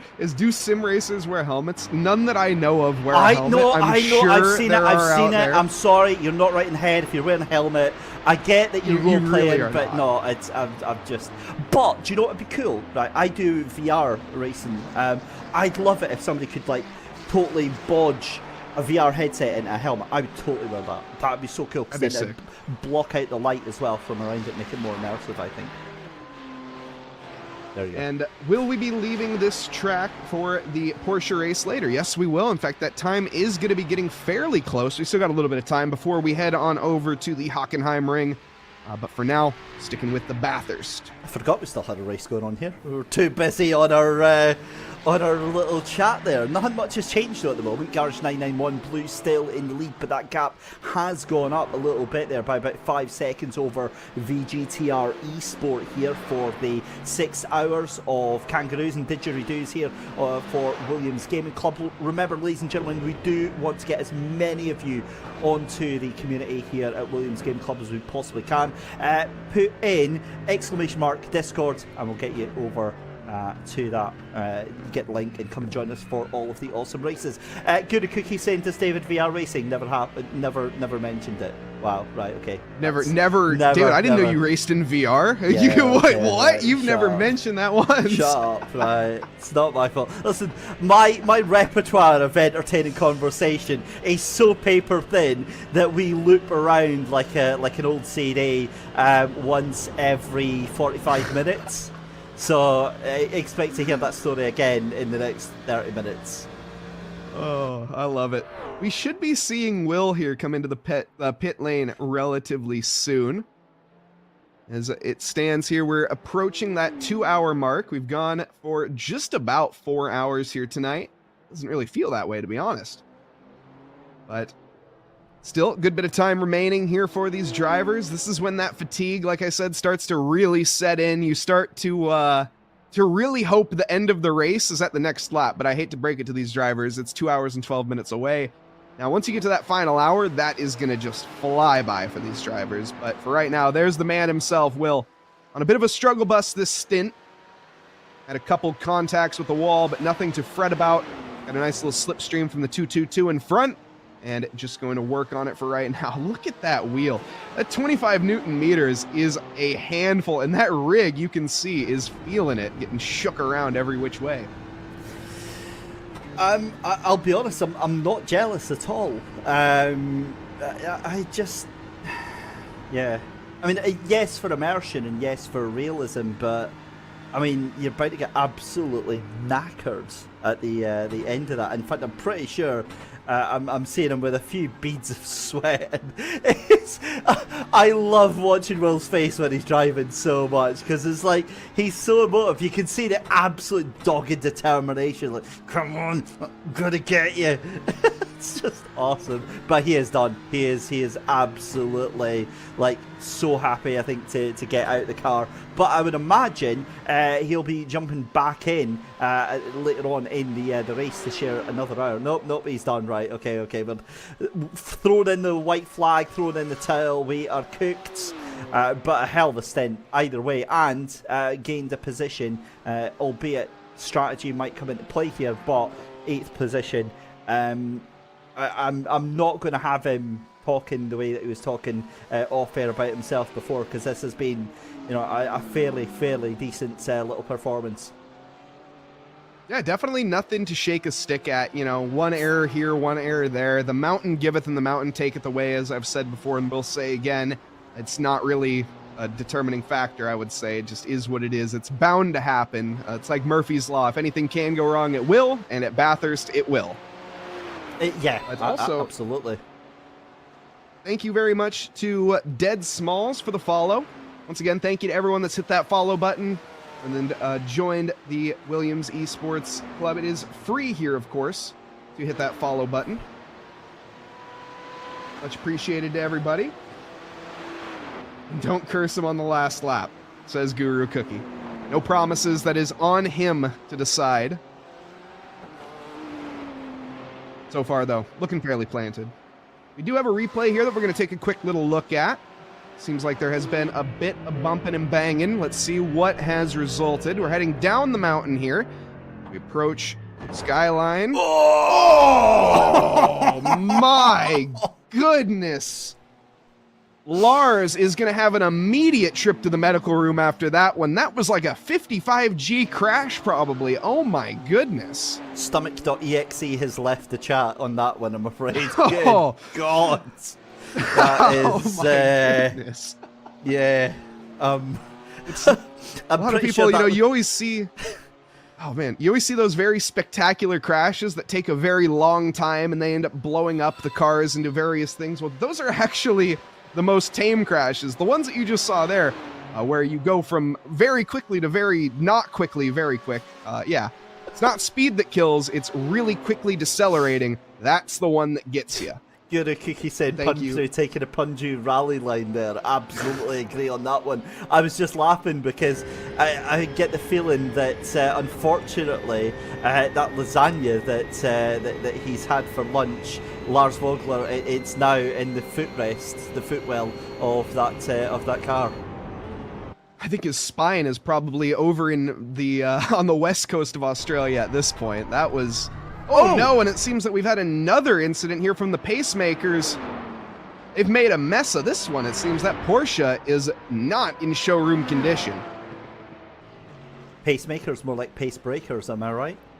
No. There you go. Okay. I couldn't think of anything. That was good. There we go. Right, Will's into the pits, hands off. He is done. He is happy with that. Right, we need to get somebody over there, drag his sweaty self into the Discord chat and come and have a chat with us just now, because that was a hell of an effort there.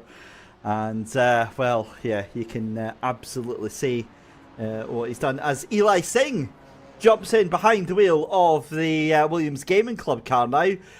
So Punju himself has decided that he is taking over. Oh my goodness. Look at the eyes. That is a determined man right there. He is focused.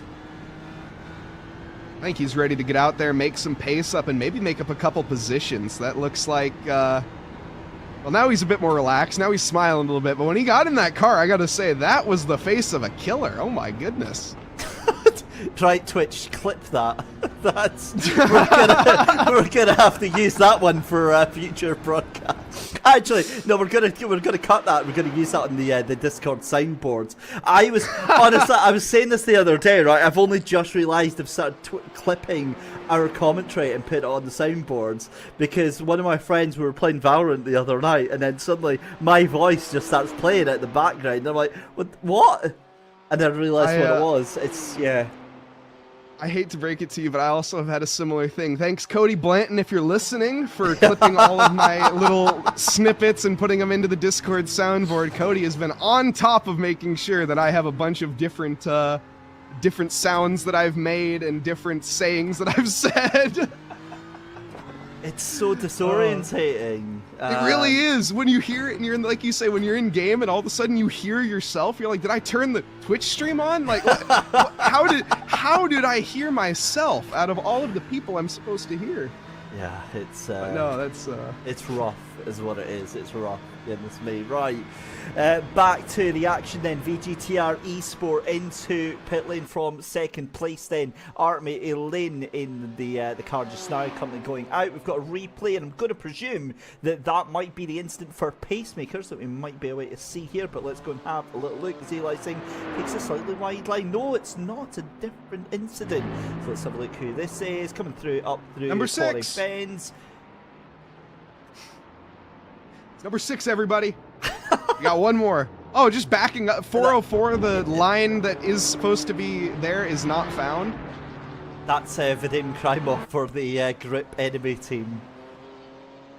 Can I make that joke again? I'll allow it, but yeah, very unfortunate there. Right, okay. I got to catch a breath now because I've got to figure out how on earth we possibly transition in just 5 minutes time over to our second rounds of the PESC. We're way to Hockenheim Ring, but there is VGTR Esport out of pit lane as Piper Vrumnyao into fourth position. Williams Gaming Club in 8th position. So I do think though that 8th position now is on merit for Williams Gaming Club, and potentially even more, because remember Pacemakers did hit that wall, so they might be losing quite a lot of time, and that might give us an extra position, although we are 1 minute 17 behind. Just having a look as well, we now have just we still have. No, we do. I was trying to work out there. We've only got 2 cars left on the lead lap. But while we do that, Mike, I'm going to leave you to keep an eye on Bathurst just now, because it's time to head over to Hockenheim Ring, ladies and gentlemen, for our build-up to our second rounds of the Porsche incredible championship, the Porsche Tag Heuer Esports Super Cup for 2024. Of course, round 1 last week at Daytona International Speedway, and that's about all I'm going to say about it.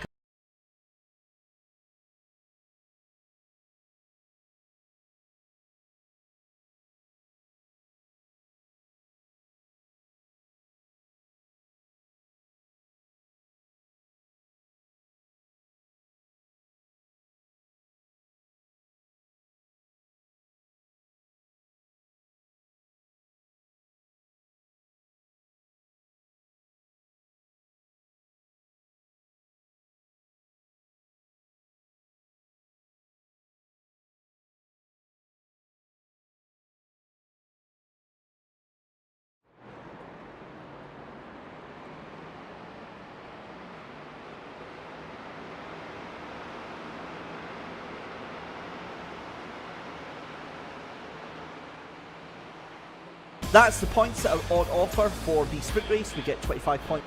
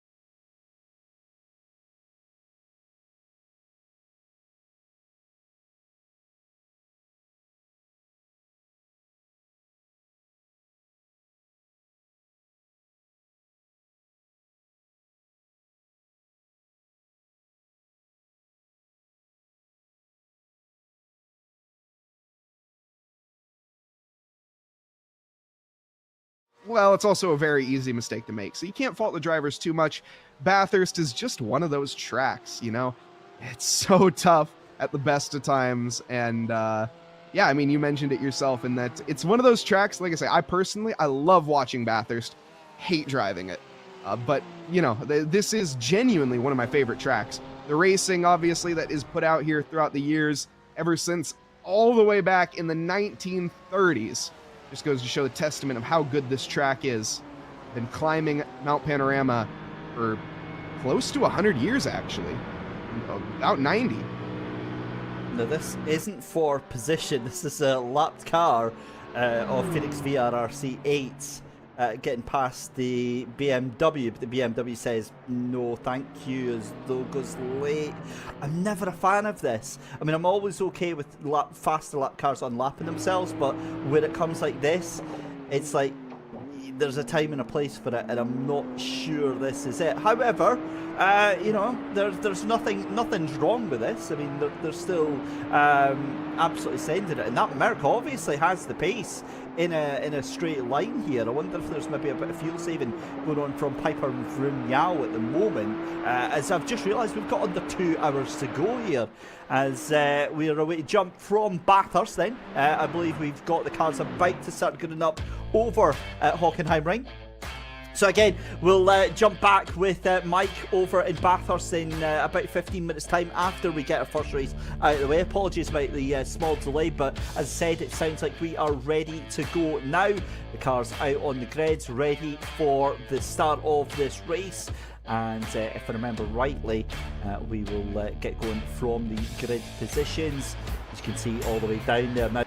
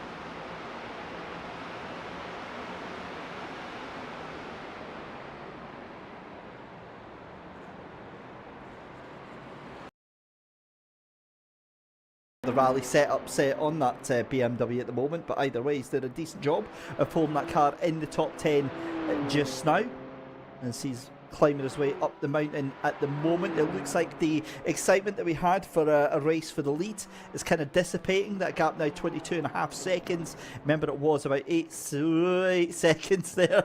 That was a bit sketchy there. So that gap is kind of opening up. Highline Motorsports, though, that gap is now 3.1 seconds and gathering quickly. So it looks as if now, as I said, all the cars here are now just basically on autopilot, get themselves to the end. But here is your race leader, Niall Schroer, for Garage 991 Blue. And it's been a little bit of a while since we've seen this car. Yeah, it has been quite the dominant showing so far. 24 seconds is the gap after pit phase. It was down to 8 seconds. Well, now that we have Nils back behind the wheel, he is checked out at this stage. But one thing I also noticed there when we were on board with our Williams car, our Williams drivers like to have different facial expressions. Eli there, he goes for that, as you had mentioned earlier, the tongue out approach under braking, where we saw, of course, Will, he had a bit of a pucker of the lips under braking. It's very fascinating. I love the driver's cams because it just adds that little bit extra, what's the word? Je ne sais quoi, if you want to call it fancily, why not? But it adds that little bit more to the stream. So this is a Twitch request that we had coming in while we were watching Pesk, and this is for the Supercharged Motorsport car. Currently got Chico Leadvar behind the wheel of that, so happy to oblige that. Just to remind you, you can redeem your channel laps.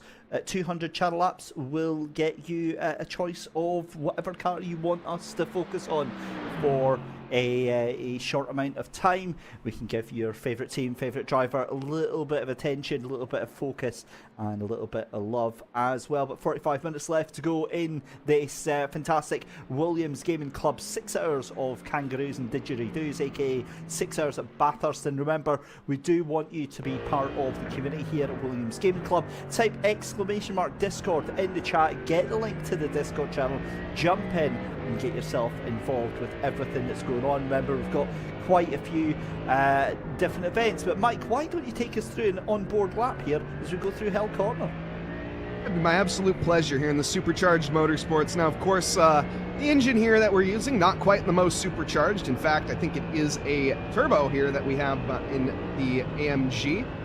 Big ol', let's see here, where is the AMG? We're looking at, where is the AMG? Yeah, there's the AMG. 6.3 liter naturally aspirated V8. My apologies, no turbos here.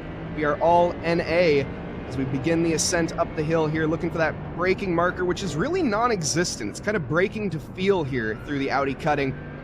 Getting back onto the throttle early, once again, getting as tight to the walls as you can. At this stage, you might leave an inch to the wall, maybe a little bit more than that, just to be safe. Obviously, in qualifying, you're going to be trying to get that paper's width away from there, maximize the minimum speed here. Such a high-speed section at the top of the mountain. Lovely front bonnet view as we begin the descent here. Looking at skyline, onto the brakes heavily. Left-hander followed by a right-hander, then a left-hander, then a right-hander, and then a left-hander. Of course, there are 23 corners on this track, 14 to the left and 9 to the right. It is there's no share of lulls really, obviously, except for when we come down here onto the Conrad Straight. This is the real breathing opportunity. Drivers can maybe take a drink of water. They don't got much more time than that, but obviously keeping that hydration bottle nice and close, as you can get very dehydrated very quickly in these endurance races. I know we had heard from Will Green earlier that it gets pretty hot and sweaty when you're behind the wheel for an extended period of time, especially these 2-hour stints. And so hydration is key. Chico, though, nicely done through the final chicane. He has got one more corner to go before he completes the lap here again at Bathurst. Yeah, round Murray's Corner. And there we go. Job done. Right. I believe we have got a certain Mr. Will Geraghty waiting in the wings to get brought in, so we'll wait for him to casually make his way into the broadcast room, and we'll get a chat with him. But first, let's have a quick replay of an incident that has just happened. So let's have a look here. This is the 404 car, the BMW, clips it into the wall, and well, that is spectacular. And that is game over for that 404 car. That car is going to be scrap, I want to say. It's not Yeah. 3 wheels.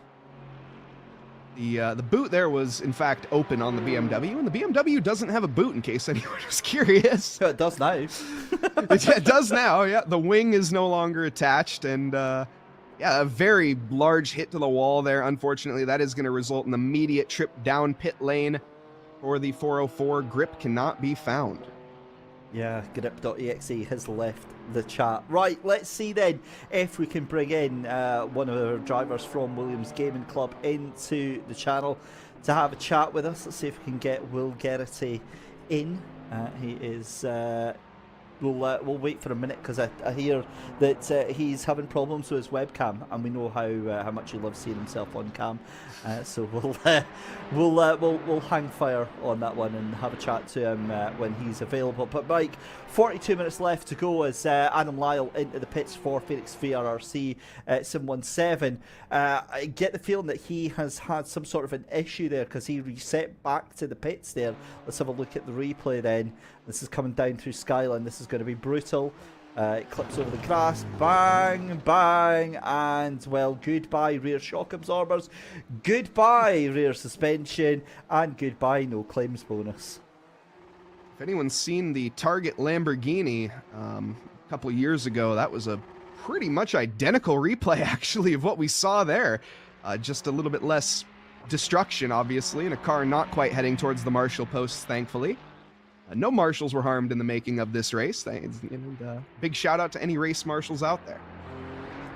Yeah, yeah. The cheer there from the Phoenix team as well, Mr. Phoenix Sphere, cheering on the Phoenix. And well, hopefully they can rise from the ashes because they are most certainly going to need to after that hit. Yeah. Yeah, they definitely are. They've had a brutal start to the day, but we're on lap 151. Still time to get something done with this race, I guess, and it just shows you that even when you're in the pits, you can still make up positions based on how different things can go.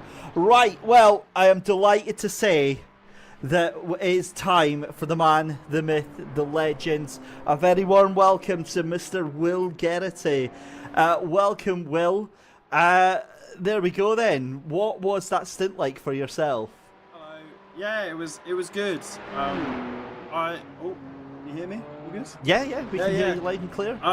It was good. I didn't really get much practice for this. And obviously Bathurst is the one track you kind of don't want to do that because I can't just drive safely. I'm happy to be slow and be safe, but that's not really possible here. If you're slow, you're in the wall. So I wanted to just not crash, which I kind of didn't do. So not feeling too good about that. But pace was pretty good, and the car survived, and no big repairs from me, which I think was the big thing that I wanted to avoid. So obviously Will Green is rapid and put us in a ridiculous position where everyone around me was lapping about 5 seconds a lap quicker. So brought it home just about.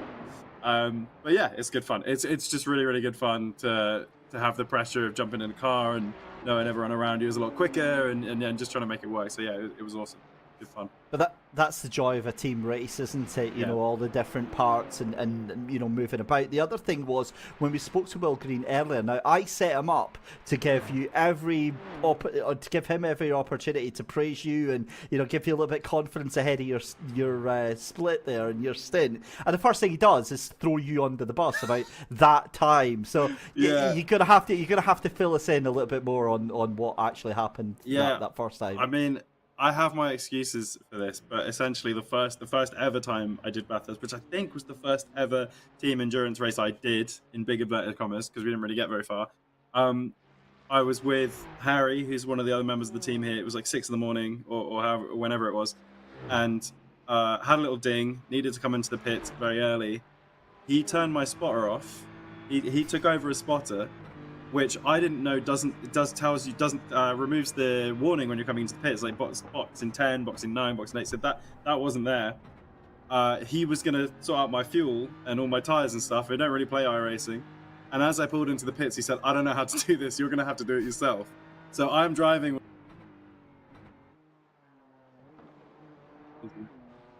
I'm driving with the wheel basically 90 degrees, fiddling on my black box, trying to figure out how to spot out my pit things, with no one telling me where my pit box is. So I get all the way to the end of the pit lane and I'm like, well, there's no more. Harry said, just go back. So I just put it in reverse and drove halfway down the pit lane before the game. And we were disqualified for it. But, you know, you can broadly say I was disqualified from the race for reversing down the pit lane, which makes me sound really, really a little bit dumber than I probably was. But, yeah, so that was nice to wake up at 6 a.m. for no reason. Yeah, the context is slightly eye-opening on that one. Now, a couple of other points is obviously we were talking about how members of the public can pop down and take part in the F1 race events that I've got on there. Now, we see you're on a rig just now. Is that the same rig that the public can jump onto? So these are probably around to have a little look at. These are the kind of big, hefty. As I heard you guys talking about the weight that some of the rigs can throw in these are the kind of the pro rigs, we call them. So we'll probably have these around. You can have a little go. But the F1 rigs, which I can handily do, are just behind us there. As you can see, these rows of rigs here, and those are the ones that you'll be using for the F1 races. So still super powerful, still very, very top end kind of rigs. Just not the kind of weight capability that these ones can do. So yeah, then you basically will hook all of those ones up. Big kind of local lobbies in here with kind of engineers who can walk you through how to improve your setup, getting everything a little bit better, and then some fun races. So I actually prefer the seats in those ones because you can see they're like the bucket F1 seats. Yeah. Which I much prefer. These I find really uncomfortable after a little while, where those you can kind of fall asleep in. But yeah, it's not a bad place to come do some F1. Looks quite nice in there. And these are all the trophies, the Williams trophies from over the years, right back here, which is awesome as well. And just quickly, if you do want to get yourself involved in that, head over to williamsf1.com/esports. You can click on the Book Now button and get yourself involved. Right, very quickly, Will, just a personal question for yourself. We were talking to Will G as well earlier on. You're broadcast manager at Williams Esports. In a nutshell, what does that mean that you do with the team? Well, basically, it's been a good push from Williams they really care about esports. They really care about the drivers here. Williams have some of the best esports drivers in the world, and they really care about it. And they want to tell that story, and they want to engage with fans, and they want to do, show off all of the cool drivers that we have here and all the cool stuff we do. What I was brought on to do over the last year was to kind of set up the broadcasting department so that we can do stuff in-house, just kind of level up everything that we're doing here, and put on more and more broadcasts, more and more races, and do more stuff like these community events, where we can not just put these on, but we can show them, we can get to know you guys in the Twitch chat, we can kind of connect with our Williams audience. So that's kind of been the project over the last 9 months. And it's been the most fun thing to do ever. I've got to meet lovely people like yourself and lovely people in our community. And yeah, I've basically working with James Yaxley, who is the one running the desk at the moment while I'm sitting in this chair, and who produces all of these shows. And my job is really to just kind of push these shows forward, come up with new ways that we can do, new ways that we can engage, make streams more entertaining, put on more stuff. And just keep us growing, keep our community growing, and show all of the awesome races that the guys are doing throughout the year. Excellent stuff. Well, listen, that was so concise. P9 at the moment, half an hour left to go. Congratulations, Will. Thanks for coming in and having a chat with us, and we'll hopefully see you very soon. Yeah, no worries. Thank you. Excellent stuff. So there's Will Gerrity then, is a wonderful guy to speak to, head of Williams Esports Broadcasting, and taking part in this race today as part of Williams Gaming Club down in P9. And Mike, obviously super chatty, but great to get an insight as to how tightly knit this whole relationship between Williams Esports and Williams Gaming Club is. Well, 100%. I feel like it's got to be quite the difficult task to come down and race with the people in your community. Obviously, you take that risk of, well, if you take somebody out, now all of a sudden you're going to get laughed at or whatever. But obviously, we're all here to have fun at the end of the day and here to have a good time. And that's what Williams is all about, right? Especially the Williams Gaming Club is putting on a good time, having fun, and, well, having a good time. That's really the only objective there. We're going to take a little look at a replay here. This might not have been as good of a time as I'm talking about. I think we're going to be seeing some damage unfolding here. This is again the 1-2-3 car who has just had an abysmal race. Looking good so far, but oh my goodness. Way too much speed down the hill and an immediate return to garage.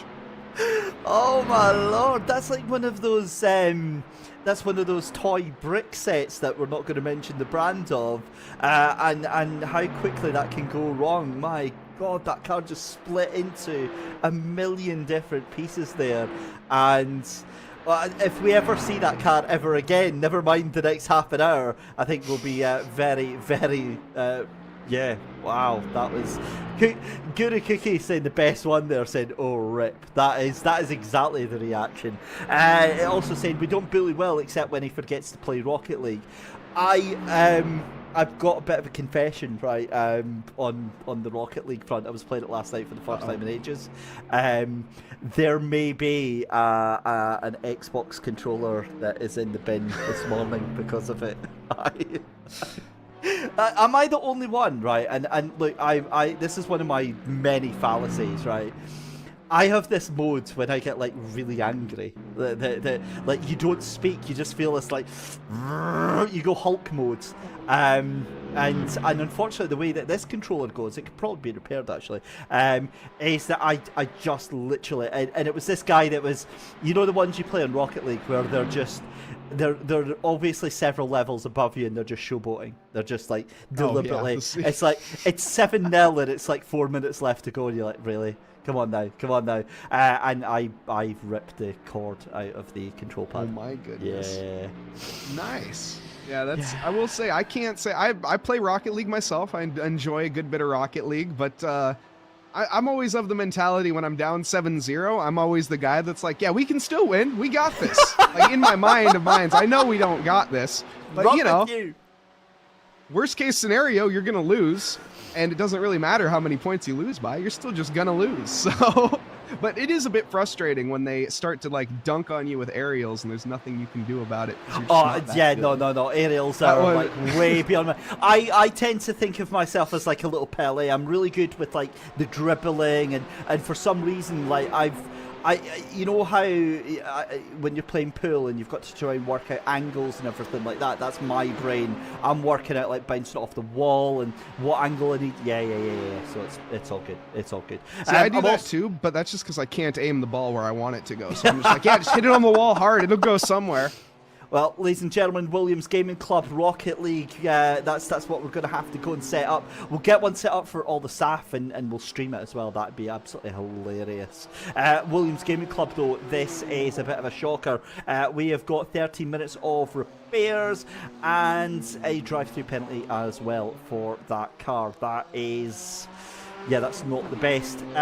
Also, you know, I'm seeing our private chat is kind of going off behind the scenes about Rocket League and what ranks we are. You can all just go away because you're all like Diamond 1, Platinum 2. I'm sitting at a Gold 1. I'm just like a little peasant on my little Gold 1, and I'm happy with it. And y'all can just deal with it. So yeah, there you go. Yeah, I mean, it's a fun game, I gotta say. It's a game, obviously, I played since 2015. I took a big break, but it's a solid game in terms of car games that you can play with a controller. See, that's one thing as well we'd always talk about, we haven't talked about in a while, is the equipment that these drivers use. Obviously, we saw that sim rig that Will was on, the 25 Newton meter, very expensive, very fancy sim rig. Well, I guarantee you that there's a couple drivers out here probably driving on Logitech G29s or G27s of that sort, maybe even a little different, you know, Thrustmasters here and there. Obviously other equipment is available, but it's not about the size of the dog in the fight, it's the size of the fight in the dog. And that is, I think, a key word in sim racing, especially, you know, you could drive with a controller and be equally as quick as some of these esports drivers. Obviously, that's a bit of a stretch, but it is still possible. There are controller esports drivers out there. You versus the direct drive sim racing wheel that she tells you not to worry about. On that note, I mean, yeah, again, we've spoken about it off air. I'm happy with it. We spoke about that gear doesn't matter. I've got my little £100 budget wheel, and I'm still getting mid-place finishes, and still beating people that have spent much more on it, and it makes me very, very happy. But yeah, it's awesome. So yeah, really enjoyed it. Apparently, word from chat, or not from chat, but Will is apparently that guy that we were talking about that just does the aerials when it's 7-0 to the people that he's better than. So we've learned that today, everyone. No, big shout out to Will, of course, behind the scenes. We rib, but for good reason. See, well, the thing is that Will's, he's now in our chat posting like little videos of him playing it. And listen, if he ever pulled that on if he ever pulled that sort of move in a game against me, that's immediately the sort of friend that you rip out the controller and use it as a nunchuck, their head, and just get out the house. That was the one great thing about PlayStation 2 controllers. I did that on Pro Evolution Soccer. I actually threw a controller at a friend's head. Yeah. It's a good flail mace, you know? Yeah. Oh, they're amazing. It was, it's, I'm not even joking, actually. They do that. I believe you. Yeah, it's, never mind. Right, back to the race then. 25 minutes left. How did we get on the Rocket League? How? I don't really know, actually, now that you mention it, but regardless... Oh, it was Guru Cookie. It was Guru Cookie's there we go. fault. Yeah, blame Guru Cookie for anything at this point. Yeah. Definitely don't blame us. We are an innocent party here in the booth. No, I wouldn't go that far. Well, no. I wouldn't go that far either, to be honest. Garage 991 Blue in the lead of the race then. 26 minutes left to go. VGTR Esports in second place. The gap now 34 seconds. I'm safe to put a cork in that bottle and say that is done and dusted, barring any incidents and any penalties on that one. But for the most part, on pace alone, Garage 991 have done what it takes so far. Strip the Dip Racing in third position. Pacemakers Young United in fourth. Piper Ryao in fifth position. Still love saying that name. Highline Motorsports in sixth. Pacemakers in seventh. Supercharged Motorsport in eighth position. And Devastation has it as VGTR Esport GTP in 9th, Adrenaline Motorsports in 10th, and Williams Gaming Club still in the pit lane as Eli Singh. We need to find out what has happened to that car. 13 minutes of repairs. Eli's obviously absolutely spanked that car into the barrier. Yeah, very unfortunate. I'm also curious here to see in terms of, where Eli is in P11, but also if we have another pit stop. I think we have one more stop that these drivers need to make, at least up at the front. It's hard to tell. I'm trying to do the maths right now. We have a couple drivers coming in already. I think Adam Lyall is in the pits. I'm not sure if he's coming back out or not, but very interesting. I think we're green to the end. We've gone through 41 laps so far, I think. Having a hard time reading the timing charts.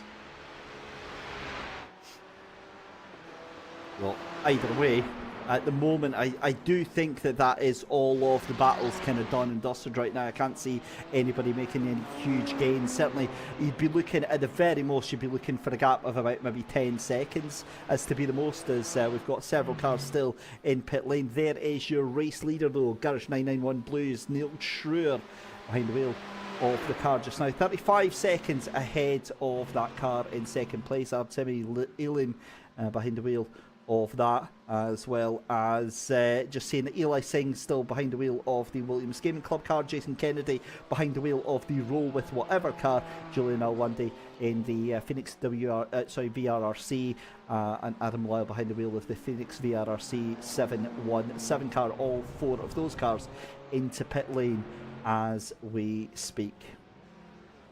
And speaking of the Phoenix VRRC guys, why don't we take a look at maybe Joel or one of those teammates, as we have a request in chat. 200 laps have been spent, and we would love to show some love here.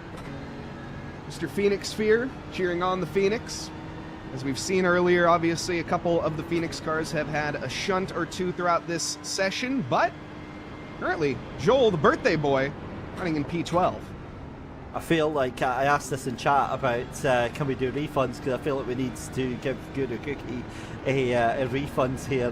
Who wants to watch any Williams car not in the pits? Well, it's slim pickings at the moment, because the only one we do have is it's currently having its face rearranged right now, from the sounds of it just now, given that it is still in pit lane with 13 minutes of repairs. And again, you're hearing just how close these cars get into the wall right now, and hearing that scraping and grinding, but yet thankfully no paint scratches on these things. So yeah, that's some quite tough paint there. Really, now that you mention it, yeah. And the barriers, for that matter, too, should be absolutely just wiped at this point. But no, the great advertising from the sides of it. You can see the walls down there are not quite as in good a shape. There's been a few tags down where the wall was unpainted.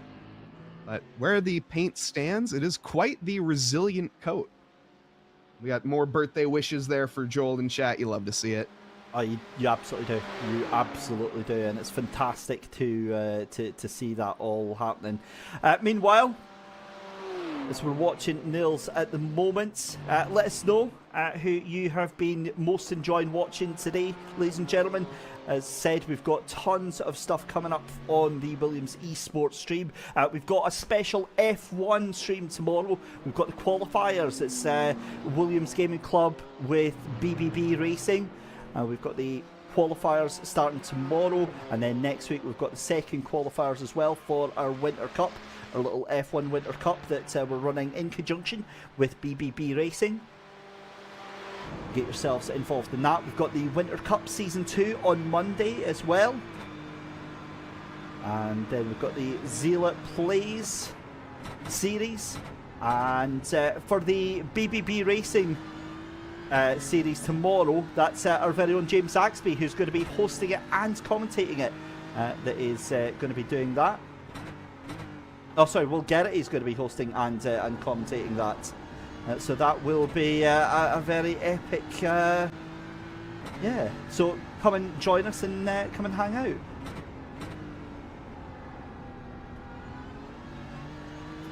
So at the moment, what you can see there is the gaps between third and fourth place at the moment. So in the third place car, that's Mike Farla, and in fourth place, that is Lewis Piper. Now, Farla is currently lapping at the moment. Looks like 2 seconds faster at the moment than Piper. So that gap is extending it. And Vesley Dassens in the Pacemaker Sheng United car was fighting for position, but now into pit lane just now, so that battle has kind of extinguished itself at the moment. Oh, and that's a bit of a scuff of the barriers, and yet, I don't know, that car, is that car okay? It does look a little bit sketchy. Looks fairly balanced, but here we are going to see a replay of what we were wondering earlier. This is going to be Punji, who has had a bit of an incident. Let's see. Williams Gaming Club. Whoa! Way too deep.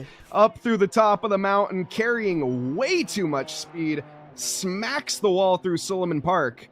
And that is going to be what does that. You can see the car already completely unbalanced and is leaning to the right side. Oh, that car folded like a pancake. Good lord. That is a brutal hit. So that car's still in pit lane and still getting the damage repaired on it. In fact, look at that rear. If we can actually switch to a specific camera, if we can look at the rear right wheel of that car, you can see that it's actually facing inwards. I mean, that's quite an impressive feat of engineering. I'm not sure that that's going to do much for the engineering on that car, but I mean that is quite an impressive hit. Well done, Eli. I'd be quite proud of that one. That is a shake of the head from the cameraman down there. Yeah, I'm not too sure the aerodynamicists had that in mind when they sent that car out onto track today, but you know, you make do with what you got, and unfortunately, you got a broken wheel, and you got to make do, I guess. But that is what it is. you can take Punju out the rally, but you can't take the rally out of Punju. Good lord. that's we ain't got no shakedown, we ain't got no service stage, son. It's just a pit lane and it takes slightly longer. He's waiting for the guys with the sledgehammers to jump out and set to work on that car. Lewis Piper, I'm gonna be honest here, I'm not feeling that car is as stable as it once was, because he looks to be kind of struggling a little bit. I'm going to have a look at the lap times, certainly last time round. So Lewis Piper did a 2:07.9, and James Curtin behind him is lapping 2 seconds faster, and he is 20 seconds behind. So 10 laps. We could do that. Yeah, we could do 10 laps, possibly, maybe. The other question is, sorry, on you go. Is Lewis going to bin it? You know, that's the biggest thing, is if Lewis has that pace difference, that 2 seconds of difference, it is so, I mean, it's already easy enough to put a foot wrong on the mountain. Well, now that car is already wronged, and it's so easy just to lock the front up. And basically, as soon as you lock that front up, you are going to be heading straight towards the barrier with that condition of the car. You're not going to have any chance of gripping. Also, welcome VG to the chat. Appreciate you, brother. Thank you. Or sister. Thank you very much. Welcome, everybody. What a race it's been. Been 5 hours and 45 minutes just about of this Bathurst 6 hour. We also had our PESC race, which unfortunately didn't quite go our way with any of our drivers for that matter. And definitely one to look forward to next week. But what a race it's been, David. Yeah, PESC, we don't talk about that. It's fine. We didn't have that race today. We've just had 6 hours of Bathurst, and what a race it's been. Really enjoyed it. The gap to P4 and P5 isn't coming down as fast as I thought it was going to do. We'll keep an eye on it, but certainly it's not going to resolve itself at this pace in the next sort of 15 minutes, unless there is a bit of a moment for that car in 4th place just now. But James Curtin comes across the line. Last time by then, it was a 2:04.6 for Vroom Vroom Lyall, and then a 2:04.1 for the car behind. So yeah, the panic is over at the moment, and James Curtin I was thinking that was James Curtin in pit lane. It's not, but we are going to have a look at Piper Vroom Lyall, because they might be into pit lane. They last pitted on lap 138, which was 3 laps previous to 2nd place. And so we'll have to keep an eye on when they are due in. They're on lap 162 just now, but again, it's a question of if that car has to come out. But it does look like Eli Singh back behind the wheel of the car. The Williams Gaming Club car is back out as another screech of paintwork, as the sides of that car are kind of crying out in distress here. Yeah, most certainly going to be having to keep it clean for the rest of this, and green to the end, 15 minutes on track. Shouldn't be too much of an issue for the likes of Eli. Hopefully, as you mentioned before, he doesn't take to his rally routes once again. But we will most certainly see. One thing I wanted to mention, though, is a massive shout out to the VGTR team, the esports, up in P2. They've gained 5 positions from where they started P7 and have been running P2 for pretty much the entire race, about over halfway through the race. I mean, obviously, Nils up in the front, the Garage 991, has led every single lap of this race, which is all 163 of them, in case you were curious. But Artemi in the Ferrari has been doing a stellar job. I also think Mike Farla has driven solo. I do not think we've seen another driver for Mike Farla out at any point in time. And he must be absolutely knackered. Yeah, his teammate is Denzel Clarkson. I do not recognize that name on track. Yeah, I don't think we've seen that at all. I think you're absolutely spot on with that observation. And obviously, with it being a fun race, I don't think there's any penalties for single stinting this race. I don't think there's any issues if you've had to do it by yourself. Certainly, it would. It's not like it's a championship. It's just been a fun community race. So I would imagine that's absolutely fine. Just not advised, because like 6 hours in the car, I'm sure you've got better things to do with your Saturday afternoon, although, you know, maybe we'll see. Guru Cookie saying nobody cut to admin car for 15 minutes. What you're trying to imply, that every time we cut to... Oh, well, too late. Oh, no way. Of course, Eli had to drive through penalty. They did mention that in the chat. Okay. But I would have thought he'd served it before now. But either way, that car's... Just blame Guru. It's fine. Yeah. That's well, we'll see. So that's definitely at least the drive-through penalty. At least pit lane limiter does look on, and the next team is, or next car is another 2 laps down here. So we'll go out pit lane, we'll get out hell corner, and life is good. That's fine. We can leave Eli Singh to it just now. Back to that fight for 4th and 5th position. The gap's now just under 17 seconds. It is still coming down, but again, not enough to be anything to worry about with this this final stint of the race. 204.6 for Lewis Piper, 204.1 for James Curtin just now. So, 30 minutes left to go. What do we make of this 6-hour race then, Mike? Well, as I said, I think it is really just looking at, first off, the gap that has been set by the 991. That is pretty good. 40 seconds, and the thing that it really isn't the full story, though, is that's changed throughout this race. It was down to 8 seconds at one point not too long ago, within the previous hour. Actually, it was in that 8-second mark, but since then, it's just gone up, and beyond. And 40 seconds now, the gap, not to mention the fact that the P3, Mike Farla, Mike has got to be just absolutely knackered, tired as could be, just waiting for this race to end. I would imagine the Flying Dutchman, as we'll call him. Absolutely incredible job, though, for him, positioning himself in P3 and not really placing the car wrong whatsoever throughout the entirety of this session. We have Lewis as well in P4, 14 positions gained for the Piper Vroom Niao. And there is Eli. He does not have a care in the world. He is just enjoying himself tonight, as he absolutely should, lapping in that P12 and making the best of his situation. Go on, Eli. Hit him. Go on. Do it. Just like a cue ball.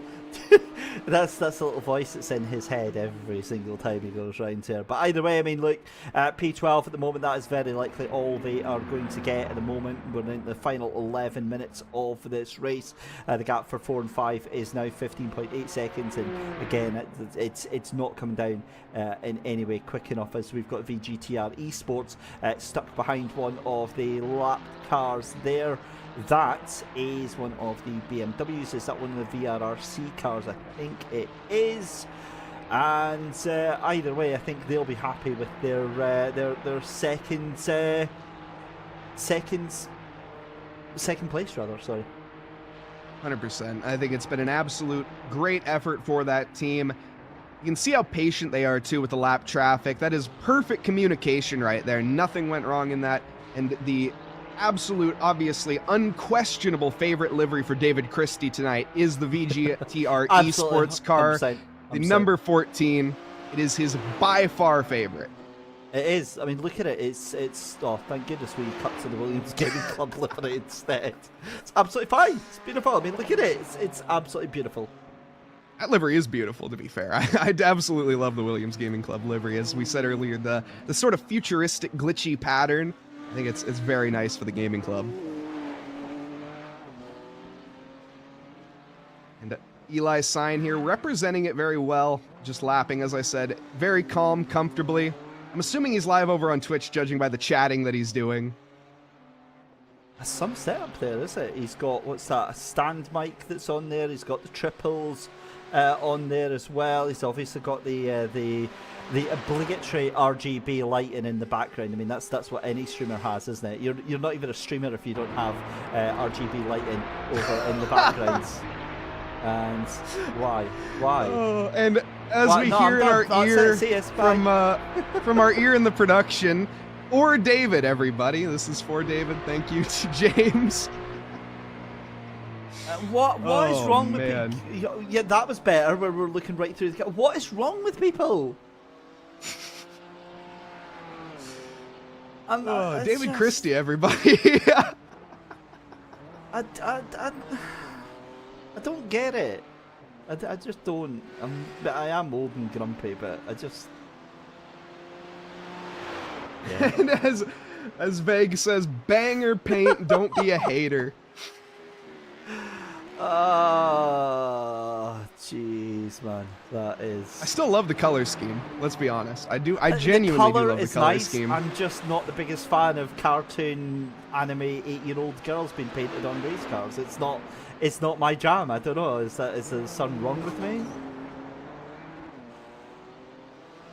Man, The every time silence cars is go through deafening that on corner. that one. It wasn't that one. I was more listening to the bottom out of the BMW. It terrifies me every time they go through the cutting. But That's yes, not the I bottom, think you're. though. That's not the bottom. That's the side What is scraping off the wall. Oh, that's man.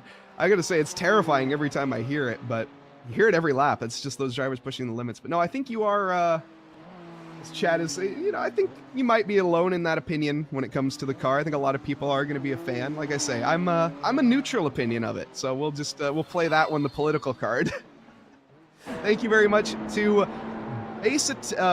Bassett Chris. Thank you to Bassett Chris too for the follow.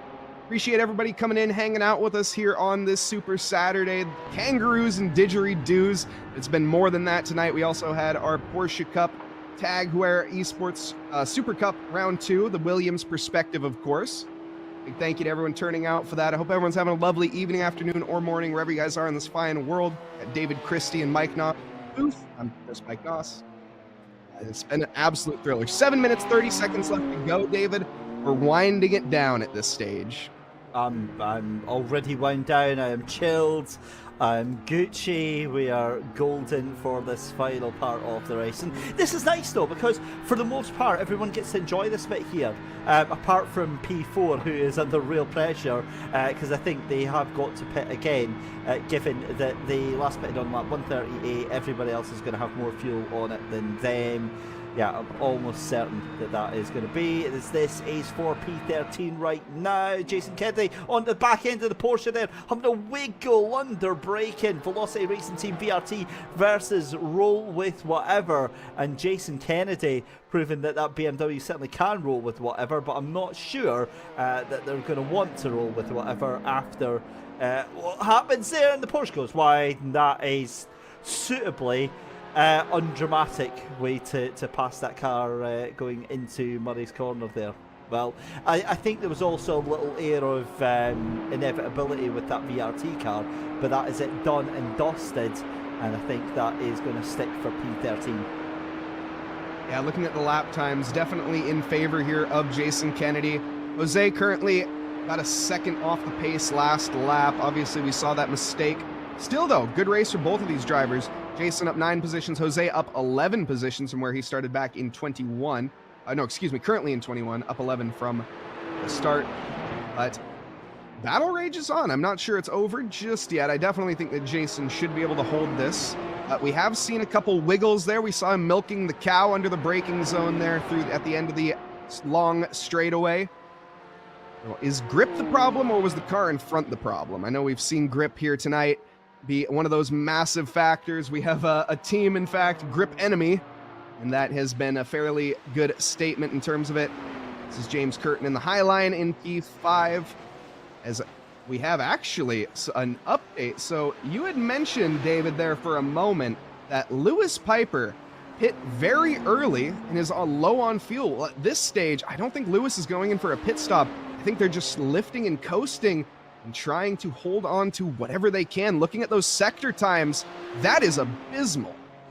Yeah, that is. Oh, those are lap times. stuff. Apologies. Yeah, so that's the lap times there. So you can see 2 seconds slower every single lap here. That shows how much is having to be done here. So that whole thought of being able to coast to the end here, I don't think they're going to have enough time for that right now. With 5 minutes left to go here, here comes Highline Motorsports. I'll tell you what, they're going to be able to get an extra little bit of a boost here, because they'll see that car coming out of the Conrod Straight and potentially coming down it and chase. There it is, right in front of them. Head down from here. James Curtin smelling blood in the water. He can see a P4 at hand here, and it is not far away. It's a mere, not even a mile up the road from him at this stage. Just in view as they just go into the chase there, you can see. And that is that motivation, the dog chasing the bone, will you, if you have it. Strap it to the treadmill here, and we are going to be seeing James Curtin absolutely sending it. Go down into the final corner, and that's traffic as well. This is going to get very, very spicy here at Bathurst. Talk about saving the best till last. There we go across the line. What was the difference this time? By 4.5 seconds. Good God, that is bloodshed right there with just 3 minutes and 45 seconds left to go here. Oh my days. Well, again, on that pace alone, that would be enough to take this right now, but given that we're going up the back stretch here, it's really difficult to see how they hold on to this. Yeah, especially with just that pace. I mean, 4 seconds is, we're definitely not going to be seeing any sort of difference. This is the sector time difference. Not much in Sector 1. Obviously, you're going to be flat out for most of that sector. The middle is where it really matters. This is where you're going to be flat out feathering that throttle through and through. As we go through Sector 2, you can see that is the difference right there. Thank you to Senex Official as well for the follow. Much appreciated. 1.5 seconds through Sector 2, and there are 5 sectors on this track. It is going to be quite difficult for Piper to even have any real shot of defending for more than a moment, to be honest. And the thing is that depending on the pace, we're going to have, 3 laps left to go here. Seeing where the race leader is just now, maybe 2 laps left after this one, given that all these cars have been put a lap down. The race leader is just coming up through the first half of the circuit, just now coming up to turn number 3 and 4 at the moment. So again, we're going to have, 2 laps left to go here. I'm looking at pacemakers Xiang United, because if we're struggling for pace here for Piper Vrumyao, how much pace are we going to lose in the next 2 laps here, given we lost 4 seconds to 5th place? Again, is there a chance for pacemakers Xiang United to get a position here? It doesn't look like they're making as much headrow as James Curtin is for Highline Motorsport just now. Oh my goodness me, this is getting very, very interesting indeed. 1.3 seconds now as they go across the line, and the sector was 0.7 of a second faster, as that is, and BMW just in front, but that is not our fight. That is the 22 of Julian Alwandy for Phoenix VRRC 1. And here we go, 1.5 seconds, 2 laps left to go. Ding ding, lights on. Piper honestly probably doesn't even want to get by this Porsche. This is, I think the real question is does he even have enough fuel to finish? You know, I think he'll be asking himself that. He probably would have came into the pits, though, if they thought otherwise. But sticking behind that Porsche is going to be the most helpful thing that he can do. Not on the back straight now. You're going to be getting that dirty air and that wash, but through the Conrod and through the heavy fuel-consuming sectors, you're going to be getting that draft, that slipstream, which allows you to lift off the throttle a little bit earlier and still keep that speed. There's that touch of the wall. James Curtin, he is absolutely on it. He smells the blood, and he is trying to taste that P4. Yep, certainly is. Coming up over Skyline then for the penultimate time. What an unbelievable way to finish this. For the second time in 2 weeks, we come down to an absolute roller coaster finish here for the final 2 laps of this race. This is for the P4, and there we go, that's it, it's done, I'm telling you right now, because that car comes out of Forest Elbow, clips the wall, and now roars into life. I wonder if maybe Piper has saved enough fuel in which that he can hold on here. Now he decides he wants to get past that Porsche. Now he decides that this is his time, but he's going to have one more lap in the tank here. Maybe it was pace management right now, as here we go, the BMW up the inside. It's surely too little too late, because this is going to be another lap on here as your race leader halfway through the lap here. Neil Schroer. And he's in. Yeah, that's gutting to see that. I mean, if he just stayed out for another 10 seconds, well, either way, there we go, white flag gets raised. So that is now going to be down into P6 for that car. I think the pacemaker should overtake as well. Yeah. No, they're down a lap. Never mind. They might actually be. The pacemakers might be not able to make up a position on that. Thank you, everybody, for the follows. Thank you to Team Team Silvercube, as well as the whoever else. Thank you very much for the follows, everybody. Unfortunately, I missed that one. But thank you all for tuning in here. This is the last lap in Garage 59 here. Nils has been dominant behind the wheel. Chuck, thank you for the follow as well. One more corner to go here for the Garage 991 blue team. comes to the line here. It's been a dominant victory for them and takes P1. Led every single lap here tonight, a grand total of 171, and the flourish at the end to boot, a well-deserved one. Yeah, fantastic stuff. A very well-deserved win there. VGTR Esport are going to finish in second. And the great thing is we can call the rest of the race because everybody else is a lap down. Mike Farmer did get on, to that lead lap there. He's going to come across the line in P3. But it's James Curtin in fourth. So that is for your top three. Garage 991 Blue, VGTR Sport in second place, and then Strip the Dip Racing take the final step on the podium. To round out your top 10, Highline Motorsports take that fourth position, Pacemakers SGen United in fifth, Piper Vroom Lyall in sixth position, Pacemakers in seventh, Supercharged Motorsport in eighth, VGTR Esport GTP in ninth, and Adrenaline Motorsports in P10. Well, there we go, Mike. 6 hours here at Bathurst. An event that we're not going to speak about over at Hockenheim Ring for round 2 of PES. All in all, a fantastic Super Saturday here on Williams Esports. Absolutely. Been an absolute pleasure to commentate along the 6 hours of incredibleness, and then obviously, as we said, the one that shall not be mentioned. Mike Farla, I gotta say, is going to be absolutely buzzing with that P3, a solo P3 finish. Obviously, he had a teammate coming into it, but didn't quite show. Excellent effort put forth there from the Ferrari driver. Artemi in P2 as well, and Nils, obviously the talk of the town for that Garage 991 team. Rapid pace throughout and a dominant showing. An absolutely stellar showing from Garage 991 Blue. Congratulations to them, and congratulations to you at home, ladies and gentlemen, for enjoying a wonderful afternoon of racing. We want you to get involved. Type !Discord to get involved with Williams Gaming Club on the Discord server. Tomorrow from 8 PM, we've got the WGC BBR F1 Winter Cup qualifiers. That's on F1 2023. It's going to be at Autodromo Internazionale di Iyengar. So join us for that. Winter Cup Season 2 returns as well on Monday night. That is going to be from 7 PM as well, and that'll be from the Nürburgring. And then later on through the week as well, we've got also round 2 of the qualifier of the WGC BBR as well. But you can see confirmation there tomorrow night from 8 PM, the F1 Winter Cup qualifier number 1 here on the Williams Esports Twitch channel. eNASCAR though, Valentine's Day, that is going to be a date to remember, and it's going to get you hot under the collar. I can absolutely promise you that. 14th February from 1:45 in the morning. DNLS round 4 in the Nordschleife is on Saturday as well. Mike, just to finish up then, we've got to be super quick here, but yeah, that was just a stellar way to spend a Saturday afternoon. Absolutely. I couldn't have been more thrilled myself. Obviously, starting it off in the morning. It's now peaked into the afternoon here for us Pacific viewers. So welcome to all the Americans. Hope you all have a lovely afternoon. And thank you to everybody. Hope you all have a lovely evening, afternoon, or morning, wherever you are. It's been amazing from me. A huge thank you to Mike Nice behind the scenes as our commentator. I've been David Christie. A huge thank you to our broadcast team as well as all our commercial partners. As always, a huge thank you to you at home for watching, ladies and gentlemen.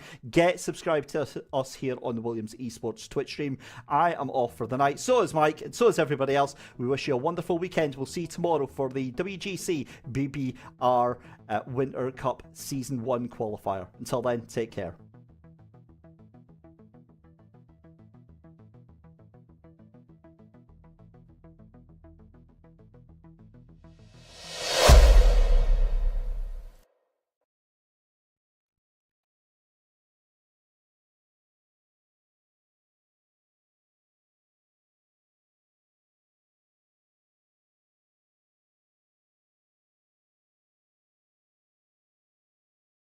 Let's go, Spike. Roll.